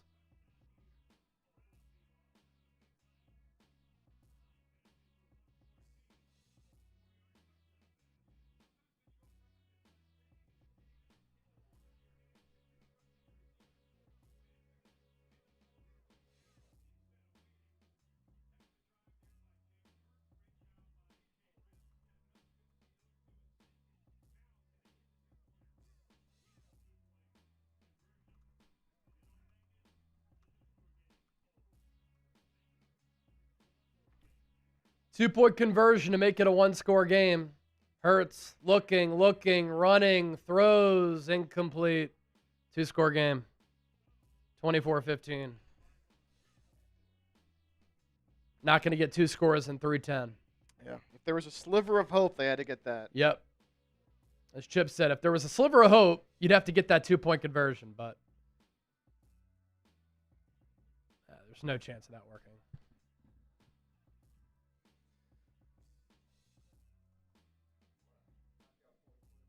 Yep.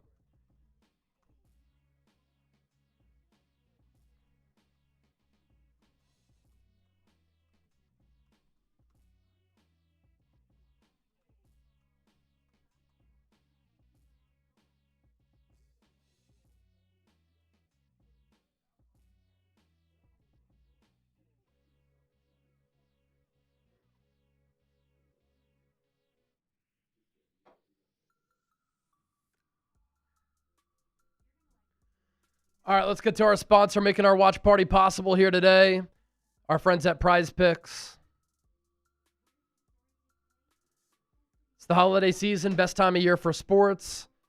Bowl games, basketball matchups, playoff pushes. It's all happening at once. And while you and I are out here making decisions every day, what gifts to buy, what to eat, which games to watch, there is one place where it feels good to be right, Prize Picks.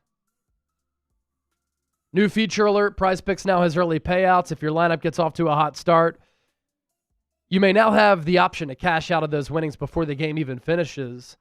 Is your fantasy season over? Your team might be cooked, but with Prize Picks, you don't have to wait until next year's draft. Prize Picks lets you play fantasy football every week, pick your favorite players, and win when they hit their projections every week. No draft required. 3-pick power play, DeAndre Swift more on the rushing yards, cash. Devontae Smith did not catch a touchdown pass. Saquon Barkley, more than 78.5 rushing yards. Started off good. Then the Eagles' offense, as it has all year, just sucked the rest of the way. So download the Prize Picks app today. Use the code CLNS. Get $50 in lineups after you play your first $5 lineup. That's code CLNS to get $50 in lineups after you play your first $5 lineup. Prize Picks, it's good to be right.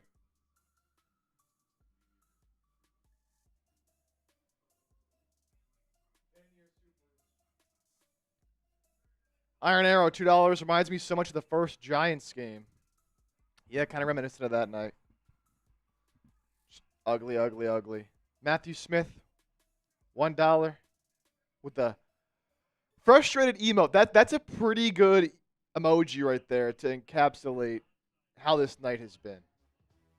Pretty accurate there. Adam, time to smoke a fat bowl and play EU4 on Viagra. What a super chat. That is crazy. I guess that's like a type of like Adderall enhancement, you know? That's crazy. Adam, what a super chat. Have fun, man. Have fun. That'll get you over this loss. Yeah, at least I hope so. This. Paul, $20. Eagles taking out a lot of Circa survivors today who saved them all season for this weekend. Eagles might be cooked. Cowboys are alive. Emiliano Brito, thanks for that 20, man. Really appreciate it. Bears fan here. Y'all are still the team to beat in the playoffs. Good luck from here on out. Keep the alliance alive. Yeah, the Bears-Eagles alliance has been fun all year, but now the Bears have that edge as far as the tiebreaker with Philadelphia. They move up to the number 2 seed behind the Los Angeles Rams now. Look, I know the Eagles have the track record of making it to 2 Super Bowls in the last 3 years, and they have a lot of talent. You can't flip a switch and think that this offense is going to find it.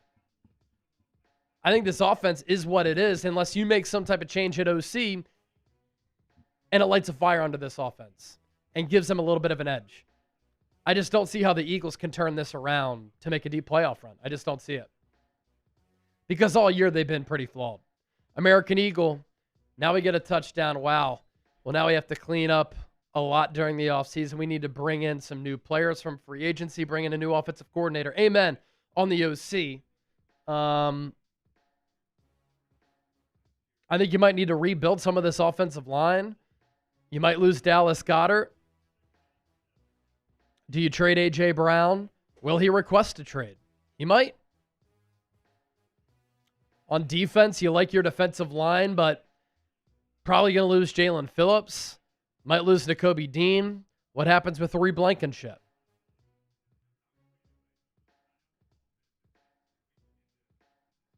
American Eagle, thanks for being a legend on today's show and other shows.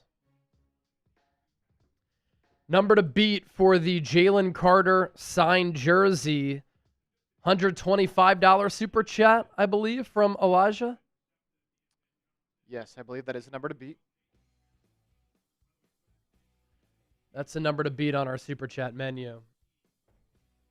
American Eagle, another cheers to you.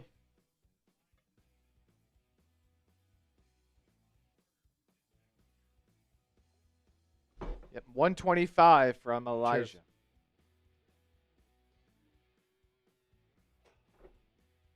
Getting that raffle too. Time's running out. $20, 5 raffle tickets to win the football.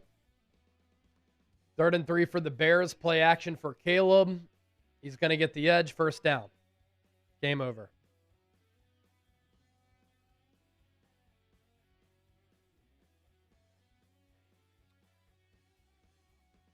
We could start getting our postgame show ready, I think. Yeah, I mean, everything's ready besides once the stats get finalized. Oh, stats finalized. That's right. Fuck. How about this? Could we pop up the mailbag call? Yeah. Pop up the mailbag call. You want to do that? Wait, I just gotta get the questions first. Yeah, we'll just get the questions in. I think what we should do, post-game show to react to all this, and then look at the NFC playoff picture and talk about the Dallas Cowboys. And that can be a segment like things just got very interesting for the Eagles. And then on the back half of that, do a mailbag, and that can be just a separate cut. I see what you're Does saying. that make So sense? get it Like all we've in done one. before? Yeah. Mo! Oh! Na na na na na na na na na na na na na na na na na na na Mo Nana $200 super chat. Mo Nana takes a lead for the Jalen Carter jersey. Oh well, it is what it is. 8-4. Sky's gonna be falling in Philadelphia tomorrow and tonight.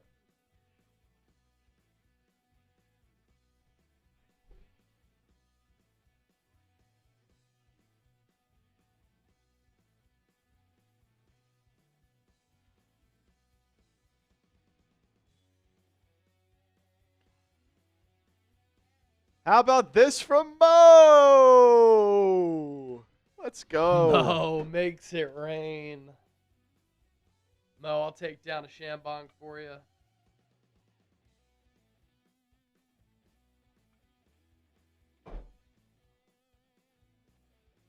Cheers.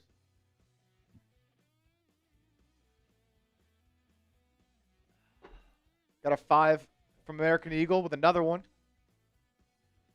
American Eagle. We should trade for Mark Andrews during the offseason. What do you think? He's a free agent, actually, so you could sign him. But if you're going to move on from Goddard, who's older and has had injury problems, are you going to replace him with an older tight end? I will say this. Wow, that stadium is empty with 2 minutes to play. Wow. That tells you this fan base is sick and tired of this football team. I will say this. You're going to need multiple tight ends this offseason. And you're going to need backup tight ends who can actually block. Greg Calcaterra, take care. Kylan Granson, barely knew ya.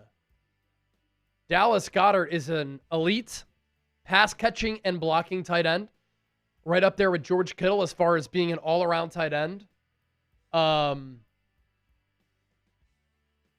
The Eagles need other tight ends who can block. And their starting tight end, whoever that is going to need to do a better job blocking.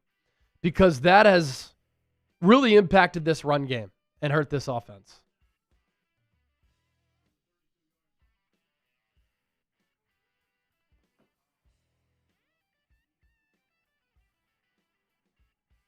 Eagles are offsides.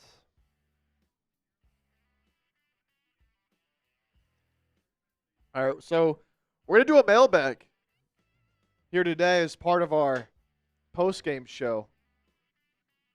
Want to give a chance for you guys to sound off after this loss. So you want to get involved in the mailbag, use the hashtag Eagles. Yep. Or send in a super chat. And we will get those questions, hot takes, opinions, whatever you want to say, vent, and we'll get it in the mailbag.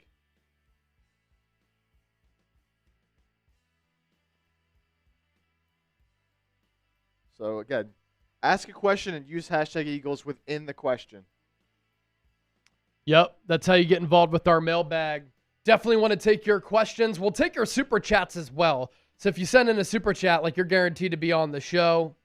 But either way, hashtag Eagles, send in a super chat.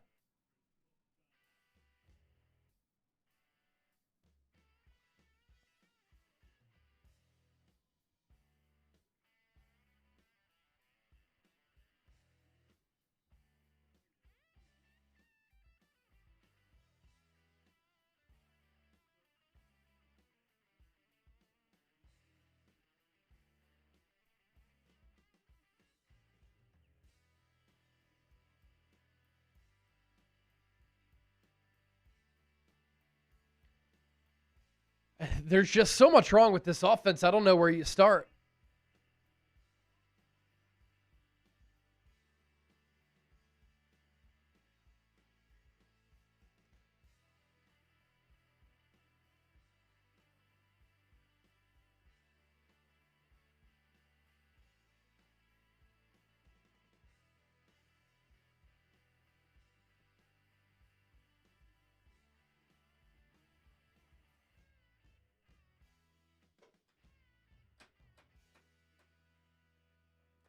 Noon high. That's crazy.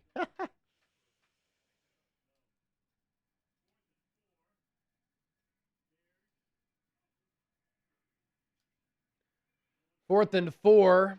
Bears going to throw it. Caleb incomplete.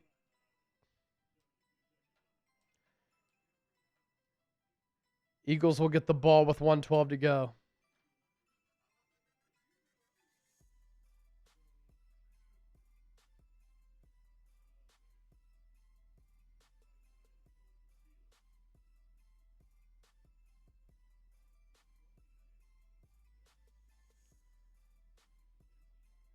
Uh-oh. Jalen Phillips is down and hurt. Oh.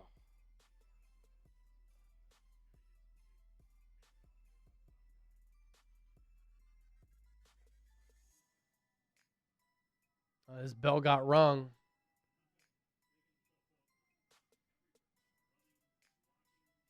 I think he just said he's good. Just a big hit from a young guy who can pack a punch.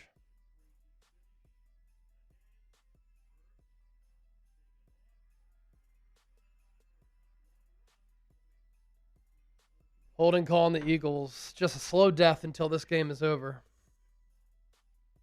Tyler Steen, penalty.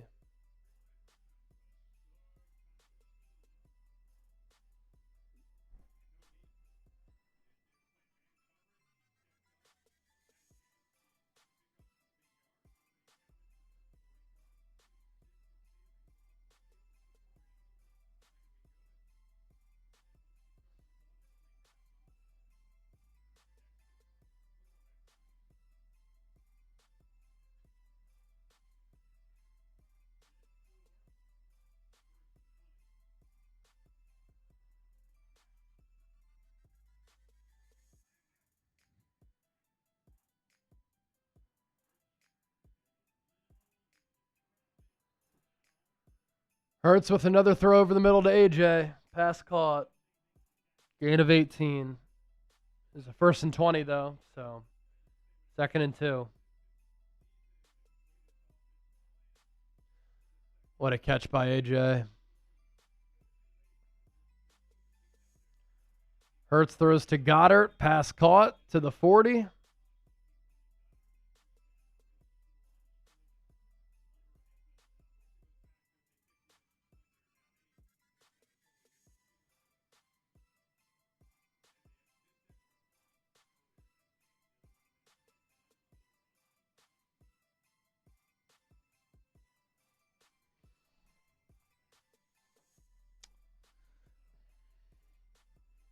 Uh-oh.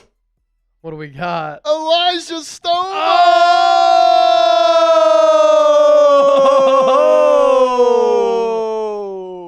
Elijah, $205 super chat.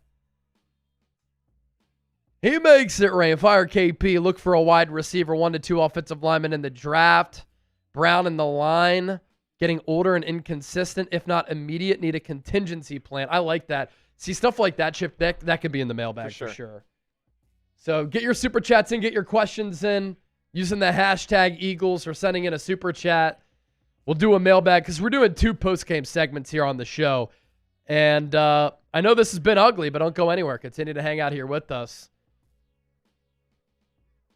Eagles are now going to attempt a 52-yard field goal in hopes that they can kick an onside kick, recover it, and then throw a Hail Mary. The wind is blowing hard. I'd be shocked if Jake Elliott makes this kick. No good. Blue to the left. Game over. Officially. All the Bears have to do is kneel this out one time. Man, that wind is nuts. I mean, that started off at the right crossbar or right upright and went 5 yards to the left.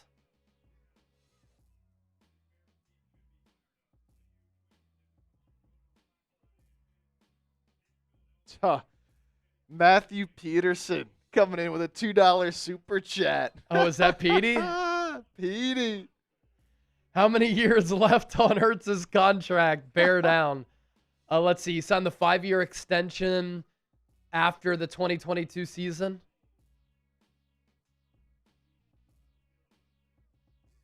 Petey! Hope all is well. Miss you, man. Told Cruz and Shea I said hello. Congrats on the win. Best Bears season since 2018. Has to be, right? I mean, not even close. They haven't had a season where they've had a winning record, I think, since then. Petey, good to hear from you. Joe Lord, $2 super chat. Fire KP tonight. I think the Eagles might have to make a change at offensive coordinator. And it's not because he's done a horrific job. He's done a pretty poor job. But I think this offense needs a spark.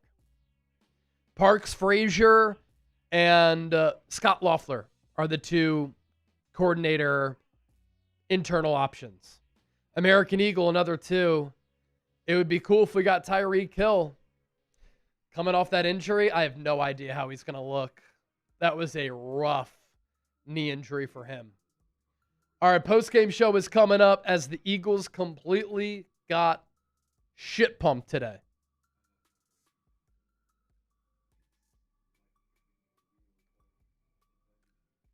Shit pumped.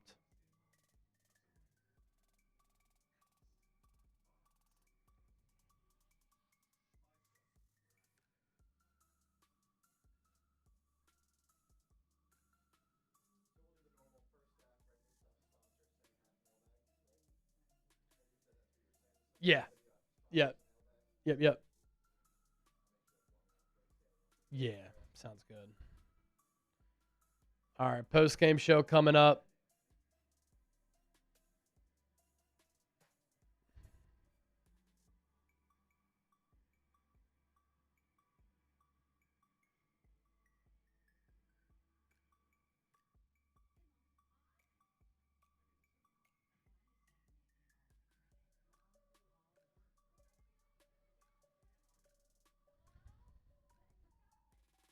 All these super chats coming in right now, we're going to get these in the mailbag. So we will answer these momentarily here in the post-game segment. Thank you, everybody. Rich Tucker, A, it's Manny, Haven Mooring.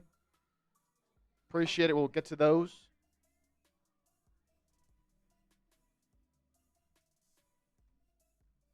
And last call.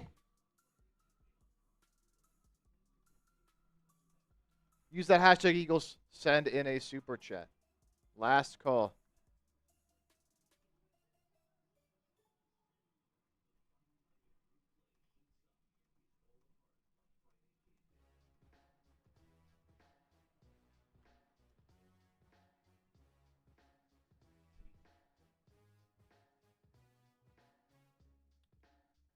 Okay.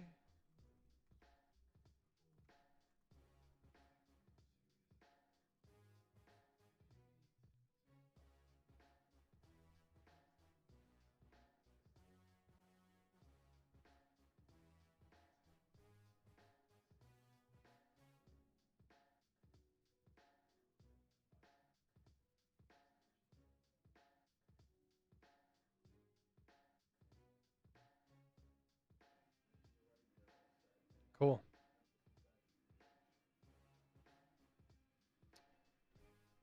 All right.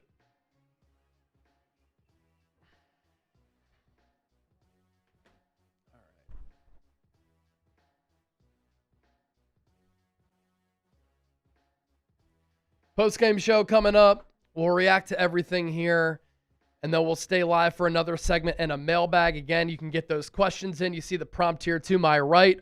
Use the hashtag Eagles or send in a super chat. Eagles therapy session coming up live on Eagles Now. Oh, this is not good. Birds fall 24-15. Let's get into it. This is not good. There is a lot wrong with the Philadelphia Eagles right now, and this can serve as your therapy session. Is the season slipping away?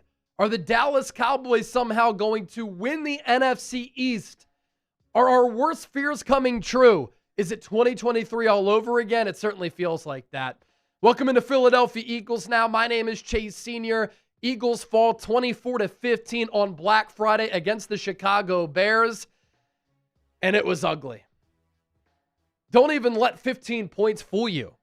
This Eagles offense was dreadful. This Eagles offense sucked. This Eagles offense was anemic. This Eagles offense was listless again. And on the defensive side of the ball, Eagles defense played pretty well. But this is an Eagles team that on both sides of the ball got punked, got bullied, got pantsed, got ran over and ran through. Pause. This Chicago Bears team had so much success running the ball that it goes down as a historic performance. This is the best rushing game that the Bears have had since 1985. No cap. 22 carries for 130 yards for rookie Kyle Monangai. 18 carries for 125 yards for DeAndre Swift, the North Philly native who played for the Eagles in 2023 and went to Cardinal O'Hara. 47 totes for 281 yards for the Chicago Bears today. So it wasn't just an offensive problem. From start to finish, this Bears team took control of this game and seized control of this game in a manner where you never seriously felt as though the Eagles were going to be able to win this game. Look at these numbers here to my right. It felt worse. This felt like a 40-10 loss. Bears put up 425 yards of total offense. Eagles had 317, 200 of those in garbage time. And isn't this a nutty number? Caleb Williams throws for 144 yards, but the Bears as a team run for 281 yards. Chicago goes 10 of 17 on third downs. Eagles go 4 of 12. And when I talk about seizing control of the game and really grabbing this game by the neck, the Bears did it from the jump. They dominated the first 2 quarters. They dominated the last 2 quarters. They dominated the full 60 minutes. The Bears had the ball this afternoon for 39 minutes and 18 seconds. They win time of possession by nearly 20 minutes in a 60-minute ball game. What did I say at the start of this show? There is so much wrong with this team. Where do you even begin? On offense, no play calling feel, no play calling rhythm, no creativity, a lack of aggressiveness. Everything is predictable. Everything is vanilla. The concepts don't make sense and they're not complementary. That has to do with Nick Sirianni and his offense. It has to do with Kevin Patullo being the coordinator, and it has to do with Jalen Hurts, who outside of the start of that Cowboys game, since the bye week, has been absolutely horrid. Jalen Hurts is killing this team right now. He's inaccurate. He struggles to throw in inclement weather. And you saw today the difference between Caleb Williams' arm strength when the wind was howling, when it was cold, and Jalen Hurts. Caleb could cut it through the wind. There was some zip behind those balls, even the incompletions. With Hurts, dead ducks out there. And it's a problem. And at 8-4, this season seems to be falling apart. This season is unraveling at the seams. The momentum is going against the Eagles right now.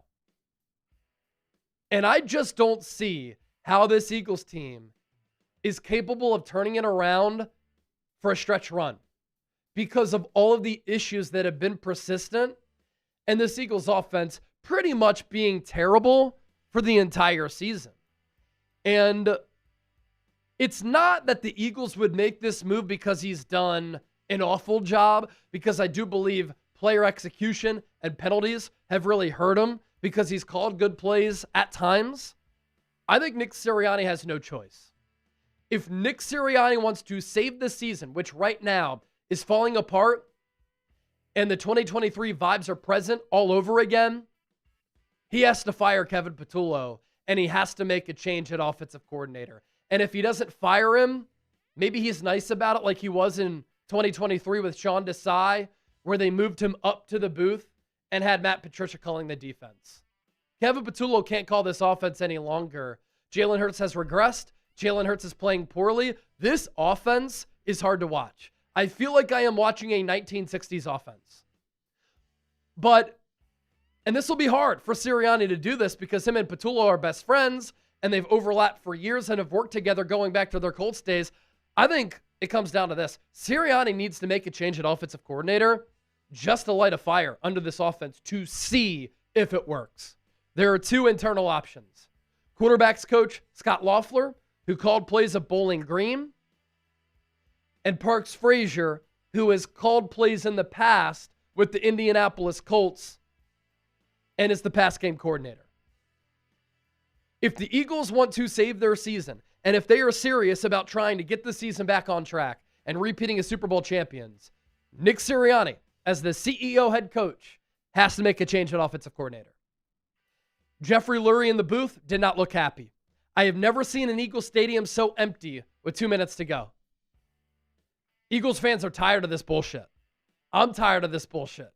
You're all tired of this bullshit. And the product is not lying to us. The Eagles have had good quarters. They have had good halves.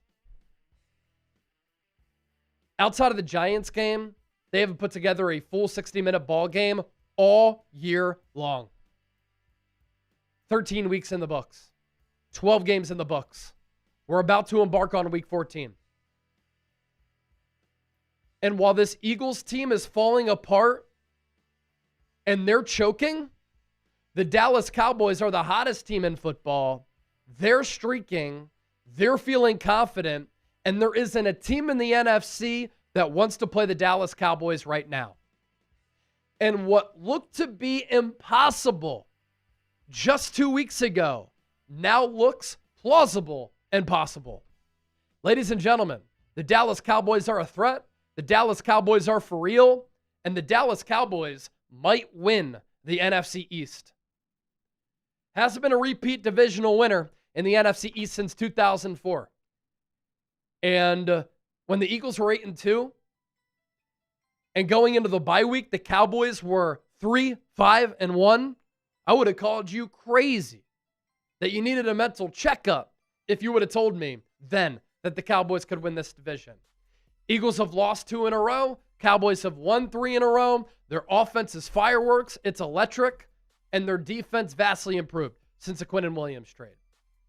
Another big implication of this game is that the Eagles, going into that Cowboys game, just on Sunday, 5 days ago, were the number 1 seed in the NFC.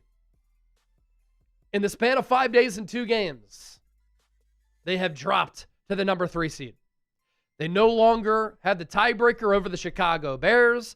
Bears move up to the 2 spot. And the thing with the Rams and the Cowboys, when you look at this NFC playoff picture, the Rams have a very easy schedule remaining. The Cowboys have a very easy schedule remaining. The Eagles still have a couple of really hard games. Chargers, Raiders, Commanders, Bills, Commanders remaining for Philadelphia.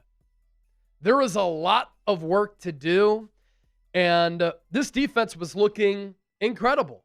This defense in the last 2 games has not been a good unit in stopping the run. And against Dallas, they couldn't stop the run. They gave up a ton of explosive plays downfield. And against Chicago, they couldn't stop a nosebleed as far as a run. They couldn't stop a parked car as far as the running game goes. Now, context is always important. This offense is doing absolutely nothing to help out this Eagles defense. And this Eagles defense is getting tired. They're getting worn down. But this defense is also lacking in some key areas. Even early in the game, the Eagles gave up the most rushing yards in the first half, going all the way back to 2015. It's one of the worst performances they've had in a long time in trying to stop the run. And even early in this game, when they still had some gas in the tank, the running lanes were gaping and wide open. The difference in offensive scheme, structure, play calling, and play design going from Ben Johnson to Kevin Patullo and Nick Sirianni, it's a different sport. Ben Johnson's offense is so in sync. It's in rhythm. There's so much window dressing and creativity to redirect the eyes of the defense, to direct the attention of the defense to go somewhere where you run a play somewhere else. They do such a great job of setting you up where they will run it outside, outside, outside. Then they'll bust a big play on the inside. Then they'll operate play action off of that. Ben Johnson's offense is so creative, exotic, and aggressive and fun to watch, whereas this Eagles offense is so predictable, vanilla, and hard to watch. It's a different sport. And at the end of the day, Nick Sirianni deserves the arrows that are being shot toward him. He's an offensive guy. This is his offensive system. Kevin Patullo was his pick for OC. And I guarantee you this, Howie Roseman, Jeffrey Lurie, Nick Sirianni, going to have some difficult conversations tonight. Because what is happening cannot continue. The Eagles look broken, mentally, physically, spiritually. They look worn down, just like they did in 2023. Now, the difference between 2023 and now is that this defense in 2025 is so much younger and better than the 2023 unit. But on offense, this offense might be worse. Offensive line stinks. They can't run. Jalen Hurts has been horrible. The play calling, the scheme, it all sucks. You know what doesn't suck? Our friends at Ridge and their Black Friday deal. Upgrade your wallet today with Ridge, and this is the last wallet you'll ever have to get.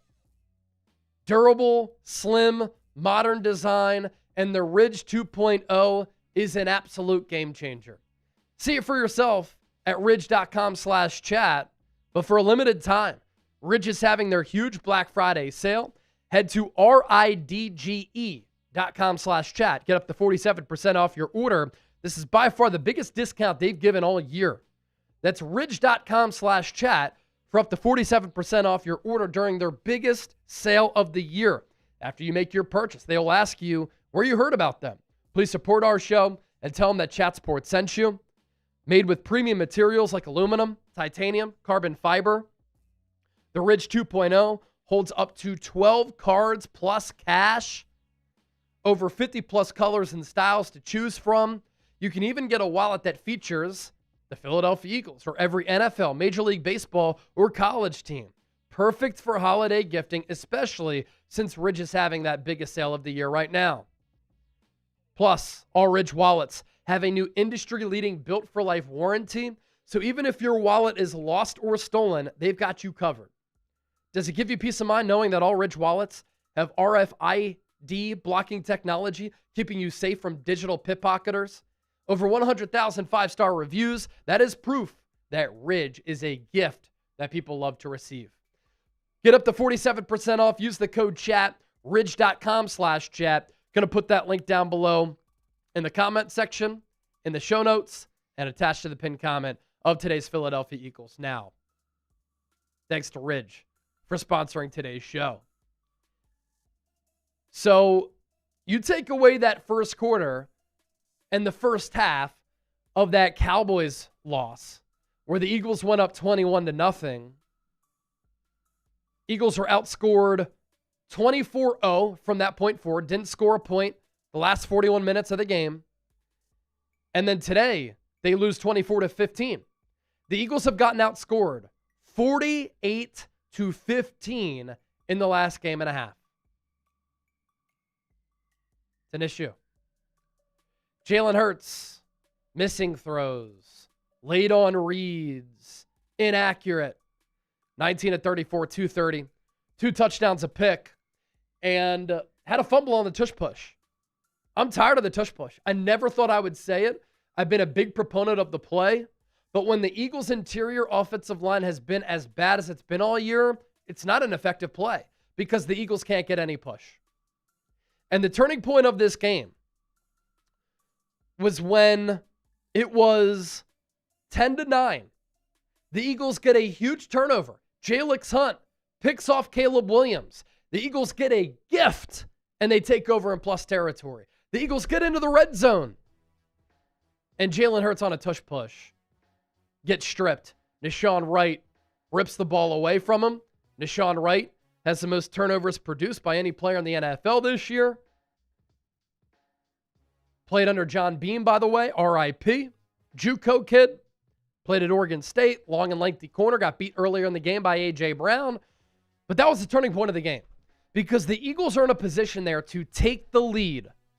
And then Hurts fumbles, Bears respond with a 12-play, 87-yard drive. They take 8:44 off the clock. And from there, it was ball game. I felt it. Everybody else felt it.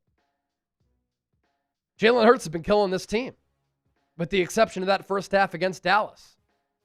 He was awful against Green Bay. He was bad against Detroit.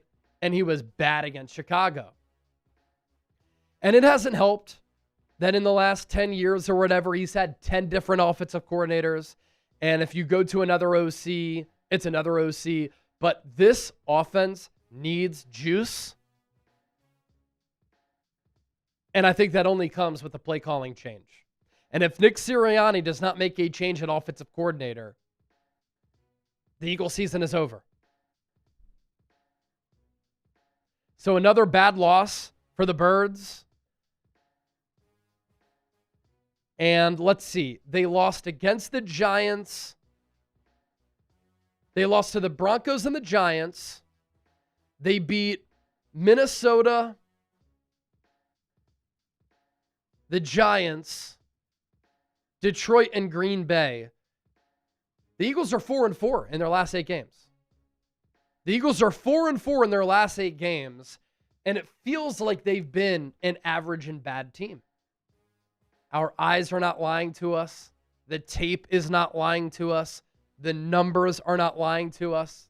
This is an average team that when they've had their best seasons under Nick Sirianni, they peak late. When they had their worst seasons under Nick Sirianni, really only 2023, and right now, they go in a downward trend late. And right now, the Eagles are going in a downward trajectory. Hard game coming up on Monday night, week 14, against the Chargers. They're banged up, but they're good. You come back home against the Raiders. Then you go Washington, Buffalo, Washington. Still plenty of meat left on the bone, but there is a lot that has to change. And this Eagles team needs to play so much better. And I just don't know what is going to change. The offensive line personnel ain't changing. If you don't make a change at OC, it ain't changing. Where do the Eagles go? I'm not sure. Hit that subscribe button As always, win or lose, I'm always here for the Bird Gang. I appreciate you. I love you. And I've got you covered every step of the way, win or loss for the Birds. All right, we're going to take a look at the NFC playoff picture now, and then we'll take your questions on the back end in addition to your Super Chats. So last call for your Super Chats if you want to get those questions in. Still almost 1,000 people watching. We'll do one more segment, and then we'll sign off.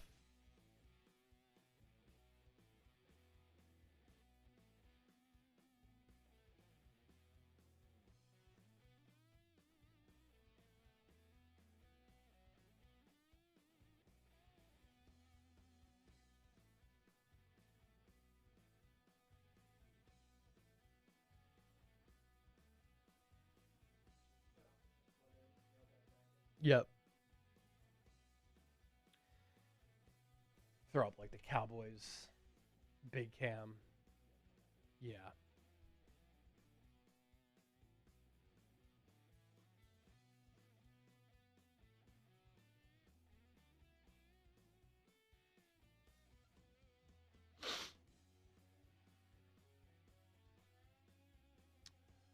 All right. We'll take a look at the NFC playoff picture because things have changed and things are very interesting inside the NFC. Here we go. Welcome into Philadelphia Eagles now. Chase Sr. here with you. I was pissed off after that Cowboys loss in which the Eagles choked away a 21-0 lead. I had a feeling that could allow things to spiral for the Birds. And what do they do on Black Friday? An even worse performance against the Chicago Bears, where they don't respond and they play awful football on offense, and they gave up nearly 300 yards rushing to the Chicago Bears. So Philadelphia loses on Friday in Week 13, 24-15, and now things inside the NFC.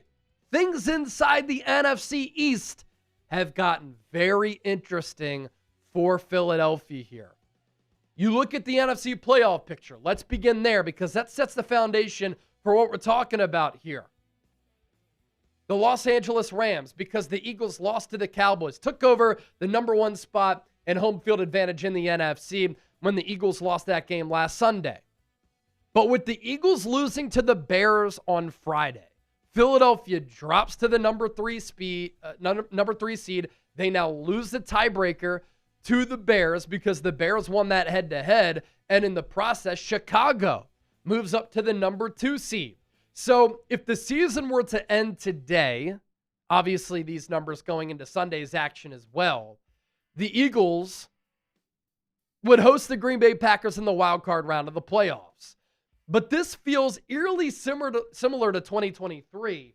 Because do you have any confidence that if the Eagles were to play a playoff game right now with how horrible this offense has been, that they could win a playoff game? I don't. The tape doesn't lie. The numbers don't lie. And our eyes are not lying to us. Ladies and gentlemen, over the last 8 games, the Eagles are 4-4. They are playing like an average football team, and they look like an average football team. And what else did you notice after the wild card teams? They're listed. Other teams in the hunt. Other teams in the mix. One of those teams, the Dallas Cowboys. And right now, you compare Philadelphia to Dallas. And I know Eagles fans don't want to hear this, but my job is to tell you the truth. And if you can't accept the truth, that's a you problem. You need to look in the mirror. The Dallas Cowboys are for real. The Dallas Cowboys are a threat. And the Dallas Cowboys have an opportunity to win the NFC East. If I would have told you this a few weeks ago, when the Cowboys were 3-5-1 and the Eagles were 8-2, because the Cowboys were going into their bye week with that record, and the Eagles were sitting pretty coming out of their bye week, you would have said, and I would have said, you're crazy. There is no way that the Eagles are going to relinquish their lead inside the NFC East. But man, how quickly things can change inside the National Football League. The Cowboys, alongside the Los Angeles Rams, hottest two teams in football. And if the Eagles were to have lost to the Bears, I had said it, things get very interesting in the NFC East. The Eagles' lead in this division is down to a game and a half.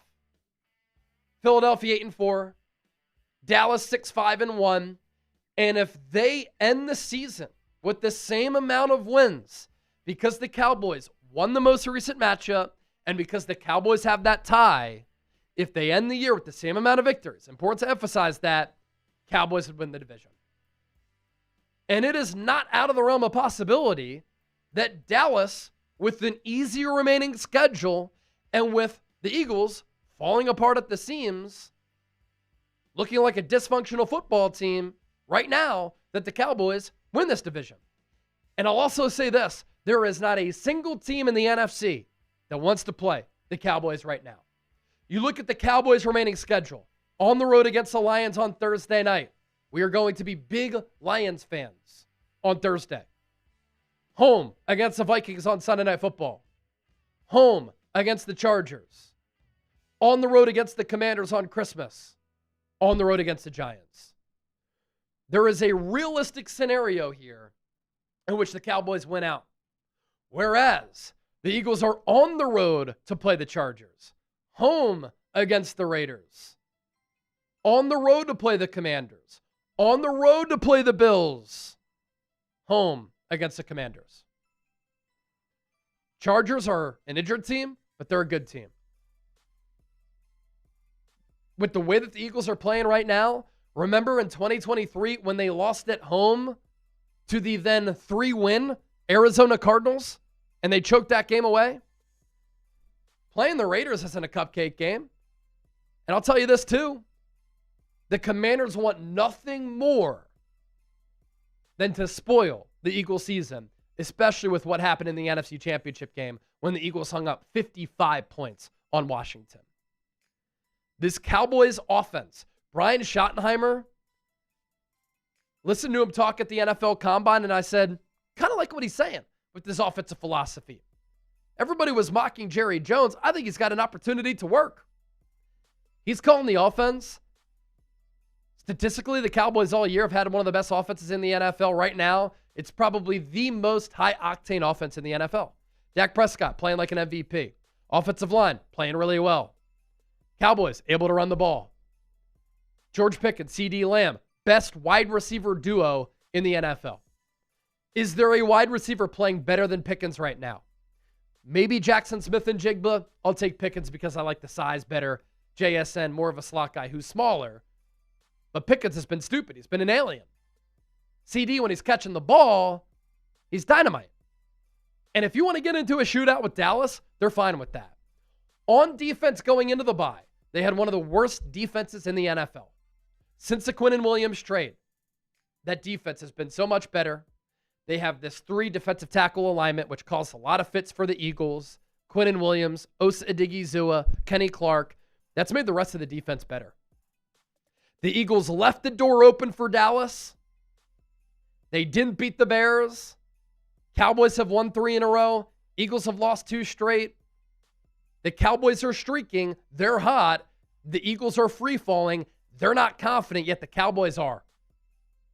The Cowboys are playing with the swagger right now that the Eagles had last year that they do not have right now. And it's hard to recapture that if you're Philadelphia. And how does this Eagles offense get it together? To light a fire, I think they need to fire Kevin Patullo. But are things going to change with the new OC? The offensive line stinks.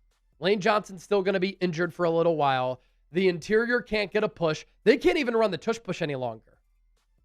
Jalen Hurts is bad. And this Eagles defense, much better than the 2023 team, even though the vibes are eerily similar, they can't stop the run. Couldn't stop it against Dallas.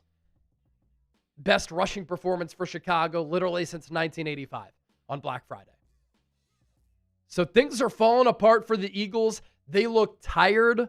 They look worn down physically, mentally, emotionally. And this is why it's so hard to repeat as Super Bowl champions. This is why it's so impressive what the Patriots did. They had a 2-decade-long dynasty. 20 years. This is why it's impressive that the Chiefs had a chance to win 3 Super Bowls in a row and have been to 6 AFC championship games in the last 7 years. To play sustained like that and to be great for that long, it is so freaking hard to do. Because right now you're looking at an Eagles team that just looks worn down. They're over it. And even the fans are fatigued. 2 minutes left in the ball game. I've never seen the link so empty. Why? Because Eagles fans are annoyed. They're pissed off. And they know that this offense is a garbage product. And they're watching the Eagles go in a downward trajectory while the Cowboys are playing lights out football. So things just got very, very interesting inside the NFC, and for Philadelphia, inside the NFC East. We'll take your questions on the other side, but let's get to our sponsor, our friends at Ridge, making today's Philadelphia Eagles now possible. I made the change to the Ridge wallet a couple of months ago. It has been a life changer and a game changer for me. For my wallet, my previous one, it looked like this one. It looked like a brick. It was as heavy as a brick, and it was a leather wallet that was starting to fall apart, and I had so much in there, and I'm somebody who hates having too much in my pockets, but the Ridge Wallet 2.0 makes life easier, has a modern, slim, durable design, and it's so practical. You could put up to 12 cards plus cash into the Ridge 2.0. Over 100,000 five-star reviews. That is proof that Ridge is a gift that people love to receive. All Ridge wallets have a new industry-leading built-for-life warranty. There's an Eagles-themed wallet as well. Over 50-plus colors and styles to choose from. You can even get a wallet that features every NFL, Major League Baseball, or college team. This is perfect for holiday gifting, especially since Ridge is having their biggest sale of the year. Made with premium materials like aluminum, titanium, carbon fiber. There is an AirTag attachment. Losing your wallet, it's the worst. But with the Ridge AirTag attachment, you can track it down. The Ridge 2.0, 10% lighter. Every gram matters. They found the perfect balance. And they made it more modular with improved cash straps, money clips, and the AirTag attachments. So for a limited time, Ridge is having their huge Black Friday sale. Head to ridge.com/chat. Use the code chat, get up to 47% off your order. This is by far the biggest discount they've given all year. That's ridge.com/chat for up to 47% off your order during their biggest sale of the year. After you make your purchase, they will ask you where you heard about them. Please support our show and tell them that Philadelphia Eagles Now and Chat Sports sent you. All right, we move forward here with another post-game edition. This is Philadelphia Eagles Now. Chase Senior here with you. I'm fired up about this football team. I know you are as well. So I want to open up the mailbag because when Eagles fans are emotional, that really brings out the passion for a passionate fan base and the most passionate fan base in football. So with the Eagles having lost 2 games in a row, both ugly defeats, let's see what Eagles fans have to say. Let's see what they have to ask me. You have questions, I have answers. So let's take your questions for this mailbag. Let's begin with this $205 super chat from Elijah Stovall. What a real one, Elijah. We appreciate you. You're the man. Fire Kevin Patullo. Look for a wide receiver. 1 to 2 offensive linemen in the draft. Brown in the line, getting older and inconsistent. If not, you need an immediate contingency plan. All right. So a lot to unpack there. I said during the postgame show, not necessarily because I think he's done an awful job. He's done a poor job, not an awful job. I think lack of player execution and penalties have hurt him. Plus, he's running Nick Sirianni's offense. But I think Nick Sirianni has to fire Kevin Patullo. He has to fire him because it's the only way to save the season. This Eagles offense is listless. This Eagles offense is anemic. It is vanilla, predictable. And while it's Sirianni's scheme, one thing I've said all year, Kevin Patullo lacks play calling feel and play calling rhythm. And I think firing or demoting Kevin Patullo is the only thing that can spark some life into a lifeless Eagles offensive line or offensive unit. And speaking of the offensive line, that doesn't help Patullo either, right? He's coming into this year and he's thinking, Saquon ran for more than 2,000 yards last year. Left to right, we have Jordan Mailata, Landon Dickerson, Cam Jurgens, Tyler Steen, and Lane Johnson. We're going to be able to run the ball. We saw what Jalen Hurts did last year when he was on and what he's done in his career. This Eagles interior offensive line and this Eagles offensive line as a whole has severely underproduced this year. Jordan Mailata hasn't been the same guy. Landon Dickerson, hurt and bad. Cam Jurgens, like Landon Dickerson, getting bullied up front. Tyler Steen, been fine. Eagles miss Mekhi Becton. Lane Johnson, hurt all year, hurt again. And so that hasn't helped the Eagles, but with Elijah pointing out the offensive line, we know that Howie Roseman likes to build up in the trenches, right? That's the foundation of this Eagles team, offensive line, defensive line. And that's been how he approaches team building strategy for a long time. He's going to look at the draft and he's going to look to potentially improve this offensive line. Now, can Drew Kendall, Cameron Williams, and Miles Hinton develop? If they can, that gives you some offensive line depth. But this year, they weren't ready. They were not ready. Do you trade A.J. Brown? If he demands a trade, I could see the Eagles trading him. If he doesn't demand a trade and the Eagles change OCs, I could see him not demanding a trade and him being on the Eagles in 2026. But if he goes nuclear after the year and he demands a trade, he wants out, he wants to go somewhere else, and he continues to become a distraction, are the Eagles going to want to deal with the distraction? He's a big physical wide receiver. You don't know how he's going to age. And I will say, against Dallas, against Chicago, he played well and looked like the AJ that we have become accustomed to seeing. And that's an all-pro player each of his 3 seasons with the Eagles going into this year. But it's certainly interesting. If the Eagles collapse the rest of the way, they're going to have to make some changes. Howie Roseman and Jeffrey Lurie are too aggressive and they care too much about winning to not make some big changes.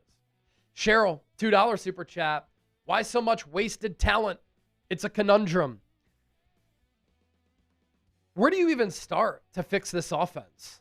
The offensive line can't block. They can't get a push in the ground game.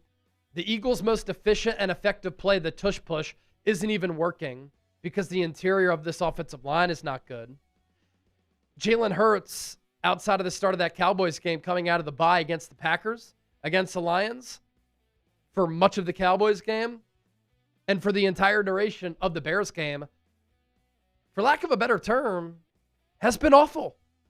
And it's unfortunate because against Minnesota and against New York, he was excellent. And you thought that the Eagles offense going into the bye found something. Nick Sirianni and really this Eagles organization has done such a good job of figuring things out during the bye week. But this Eagles offense has fallen off a cliff after the bye. They have been such a hard team to watch. I feel like I am watching an ancient offense. That's because it is. So the play caller doesn't have play calling feel or rhythm. The scheme stinks. It's predictable vanilla. The route concepts don't make sense. You're not scheming open plays for guys. The players aren't executing. The quarterback isn't playing well. Where do you start?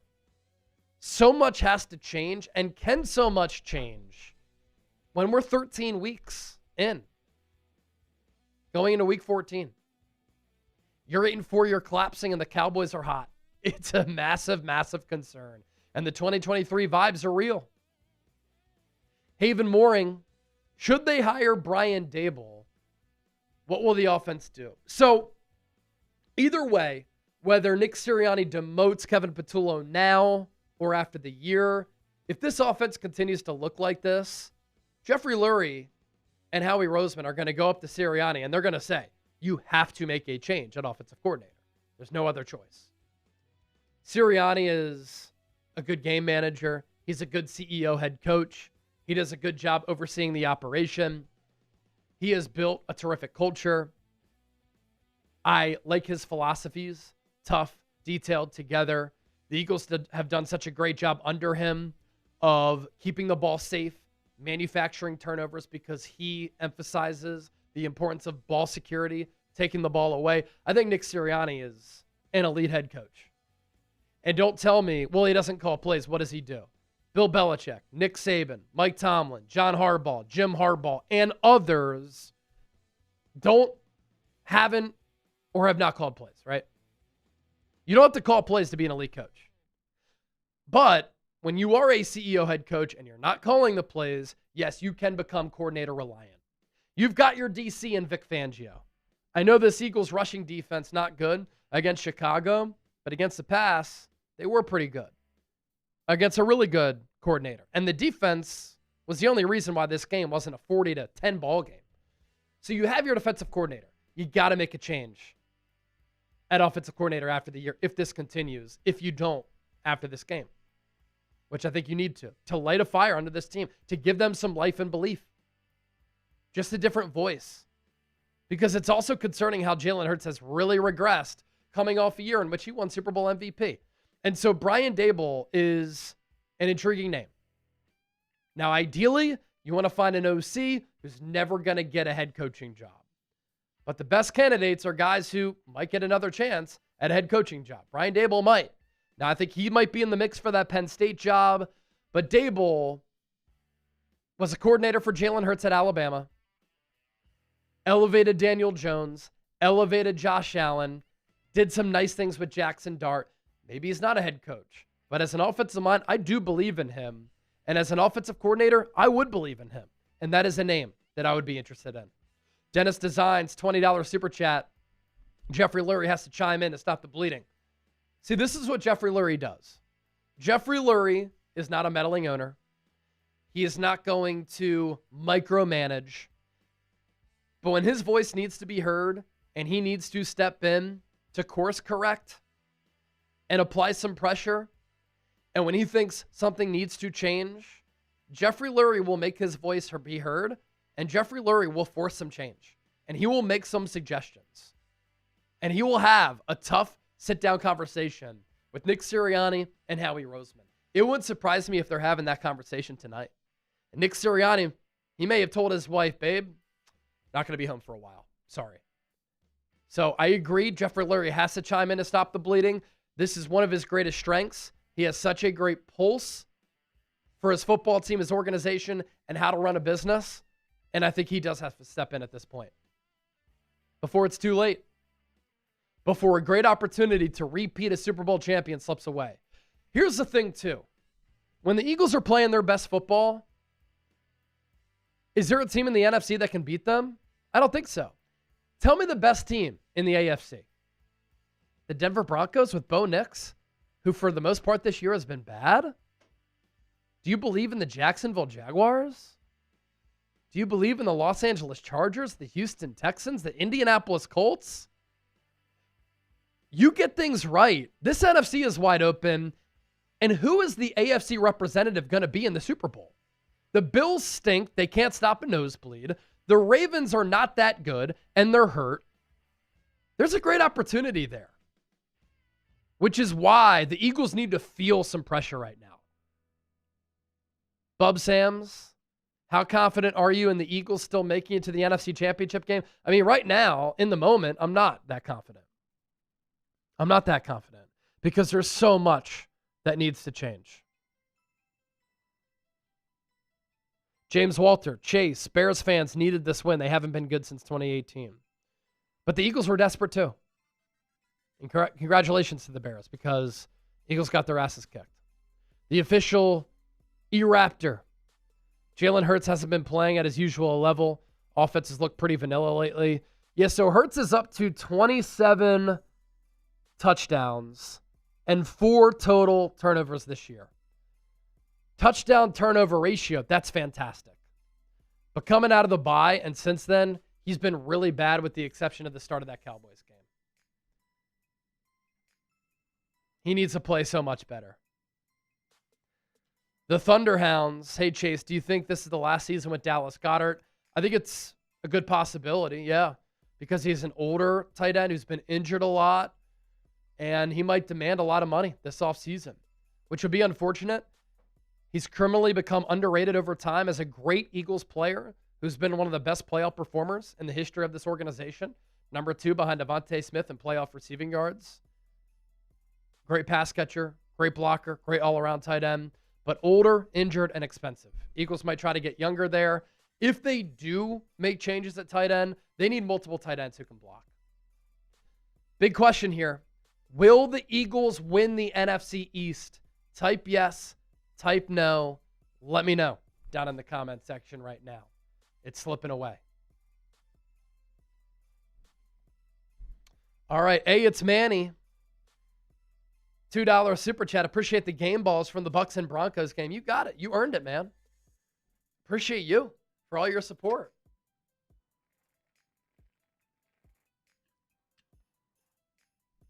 Appreciate you for all your support.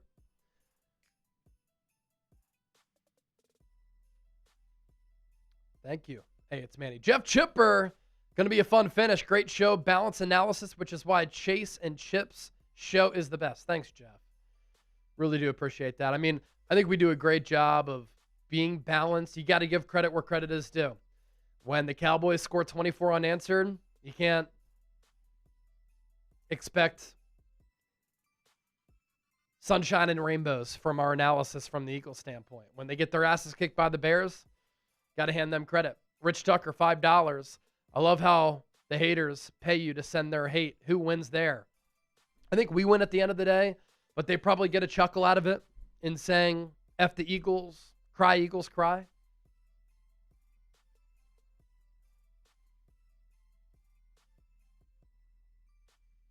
Appreciate everybody getting those questions, super chats, all that in.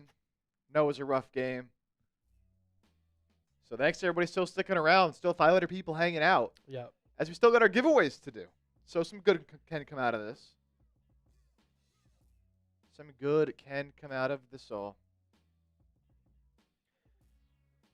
After today's performance, the Eagles offense ranks 28th in success rate. They're producing a positive play at a lower rate than the Saints and Jets. Sure. Worst offensive success rate for an Eagles team through week 13 in the last 20 years. Got to make a change at OC. All right, let's give away our Eagles football here. A lot of names. Who's going to get it done? Let's see.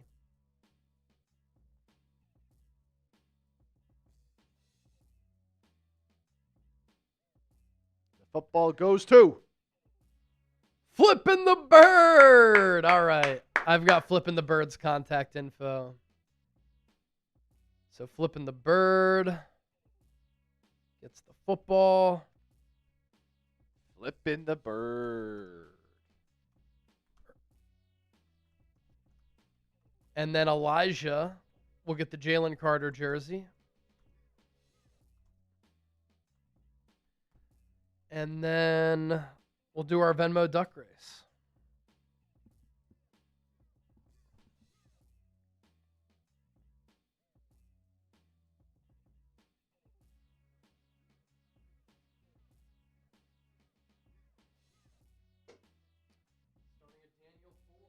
Cool. Yeah.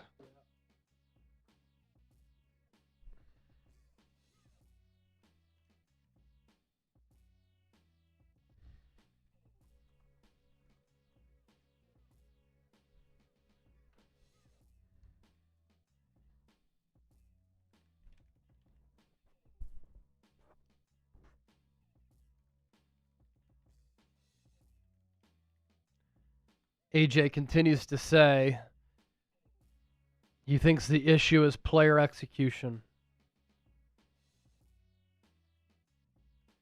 Saquon, we have to look internally. We have to fix it. We have to be better. We have to continue to bounce ideas off each other and see what sticks. We know we have the guys. We know we have the coaches. Everything we want to accomplish is still there. We've got to come together, no pointing fingers. Saquon, this game was weird. It was different. It felt weird out there.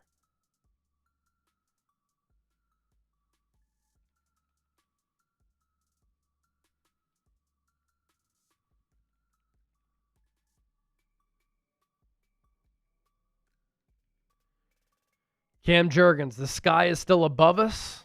We win 4, lose 2. Win 4, lose 2. Let's go win the next 4.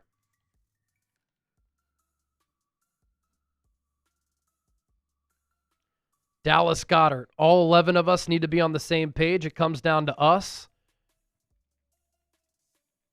We still can have everything we want to have. Not one person, it's all 11. Missing a block, not running the right route, starting to bite us. We need to play better. We haven't played our best football all year. You want to play your best football down the stretch. We still have that opportunity. I have faith that we can do that. We need to flip a switch. We need to stay together. We have to come closer and see if we really want it. Dallas Goddard, really not targeted much on a day where the Bears had their LB4 and LB6.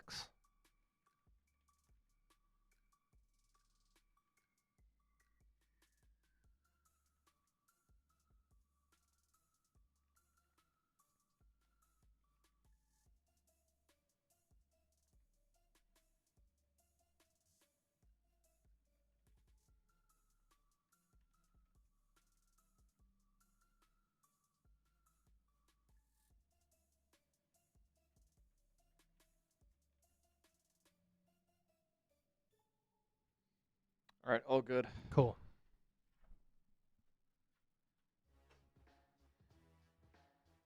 We'll do our Venmo duck race to see who wins our Eagles jersey now. A lot of submissions. Lot of submissions.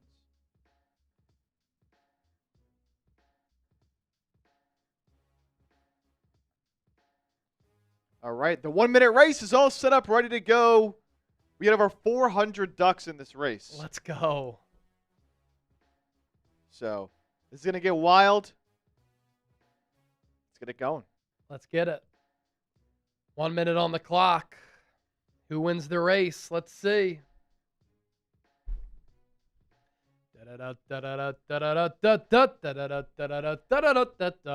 Purple Rose out to the early lead.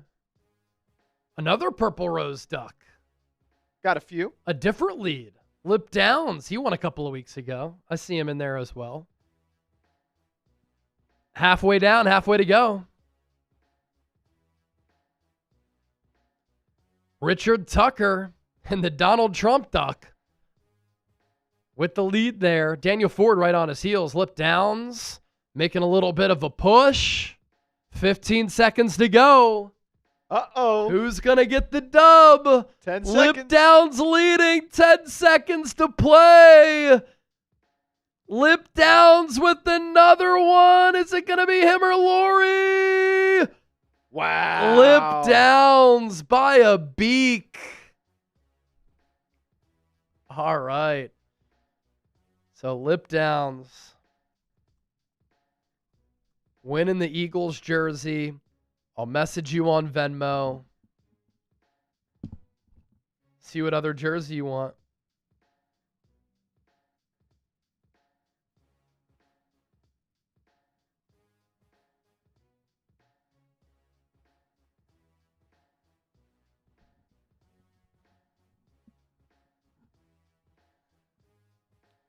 Good stuff. All right. Thanks, everybody who tuned in. It was a rough one. Saquon said it best. It felt weird. It felt weird out there. That was his direct quote. It felt weird out there. And it was a weird type of game. Man, Thursday Night Football. Cowboys 6-5-1, Lions 7-5. That's a de facto playoff game. So, Eagles lose 24-15. Another bad loss for the Birds. Again, thanks for your support of the show. For Chip, I'm Chase. Enjoy the rest of your Black Friday. And enjoy your stress-free weekend because Eagles are going to have to play. We'll catch you later. See ya.